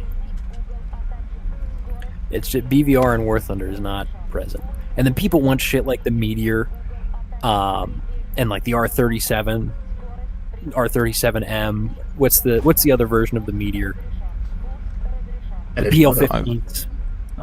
Not the other version, but the other like equivalents for other nations. But like PL-15. The PL-15, the Meteor, the anything in War Thunder, unless they change notching or change seeker heads and data link, is going to be worthless. Especially shit like the Meteor. It pulls like 20 fucking Gs. Like. Oh yeah, that's not even that shouldn't even be the biggest concern. Is the fact that Iron Dome still exists, and Iron Dome can just render all those missiles useless anyway. Well, like I think Meteor and all those fancy missiles are still going to be like very relevant because their only advantage is BVR, and BVR overall is just not effective against your average monkey. I think overall on those duels we were running, I was doing them initially with Peak, and he was still like getting used to the thing and all that. Like I think on the first couple of rounds we played, he only died like twice to a BVR, like very long range BVR, like 40+ kilometer shot because he just messed up the notching, and that's it. Like overall, any kind of player that is like decent at the game and knows like the kind of mechanics and what needs to be done and all that, like it's just gonna render those missiles incredibly like just pointless. Like vertical notch, I keep like japping about this like over and over on my streams. Like, I keep saying that vertical notch has made the game so incredibly fucking boring for me because BVR is just pointless, and it's not exactly me coping. It's mostly just like an observation of how easy has notching become for me. Like, I just cannot really force myself to enjoy planes like the F-15C or the F-16C, like anything that has in 120s, because I'm basically just hindering myself completely. Because if I'm flying any of those planes and I end up fighting it, like, say for example against Mustang, and say Mustang is in the J11B, like, I'm gonna get fucking raped. Even if I happen to be like slightly more experienced or anything, like he just has the massive advantage to where, you know, at the distances where people actually explode, his hardware is significantly better than mine. Absolutely, and that's like what we were saying. France and Russia just have a better doctrine when it comes to War Thunder. War Thunder, yeah. Like real life standoff missiles, like your 120s and shit like that, are great. They're fantastic. That's why, you know, it's so effective. It's used by so many different nations. Why, even though people have access to Mikas and Meteors, you're still going to see AIM-120s on fucking everything, because medium range is what wins. You know, close range and super maneuverability is fucking awesome in War Thunder. Who doesn't love getting into thrust vectoring? Hey, I'm doing 40 kilometers an hour and I am still pointing straight up at you as you stall out. Where, you know, real life, it's you're not, notching isn't as much of a thing in real life, with data link especially, because yeah, you can notch the parent radar and you can notch the missile. You know, it's a thing that you can do. Except now it's being data linked in by some schmuck in a fucking E2 Hawkeye 300 kilometers away over the ocean, 400, you know, it's just, it doesn't work. That's assuming you even get a launch warning. I mean, in real life, I think it's correct, also like literally just impossible to notch overall, because the sensors are not as accurate like RWRs, and also like for the most part, I don't think Fox 3s would ever give you a warning, especially not the newest ones with AESA seekers and all that. Like, you literally, you literally explode, and you never knew the missile was there. Even the old ones, you have to remember that their emitters are so small. Like, they're such low power emitters on like an AIM-120. Like, it's like such a small emitter that like most RWRs are not going to pick it up reliably, especially not to notch. Dude, I older ones, mechanical seeker heads, you'll pick that would be picked up as soon as they go terminal. That's a lot of power. That's why they only have like a 180-second battery. Like, it's a lot of juice leaving the nose of that fucking thing, and it's all pointed at you. I would love to see a fucking reworked, better like individual data link system so much, because the data link system that we have in game for like individual radars for like launch missiles, like for your own launch missile, is just such dog shit, dude. It's such dog shit. It is dog shit. Yeah. But you're speaking of RWR warnings. Most of these ASA radars, you would not receive an RWR warning until they are very close, and that's maybe like depending on how advanced your RWR system is.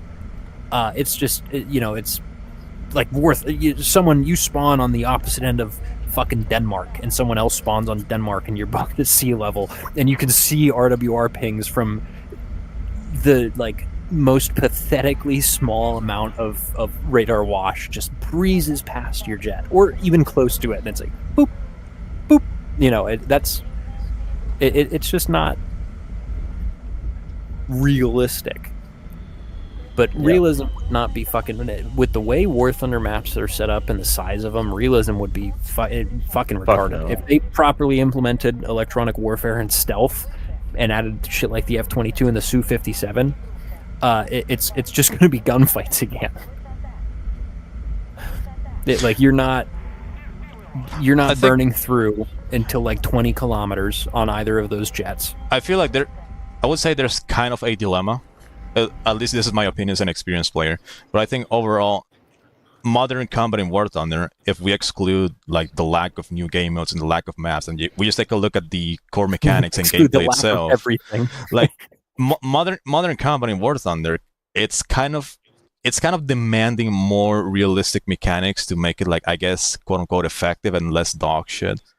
But also introducing more realistic mechanics will basically mean that the average animal is not going to be able to play the game, because they will literally just get absolutely stomped even harder than right now. Like I said earlier, like, if they remove Iron Dome from top tier, top tier is going to die a second time, because the very moment like all the experienced players like me and all the others suddenly develop more interest for the top tier, and many of us are experienced enough and we actually want to improve more and more and more, like we're gonna be flooding top tier. We actually know how to play, we know vertical knowledge, we know all this stuff, and the average dude that relied on MCM for almost 9 months, never learned how to play, they literally won't be able to just do jack shit. If they got rid of Iron Dome, I think you're right, but I think top tier would have a higher likelihood of recovering from that state than what it's at right now. Like there is no recovering from what it's at right now as long as Iron Dome's a thing. The problem is it would need to be so much done, because getting rid of Iron Dome, fantastic. Now you have shit like a J15 that's got 48 flares. 8, yeah. Now, does anyone know why the J15 has 48 flares? Because its primary missile defense is electronic warfare. Yeah. It's jamming, radar jamming. Dude, same just give it more countermeasures. Who gives a fuck if it actually carries them? No, I agree with Fuck, you. God, I dude. just match it to the SM2 so it can actually Yeah. be Oh, hold on. Let me read a shit. comment. Let me read a comment from a viewer. Lazy B12 says, "Honestly, I don't mind having a higher skill floor for the absolute highest tier vehicles in War Thunder." I kind of agree with that, but the problem is, Gaijin's little idiot customers are not gonna be giving the company too much money because their feelings are gonna get hurt. And well, sarcasm aside, I think if you increase the skill floor and skill ceiling in top tier by adding more and more of these mechanics and making it more difficult, like the players are gonna require almost a fucking PhD in order to play top tier. Like if you take a look at me, I'm a fucking autistic no life. I've been playing top tier consistently ever since like basically every single top tier iteration ever since I started playing in like 2021. Like I have way too much fucking experience in this game, and almost like fucking spiteful, autistic, dedicated motherfucker who just fucking no lives this game. Like, how can you expect the average player is gonna reach a similar level to actually just be able to compete with me? I think I would say there is a significant amount of very, very experienced players in this game, and I'm gonna say this to like glaze myself, but even though they are very, very experienced, I think in a 1v1, our like the gap between us would be so fucking massive that they would be no different than a random on EC. Like how exactly would you expect? How would you expect, for example, a random player that has been playing against, say, for example, like a year? That whole year might not even be enough for them to like be like significantly, I guess, good to stand a chance. So you have once again, yeah, go ahead. I was gonna say you have to want to get better though, because if you go from like I've been playing War Thunder since it was not called War Thunder, since top tier was like the 190, like the 262 was added. I remember the Sabres being added. I remember the F100 when the F100 that's like was one of my favorite jets of all time because it looks like a catfish and they're delicious. But like, I've been playing War Thunder for a long fucking time, and watching things advance, you have to want to learn. Like even from when they added the F-15A to something like the C, or if you played War Thunder when the top tier was like the flankers with the fucking 001 dog shit radar, and you're going against with double scan, and you're going against like an MSIP2 with a perfect at the time, before mechanical radars got shit on, like you had to want to learn. You had to want to like figure out how to be better. I don't think top tier should be, and there are people that want to learn, but I don't think true top tier, not like the premium tier, like 13.7, whatever, but true top tier, you need to learn and you need to figure out what you're fucking doing to play it. And it's been that way it's always been that way. It just gets as things advance and we get more advanced avionics, whatever, you need to want to learn to get to that stage. Like what we were talking about earlier with the fucking Mika, and how like you'll find people who play sim in the Rafale and they have like a negative KD, which is insane, ridiculous, retarded. It's got the perfect MAWS, perfect RWR. It's got off bore sight with IRST and Memlock launches, best fucking missile in the game. But people don't want to learn, and there'll still be people who just go and be feeders because there's other feeders that play sim. Most sim players are fucking feeders. Like the amount of times I'll join a 12v12 lobby on fucking Denmark and an SM2 drop 30 kills with no fucking deaths. Like that's not, like most sim players are okay with feeding people.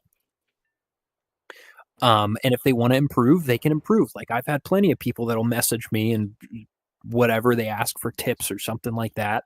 And like, yeah, I'll 1v1 people. I'll give you tips. You're going to die a lot. Like I'm going to kill you like 60 fucking times before you might kill me once in the SM2 if you want to learn how to fight it. But that's how you need to learn, like 1v1s. And that's the top tier has always been like that. It just gets more advanced over time, and allowing things like Iron Dome and shit to continue that's what'll truly kill it, especially when it gets more advanced and you have stealth mechanics. Like imagine you're going to see people's missiles before you see their fucking jet. When you take a look at the current environment of top tier, or like actually the overall environment of Sim as a game, or like in high tiers, that's true. People need to want to learn. People need to understand that, well, unfortunately, there is a fucking massive skill gap because there's a handful of no lives like me that just make it insufferable for everybody else to just play the game or let alone learn. But a gigantic amount of people don't even want to bother learning whatsoever. You take a look at the kind of planes that people play in high tier sim and the kind of maps they're playing is for a fucking reason. It's because this game is advertised by every single motherfucking content creator in existence as a PvE grindfest. So everyone wants to play like a fucking zombie. Everyone feels entitled to be a zombie. PvE grindfest.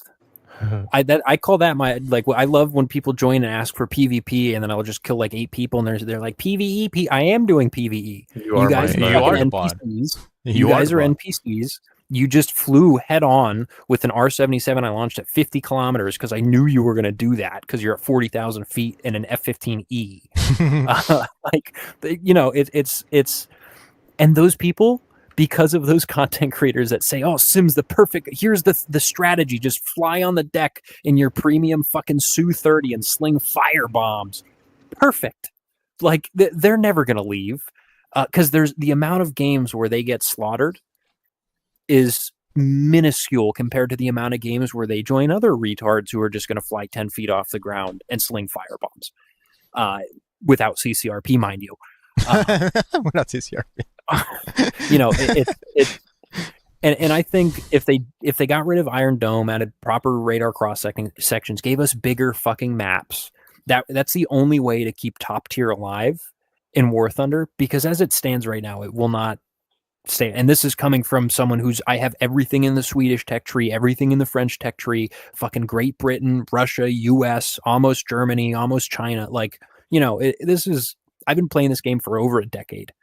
I have been through every iteration, every update. This is the worst state Sim has ever fucking been in. Like, it was hopeful when we went to EC years ago when they stopped doing a normal matchmaker, how it was because it used to be like it was for RB.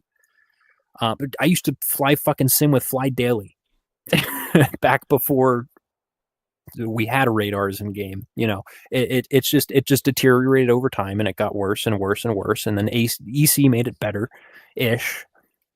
And then you have shit like Iron Dome and the AESE radars, and it's not sustainable as it is. And especially when you have maps like Spain and like those other like Nova, whatever this tiny map is, it's like 64 by 64 kilometers.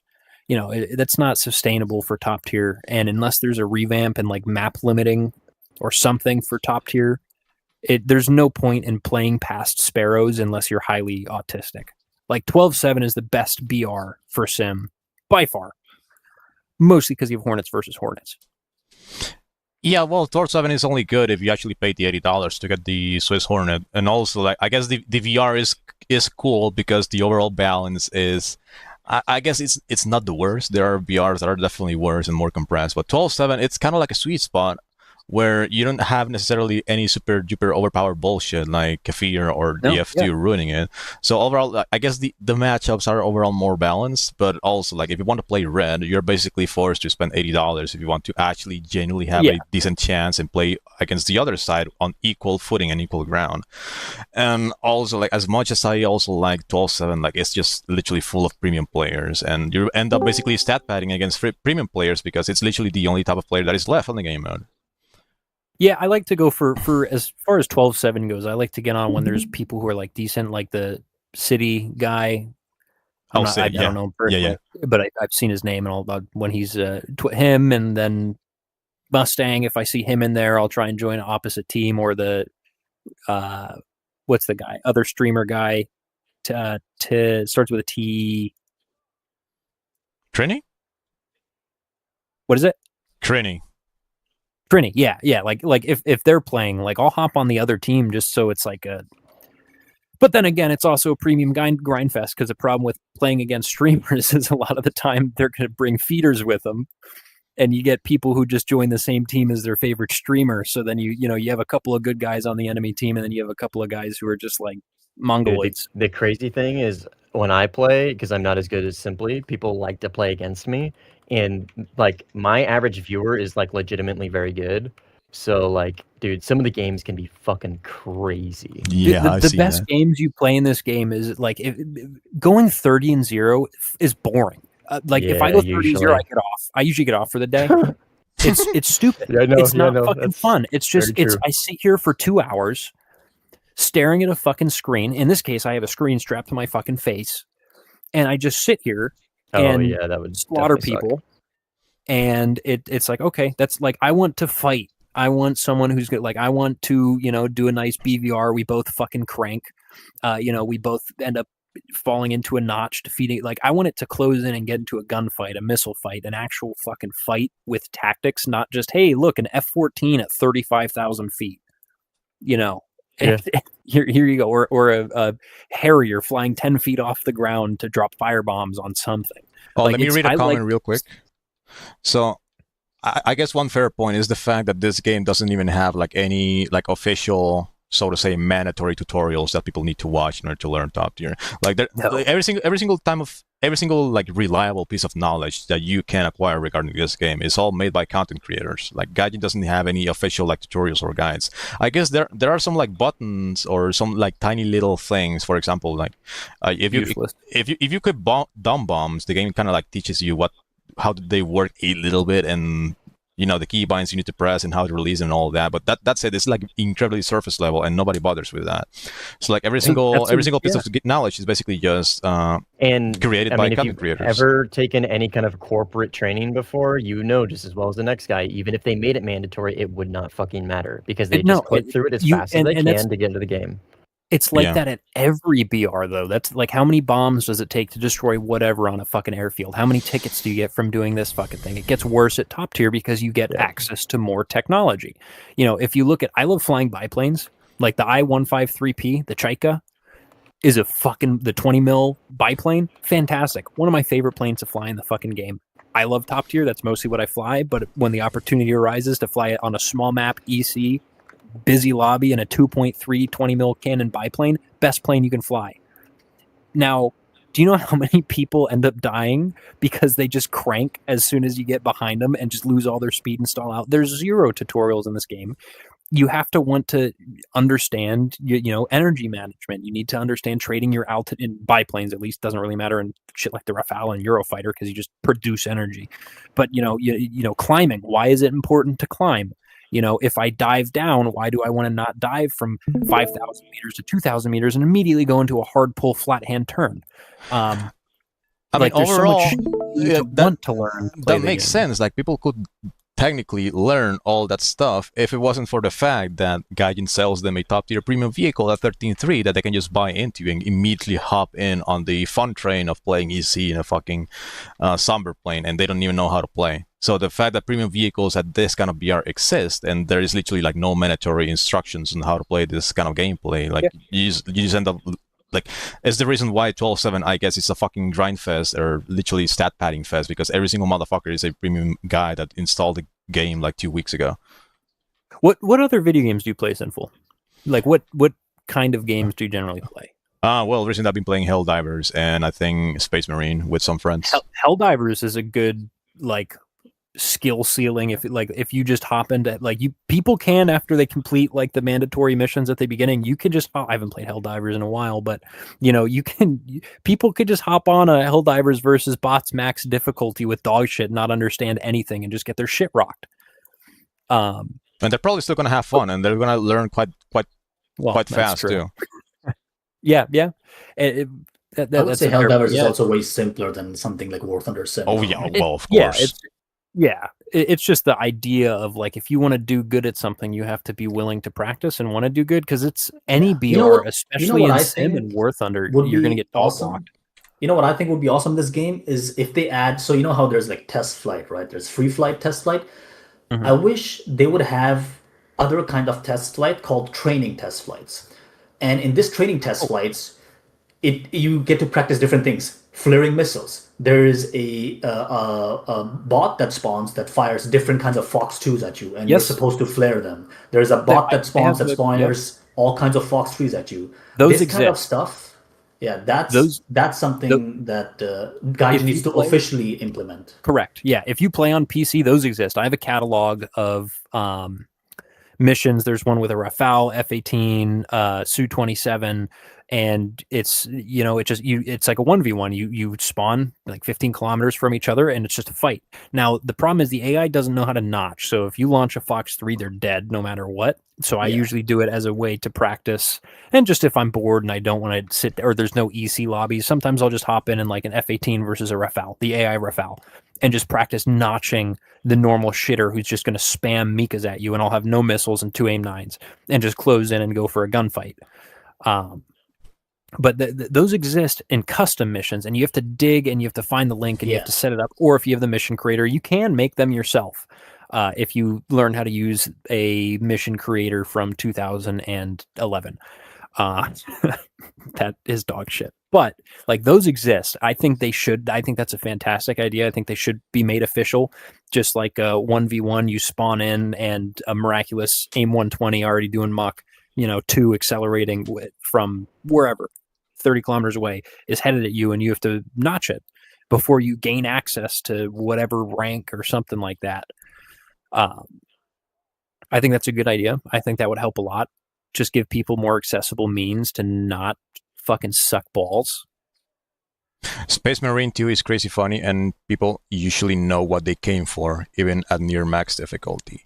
I guess that's also another thing that Gaijin just absolutely fucking sucks at doing, at least with War Thunder. Well, they kind of portray War Thunder to be like this fucking casual, semi-arcadey, realistic fucking video game where you just boot it up and you have like a fucking dogshit match that lasts for like 5 minutes and you get a little bit of dopamine. But like the game just overall doesn't make any focus on like being, I guess, enjoyable or engaging. Like quite literally, when you play War Thunder, the little dopamine that you don't get from the gameplay itself. You get from the rewards you get for the grind.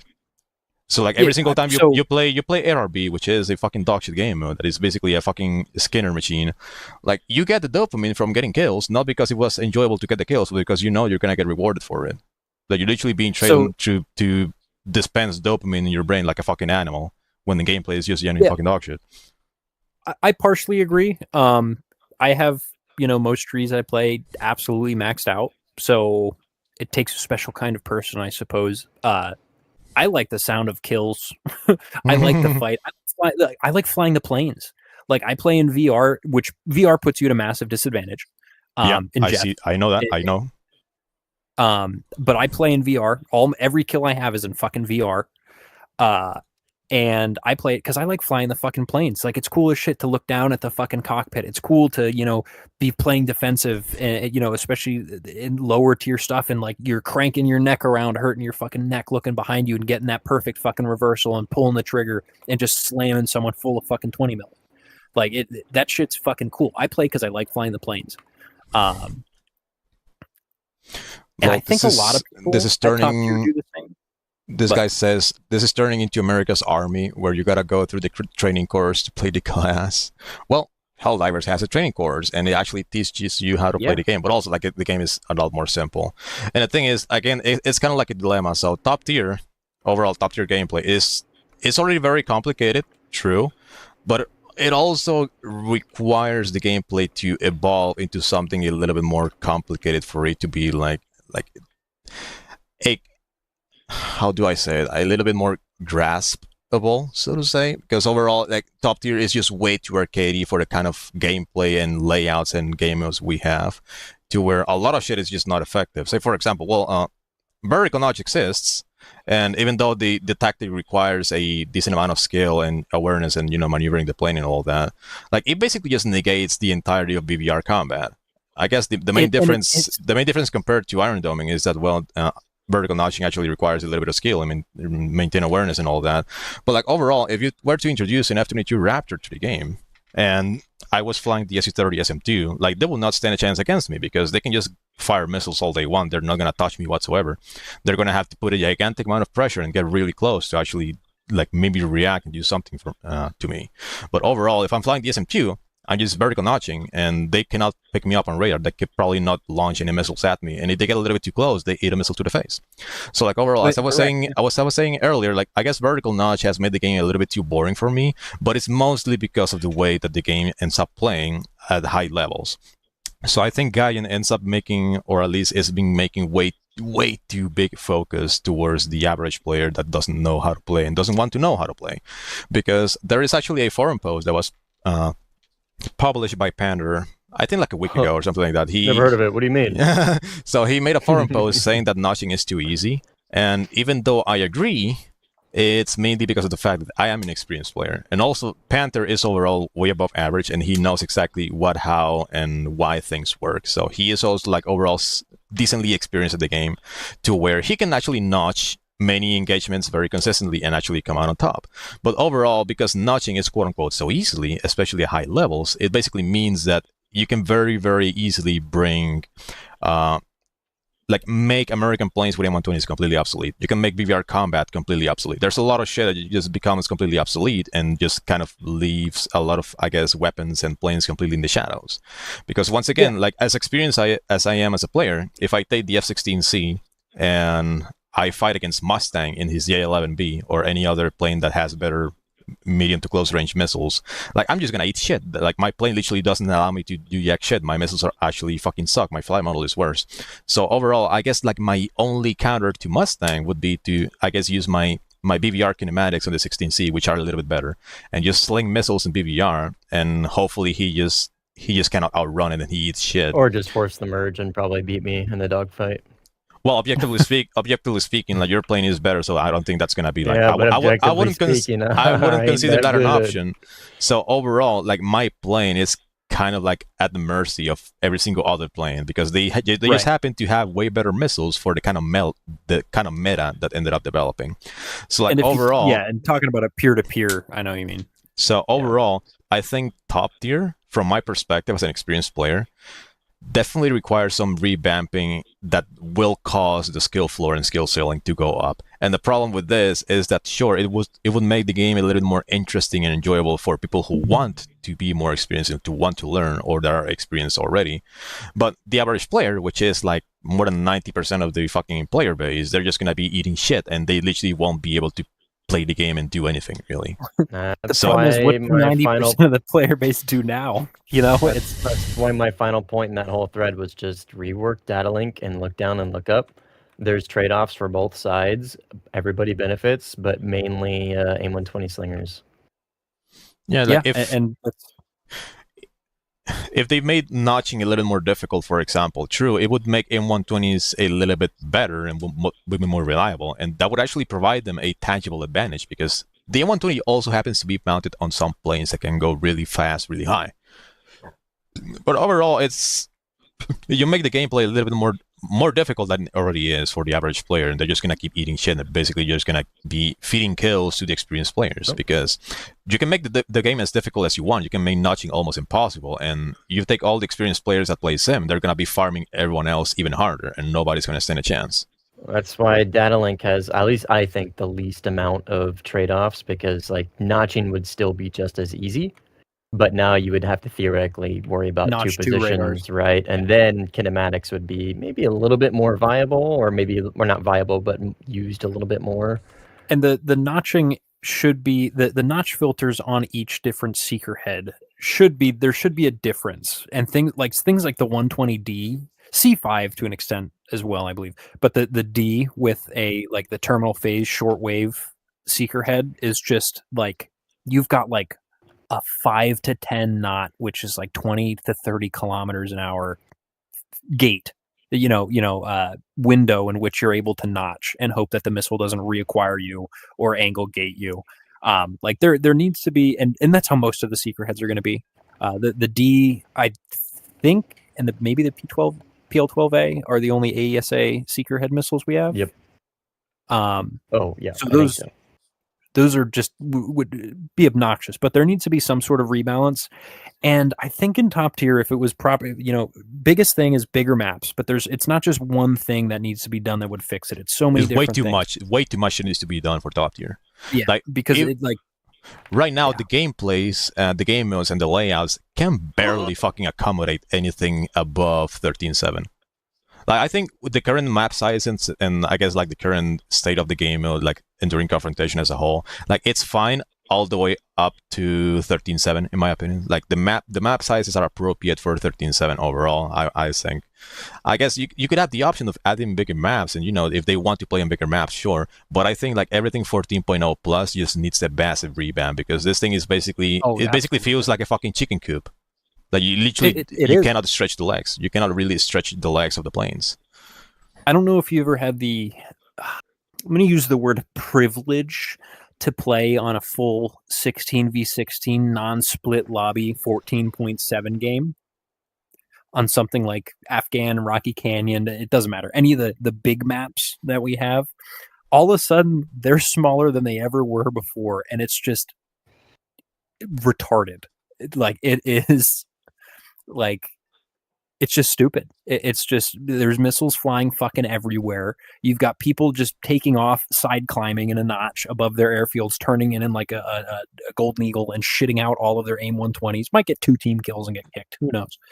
But it's just, as it stands, it is in a proper, like, EC is supposed to be 16 versus 16, right? We never get that. But if we did, that's fucking chaos. Have a player base 16v16, I'd argue 13.7 is unplayable at that point. Yeah, I agree. It's 12.7 is the highest I think you could possibly play on a full 16v16 and have a remote semblance of what is fun. Like it just, once you get to the active 13.0, if it was 16v16, you're going to see a lot of fucking Jew planes. Like there's a lot of kafirs everywhere all of a sudden. Yeah, well, they have the ability to traverse the entire map and just rape everything and spot everything with their ASA radars. Well, nothing else can. Correct. Yeah, and that's why I think if you actually want to have fun, not like do well, not get crazy stats, not whatever. If you want to have fun, like it's the lower tiers. And I do enjoy 13.7. I think 13.7 is one of the most fun because I love modern jets. And I love not having 12 million AIM 120s and ASA radars. I think 13.7 is a great BR. Yeah, I think I definitely agree with that. Like 13.7, like kind of is my limit, because I guess I didn't really consider the fact that optimally it would be 16 versus 16 if the game was actually popular. But honestly, if I was in a 16 versus 16 in Afghan at 13.7, I would probably want to kill myself. Mm-hmm. No, they're terrible. Like high tier active radar homing, like vertical launching is fantastic. It is fantastic because there's never teamwork. That's another thing that War Thunder is severely lacking, is teamwork. Like all of a sudden, if you have 3 people and you're all in voice comms and you're flying together and you're not just like doing the monkey thing that is War Thunder, just fly as fast as you can towards the guy, shit all your missiles, and then yank the stick back and do whatever kill yourself essentially. Like if you have actual tactics, even a 2-man wing against like a crazy good pilot in a Su-30 who's at 30,000 feet, if you guys can get co-out and good separation, you get 20 kilometers between you, shoulder to shoulder, you both fire an AIM-120. There's so much pressure, and I've had that happen to me in the SM2, and you can survive it. It's very fucking difficult, but it's so much pressure that teamwork is what is severely lacking in top tier. And any like sort, even if they did data link, if you had to form an actual squad in War Thunder to properly data link with the other guy in your fucking squad, fuck it. But teamwork is what is missing so much. Yeah, that's true. I mean, and that's why things like vertical notch work goes so well, because it's 1v1. Just you could just go into a vertical notch. Now his radar can't see you. Problem is, if you have a team going against a team, his buddy 12 kilometers to the side, same distance, is not going to be notched by that. Yeah, I think I ended up doing that multiple times with a guy called Squishface. He's a content creator. I would imagine you know who he is. Feedpix. I think there was a few times during last year we would take SU-30 and he would take something like I don't fucking know. It's like 2 SU-30s, and we Wait, we would do BBR together, and we'll basically do like a fucking pincer maneuver, like coordinating against one single die. Like there happened to be, say for example, a very experienced player on the enemy team that was an absolute fucking pain in the ass. Like say for example, he was in a Rafale or something. Like well, we will see like, okay, we found the Rafale. We actually need to like coordinate against this guy to fucking kill him easily, and then we just basically do BBR and pincer him from two different directions and just like grind the shit out of him, and he literally had no choice but to just eat shit. Yeah. So in that case, yeah, I think it would be really funny to see something like body to body data link, but only if you're in a squadron with somebody, at least like a maximum of 4 people. Incentivize, or a squad or what? Like I think that would incentivize people and add like squad communications, voice comms, whatever, to natively to the game. I think that would greatly incentivize people to not just go out and solo, like fly on the deck and do monkey shit. Like I think that would be a huge incentive for people to actually play together. And it's so much fun to fight people, especially like the 2v2s we were doing, especially if you do them in like not crazy stupid radar jets, but if you take something out like 2 F-18s versus 2 F-18s, is some of the most fun you can have in the fucking game, in my opinion, because it's proper. Well, fuck, the planes aren't fucking super brain dead. They're not fucking handholdy as much. Like you have to communicate, you have to be smart, you have to work together. I've played. I love playing with people. Sometimes I'll pick up randos in that like sim Discord, especially red side players who are playing something like Chinese, and I'll take out the SM2 and I'll fly behind. I won't fly close with them, and you can just work as AWACS. You can vector people. You can communicate with your buddies and vector them in, and with these crazy AESA radars, you can zoom in on your radar screen and you can tell him, yeah, he's above you, he's below you, he's here, he's there. And I've talked to people through dogfights if they lose contact with somebody, where he is, how to get to him. Oh yeah, I love doing that. Yeah, I know exactly what you're talking about. You can do AWACS duty with the fucking F2 because it has targeting pod slaving and all that, so you can actually see the movements of everyone. Like I've definitely done like AWACS duty in the F2. Sometimes, say for example, I have a teammate like Pookie Bejewel, like in the middle of the map, and I'm basically just taking off. I would basically just take off, climb as much as I can, and just slow down, be AWACS for like 10 minutes for him. And like, oh, you have one guy in here, or here and there. Like yesterday, we were actually playing. I was flying the Su-34, and he was using the 27SM, and I'm basically just taking off, and I tell him to ping himself so I can actually locate him on my radar. And I just point my radar towards him, and I see there's a fucking guy literally right in front of him, like in orbit, like that he didn't even know was there, and he got a free kill. Right. Yeah, exactly. And that's I think what people miss out on a lot in War Thunder. That is another problem that seems very specific to this game. Going back to something like Helldivers, think of the most fun you had in Helldivers, the best moment. I guarantee you weren't playing alone. Like I've never played I've done a few solo. I don't play Helldivers alone. It's fucking boring. No. Yeah, it's so much better to have people to play with, where this game just feels like it actively doesn't want you to play with other people. Yeah, that's fair. Hold on, let me read a comment. Lax says, simple, do you think you would beat a very good ARB player in BBR 1v1, like Bad Karma, you and Sim hitting mouse and keyboard? I say this because you have much more awareness in mouse aim. Well, I don't really know. I guess you can fucking let him know and ping him if he wants to do a friendly BBR duel with me. But I guess we can only find out. If overall, you just vertical. The thing is, from the cockpit with sim controls, I have much more control of notching with just doing vertically, just making use of my 3D space, because I think ARB players just basically have to fight the instructor and their inputs like the entire time. I don't know. I feel like I would probably win. Yeah, I really feel confident. And even though he would get markers and better situational awareness overall, like so will I. I play RB in VR with a stick, and when it comes to notching and shit like that in a dogfight, unless you have thrust vectoring or you're really good in like maneuver mode, I think you're at a huge advantage to have full manual control. I hate the instructor when I try and play with the mouse. It makes me want to blow my brains out. Oh yeah, I only play RB with sim controls too, at front cockpit. Yeah.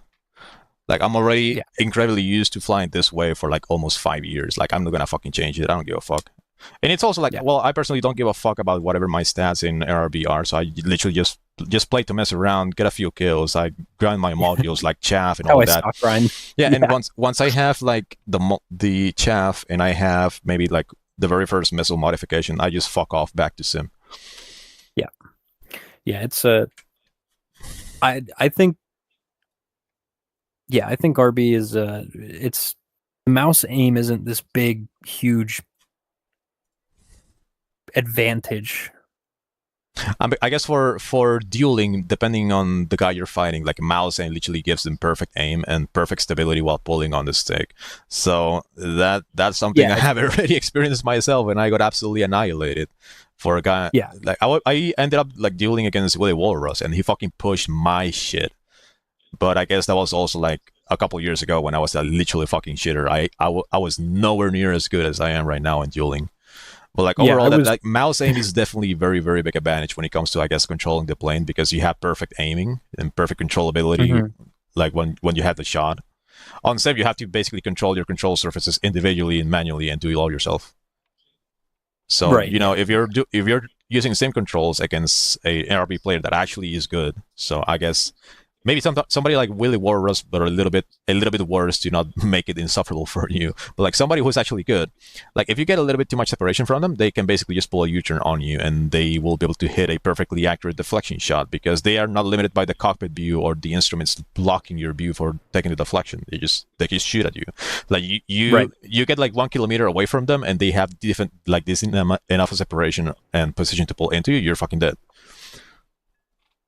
So I guess technically, I think mouse aim, when used by a very good player, it can be a lot more dangerous. But overall, I haven't really seen anyone like competent enough with mouse aim fight against somebody competent enough with sim controls. So maybe I could do Right. that. Like whatever guy in chat asks that question, they can maybe just ping I'd be down Karma. to fight. I'd be down to fight Willy Walrus in a dogfight. Well, while I use full I real. don't think he plays the game anymore. That's the problem. Ah, Yeah, the game just became fucking glorp shit for him and many other people. Like he hasn't Just played. ask him. Well, I don't really know, but I guess Yeah, just ask him. I bet you he would be down. Well, he fucking hates sim players overall, so don't really expect much. So yeah, he fucking hates sim players, but also he's never really fought a good one. I generally don't think he's actually ever fought a good one. Like I think he made a video kind of like slandering sim players overall. F0 something. No. I think he game. has a YouTube video like I guess slandering sim players being dog shit, and in the video he's literally dueling against lame Ducky. Like Well, he did a duel. Like he got into an ego duel with some dude F0 or 0 something I forget what, and he has a whole video like cooking him, and I think the J10 or something. I don't remember. I haven't watched these I'd have to videos look in it up. ages. Yeah, probably I'll have to look it up. Don't Karma really know guy the has guy. like 16 KD in ARB. Holy fuck, damn! He plays like a coward, probably. no, he's pretty good. And now with a actually. KD like that, So- if you get a high KD in RB, those guys are fucking scary. You can't play like a coward to get a high KD in RB Fair enough. because everyone's dead. Everyone's dead in 5 minutes. Yeah, if that's he's true. top tier, if that's top tier KD, I mean, like, I would that's- imagine. I don't know what his username is, but yeah, I don't doubt it. I don't really doubt it. But I know I- I know stat patterns exist though. Yeah, I think it's mainly an arcade. Stat padding in arcade is like insanely fucking easy. Oh, a Yo-Yo Lipe. I mean, well, but when you look See, at the stat I like him card, because he's funny. on his stat card, you can just filter out the realistic stats. So arcade doesn't have anything to do with it. Yeah. Yeah, you should. Are you familiar with a Yo-Yo Lipe? Oh yeah, I know. Sim- Yeah. Yeah, he's Okay, hilarious. yeah, Yeah. yeah, he's fucking He's funny. funny, dude. Unitaka. His stat padding though is just because most people are fucking retards. Oh I yeah, think his stat padding that's is really just because he's good. basically me He and is good. Sim. He That's is good. basically Yeah, he is me and good. Sim. I'm fucking stat padding. I'm a fucking stat patter. Most game modes is just. Well, you look at my fucking stats. Tell me if I'm a stat patter. You know, welcome to being semi-competent in War Thunder. Oh yeah. Like, I don't know By the way, like there's a bunch of experienced players on this combo right now. We need to make sure we never play together on the same team because we're gonna be ruining the game. True. Yeah, no, that's a good point, dude. That's illegal. I forget. It's not about us. Hey, is who's that guy? Twinny, something like that. Trini? Trini. When I was fighting the Trini the other day, I ended up pulling up his stream after the fight because he kept telling me to leave the match and chat. I don't know if he watches your stuff or if he's familiar with you or whatever. Yeah, we're familiar with him. Okay, yeah. My teammates ended up leaving the game, and afterwards I wanted to go watch and see his opinions of me not leaving the game because I told him his viewers were good SL pinatas. That my team left because they were all his viewers, and they were like, "Oh, we'll leave so you could focus that F-18." And I was like, "You fucking bro. cunts. Like, no wonder you weren't talking to me. They weren't talking to me in chat. I was like, hey, I was marking I was 3v1 over, about to be a 3v1 over here on me because I saw him on radar, and I get in a 3v1. And I call for so cringe. And dude. I see I die and go to spectate, and it's an F-18 communist toast or F-15 communist toast sitting on the runway. Because he's chatting in his fucking chat. He's like, oh, yeah. Because I was like, you fucking cunt. I could say without a fucking doubt, I'd put my life on it. None of my viewers would fucking ever do that because they actually like killing me. That's what I did. I see good players playing something. I'm like, I'm playing the enemy fucking team. Like, I want to fight somebody. I like Crinny, I really do, but he has his moments. Like, he's like King Coper. And always like calls people stream snipers and stuff. I don't know. He just copes a lot, but yeah, shit like that is like he's all right. He's not my favorite. But... I have actually seen like legit stream snipers on him, and that just fucking sucks. Like he's definitely had them. So I guess he's like over aware. I guess any viewer is gonna have stream snipers. Any streamer, like you guys got like if you're gonna stream, you got to run like at least a minute delay. Fuck that. Hell I want whenever I tell any, well, actually, it doesn't really matter. Are you streaming? Simply, you're not streaming, right? On YouTube, yeah. Right now, yes, I am. You are? Yep. Oh, okay. For the last 4 hours. For the last 4 hours. I'll hold my tongue. I'll hold my tongue. I was about to say it. Nope. Dog shit. I'll always talk shit. I think overall, if I remember playing that game, and I just happen to have some teammates, and we have a very massive advantage on tickets, and there happens to be one fucking dude on the enemy team that just refuses to leave. I would probably get frustrated because you're literally just feeding kills, and this is really fucking boring for both of us. How about you fucking quit? We get the win that we actually deserve, and we can just move on. That wasn't the problem. Yeah. The problem with me was my team left because they were in his chat and left so that he could focus me out of the lobby. So it would have been a fun, like, competent some of his viewers versus other of his viewers. Oh, that's but they were getting tilted because I was flying in the clouds in an F-18 because he was flying the Dutch or whatever F-16 with 9Ms. And it was also like 8v3. But my team left because they were his viewers, and they were, I don't know if they were instructed because I didn't watch the whole 4-hour replay. I just realized it was chat. But they were like, oh, we'll leave so you can focus me and whoever will leave so you can focus the F-18. I'm like, that's fucking lame. Nah, I don't think you would go that far, but put up a good fight. Yeah, that's I did win that game. I did win that game, by the way. I did. At the end, it was like a 4v1, and I did win that one with like 30-something fucking kills. Amazing. Multiple 3v1s because they were all in voice comms, and gotta do what you gotta do. But it's just like that's lame. Like, don't. It's more fun to win a sim game because you're better than the other guys, not because you're gonna try and airfield camp them. Which, by all means, airfield camp me. I love that. I don't need to go anywhere. If you kill me, I can just take off again. It's just, but I know what you mean when it's like 12v1 and someone's sitting on the runway not actually doing anything. That shit's fucking annoying. Or if it's a split lobby. This one wasn't a split lobby and people kept joining. Or really any kind of actual, like, any number versus one, and the guy who's by themselves is on like the losing team and there's no way they're gonna win. Yes. Like, fucking just leave, please. Yeah, but in that case, right, you technically had people on your team, they just weren't fucking doing anything. That shit's annoying, dude. I mean, shit, I leave, like, if I join a game and my team's got like 4 play, like, because sometimes it tells you it's like 12v12 and you're like, oh, cool, and you join and it's a piece of shit split lobby and it's actually a 4v8 and your Yeah. team consists of people with Chinese characters in their fucking name, and the other team consists of people who are like 16-8, not great, not bad, but it's like you have no way to They're- fucking win. Maybe they're I'll doing take off a PvP. little and do a little. Yeah, but the other team's doing PvP, like, and I'm not gonna stay in there. I'm sorry. Like, welcome to EC. I could just go to a lobby that actually has Yep. people with a brain. And that's another thing about EC is if you're having a bad time in your lobby, fucking leave. I go find another. Yeah. Like people that J out and stay in the same lobby, like Echoing you in the drift. cock and ball torture too? What do you like? Like just leave. Go get a new lobby. Make a new lobby. Oh, dude, like Echoing Drift, that was the guy from way earlier today in the morning. Then some other fucking idiot called Rage XX027, something like that. It's exact same shit, Yeah. bro. He's fucking I J stopped out. keeping track so long J ago. out. Oh, Yeah, Rage, I know it's- that name. And there's people that are notorious for it. Where it's just you see their name and you're like, oh, here you go. Yeah, there you go. Oh, yeah. Yeah, he's doing it. Oh, he's going to do it. Yeah, he did it. Now I just Yeah. you pull up Do the behind him, thing. you hard lock them because they're outrunning you and launch a sparrow, and you just watch that parachute pop up.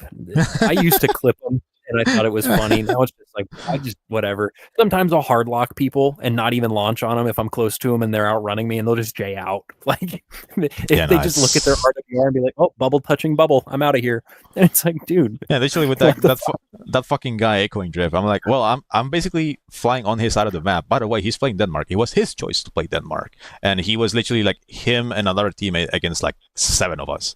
Like literally, the match is fucking lost. What the fuck are you even bothering spawning in and taking Leave. off?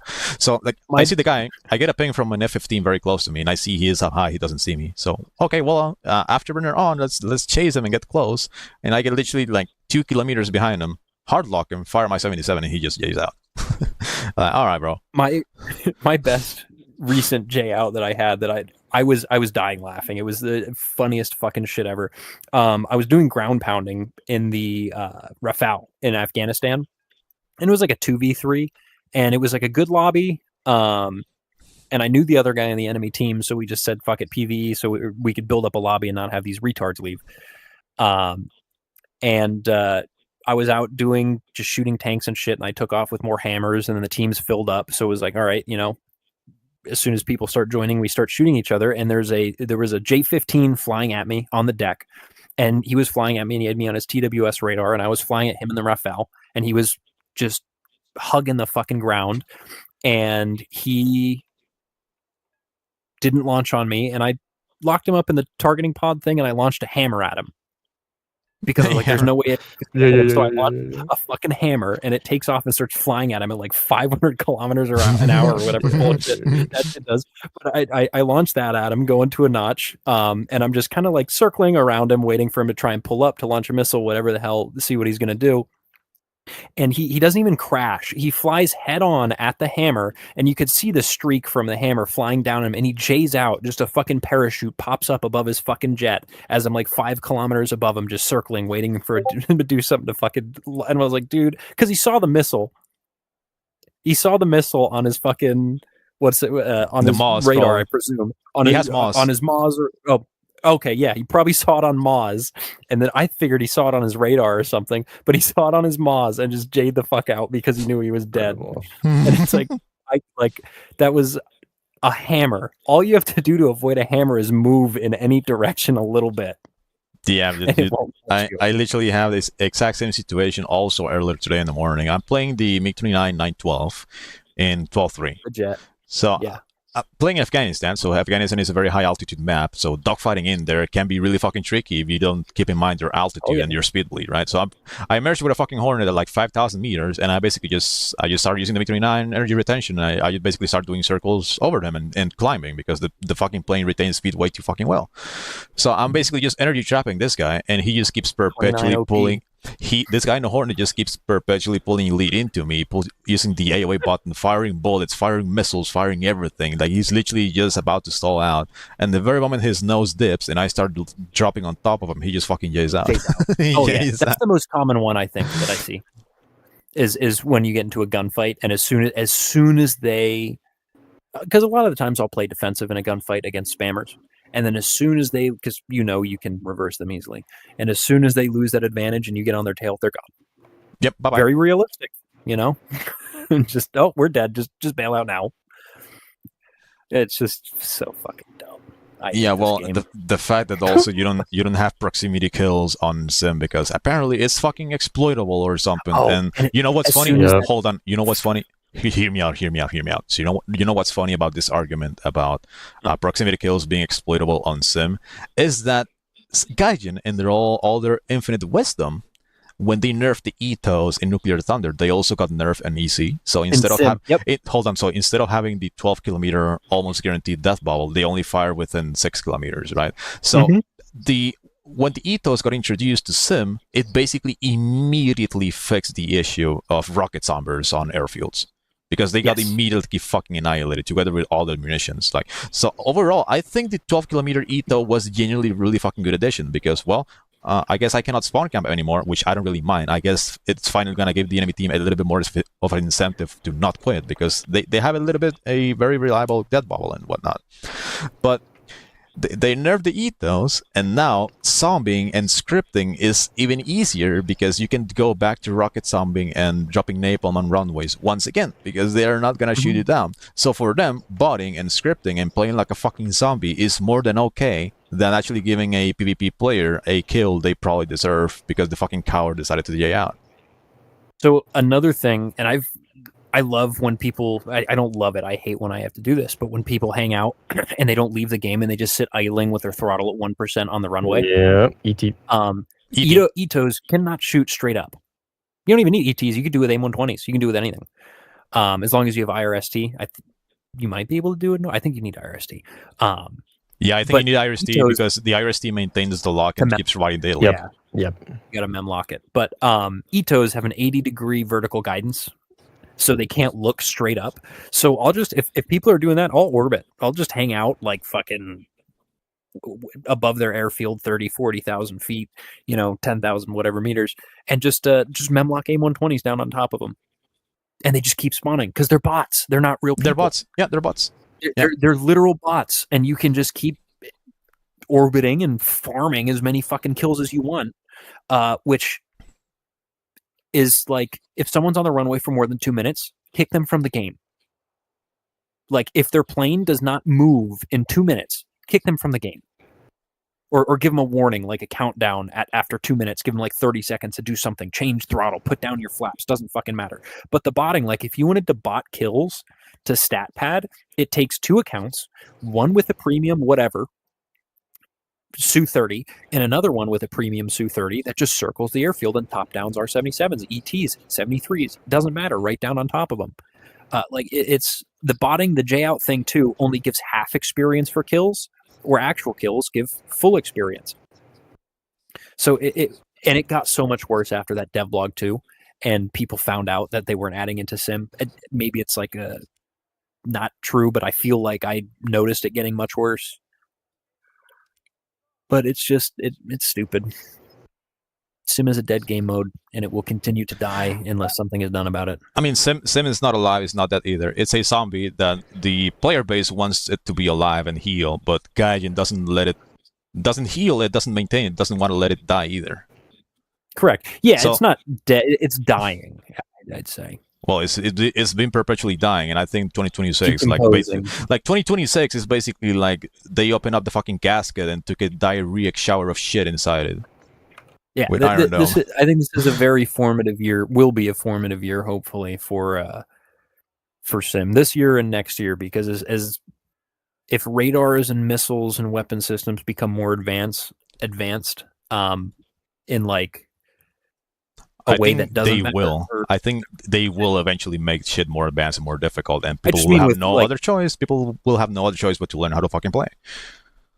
No, I mean with improper implementation, like Iron Dome and shit like that. No proper radar cross sections, no proper electronic warfare, like no anything. Like it's still like if they add Su-57s and F-22s and J-20s, and you can just see each other from 100 kilometers away. The winner is still going to be the Su-57 because it has more fucking missiles. Like it with Iron Dome and shit. Like they need to Yeah, say that to fundamentally the weather change top balloon, tier. buddy. We shot down a weather Problem is, balloon, and it's gonna go great. Dude, the real Iron Dome King is gonna didn't be it the take J20. 2 That shit missiles can to kill mount the 12 weather balloon? missiles. Did the first missile miss or something on that weather balloon? Man, I don't know. We don't talk about it. What did you say, Yacht? I said, if anything, the J20 is gonna be the Iron Dome King. That shit carries 12 missiles. It can carry 8 externals. So it'll if the shit doesn't change and you can see each other from 100 kilometers, where stealth doesn't matter. Doesn't You'll just seem have he's like gonna get J20s flying in a straight line, Iron Doming all your shit, and then J'ing out. yeah. But there just needs to be a huge change in top tier. For sure. There's not one singular thing they can do that's like, oh, it's fixed. It needs surgery. Not Link. Oh, bro, you know why? Link. You know what top tier needs? We need bigger maps. However, Yes. the people ask for bigger maps. However, they're not gonna play bigger maps because everyone is gonna be like, "Oh, wow, this map is a little bit too big, and it's gonna take me way too long to reach the bombing points. I'm going to go back to Denmark. Yay, Denmark, my beloved." I agree All right, with sorry, you. And sorry I to interrupt the combo, but I'm really hungry and I great. want to call it right now. So go for it, man. you're free to keep yapping, but I'm just gonna leave. So I'm gonna call it. Thank you guys for the yapping, and thanks to all my viewers who stuck around for the fucking podcast. I guess that's interesting combo. But yeah, thank you guys for hanging out. Thank you guys for the duels also, and I'll see you around. Have fun. Take care. Bye bye. All right. Well, yeah, I'm gonna call here because I really want to eat and I want to starve. So. That's a fun little conversation we had with them. So I'm just gonna call the stream here. Was fun and interesting enough. W podcast. That was really fucking good. Yeah. Let me read some comments before I go because might as well.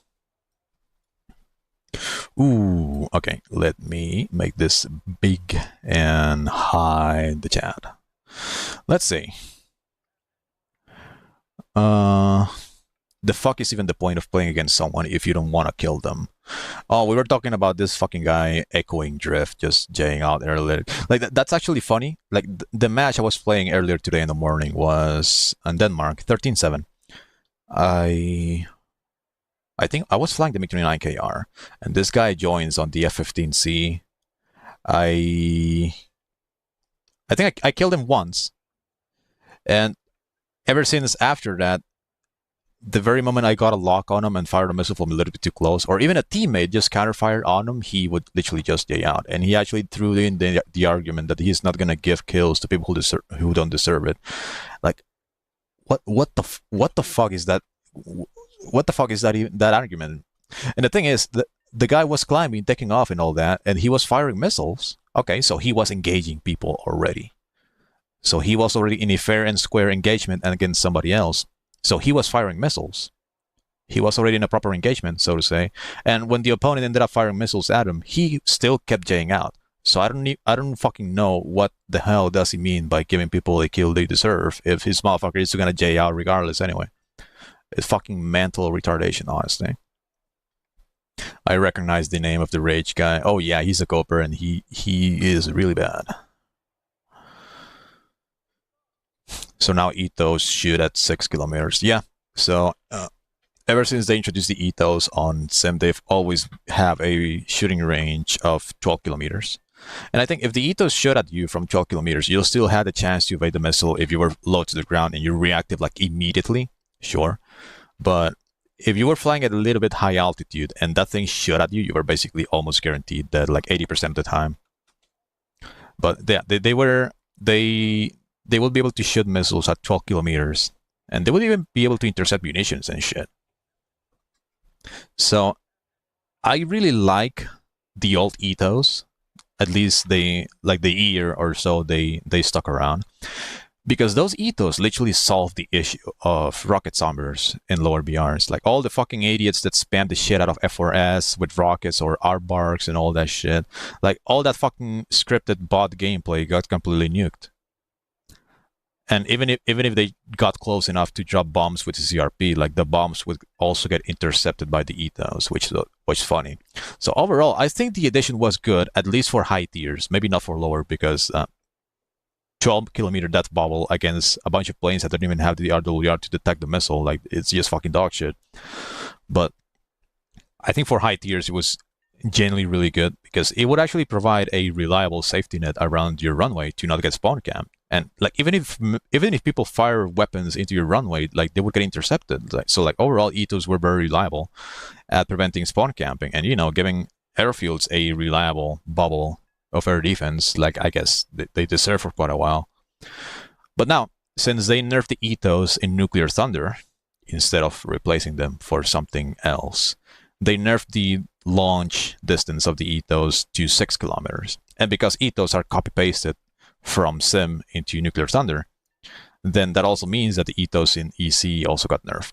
So now we're back to square one, where quite literally, and I probably had the footage of this on my previous stream that I played, like the MiG-29K, you can literally do circles above enemy runway at like 6 kilometers and above, and you can spawn camp people. Like it's very easy to just do circles above enemy runway at like 7 kilometers. That's all you need.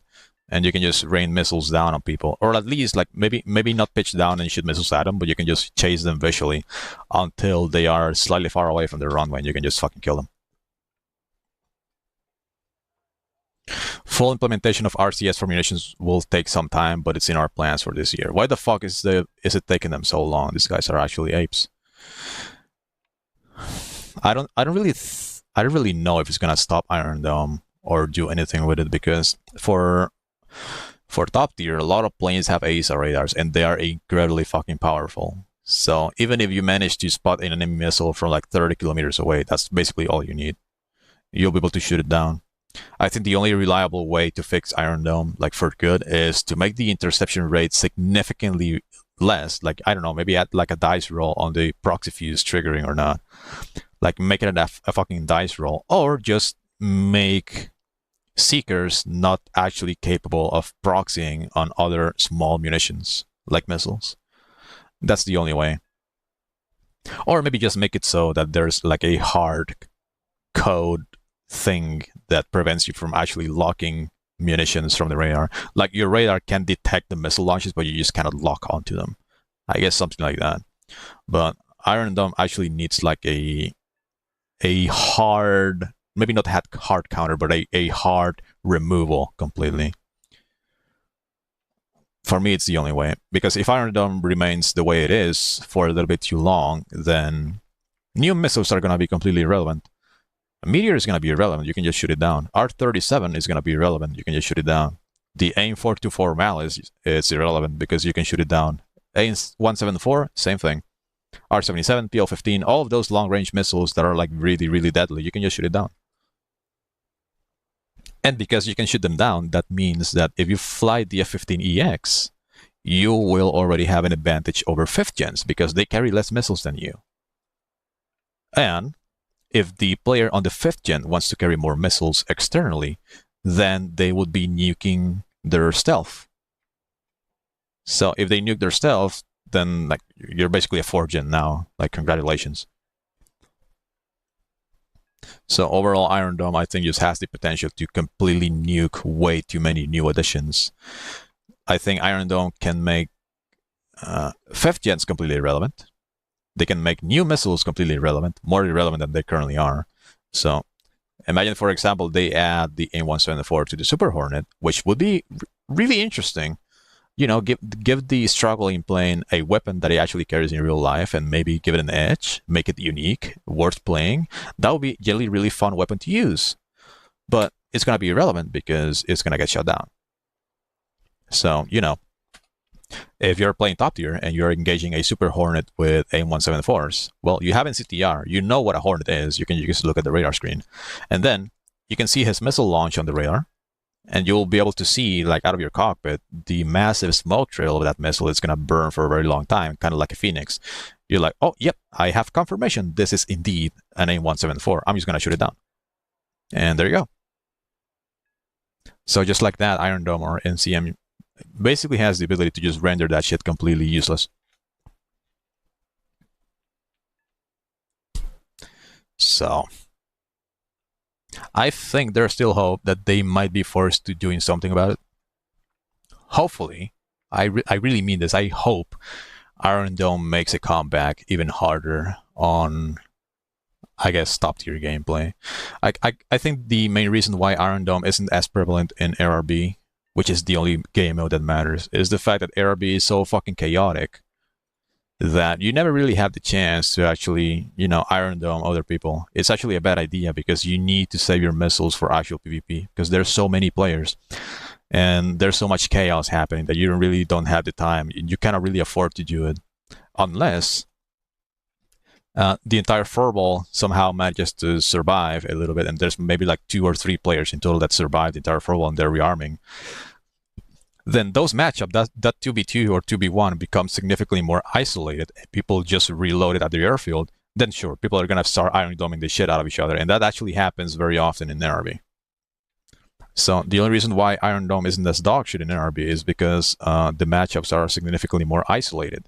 In Sim, however, because the population is lower and also players are a lot more scattered around in the map, basically means that 1v1 engagements are basically your bread and butter in high tiers or Sim overall.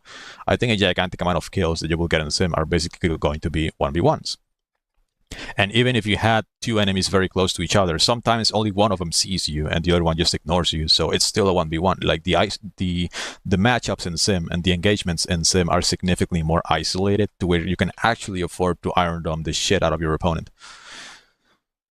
So I guess that's basically the main reason why it's not as prevalent in top tier ARB. Even though people do it, but the chaos of ARB kind of prevents it from actually happening, which is unfortunate because I would love to see the game mode be completely fucking ruined by the crutch mechanic. Then maybe Gaijin will be forced to do something about it, but because it only affects Sim, then it just doesn't fucking matter to them. But I still think Gaijin might be forced to do something about it. Because again, it just has the potential to render a lot of shit completely useless. Like the very moment they introduced long-range missiles and they also start getting shot down, I think people are gonna get very angry. But we'll see. Anyway, enough yapping, and bye-bye.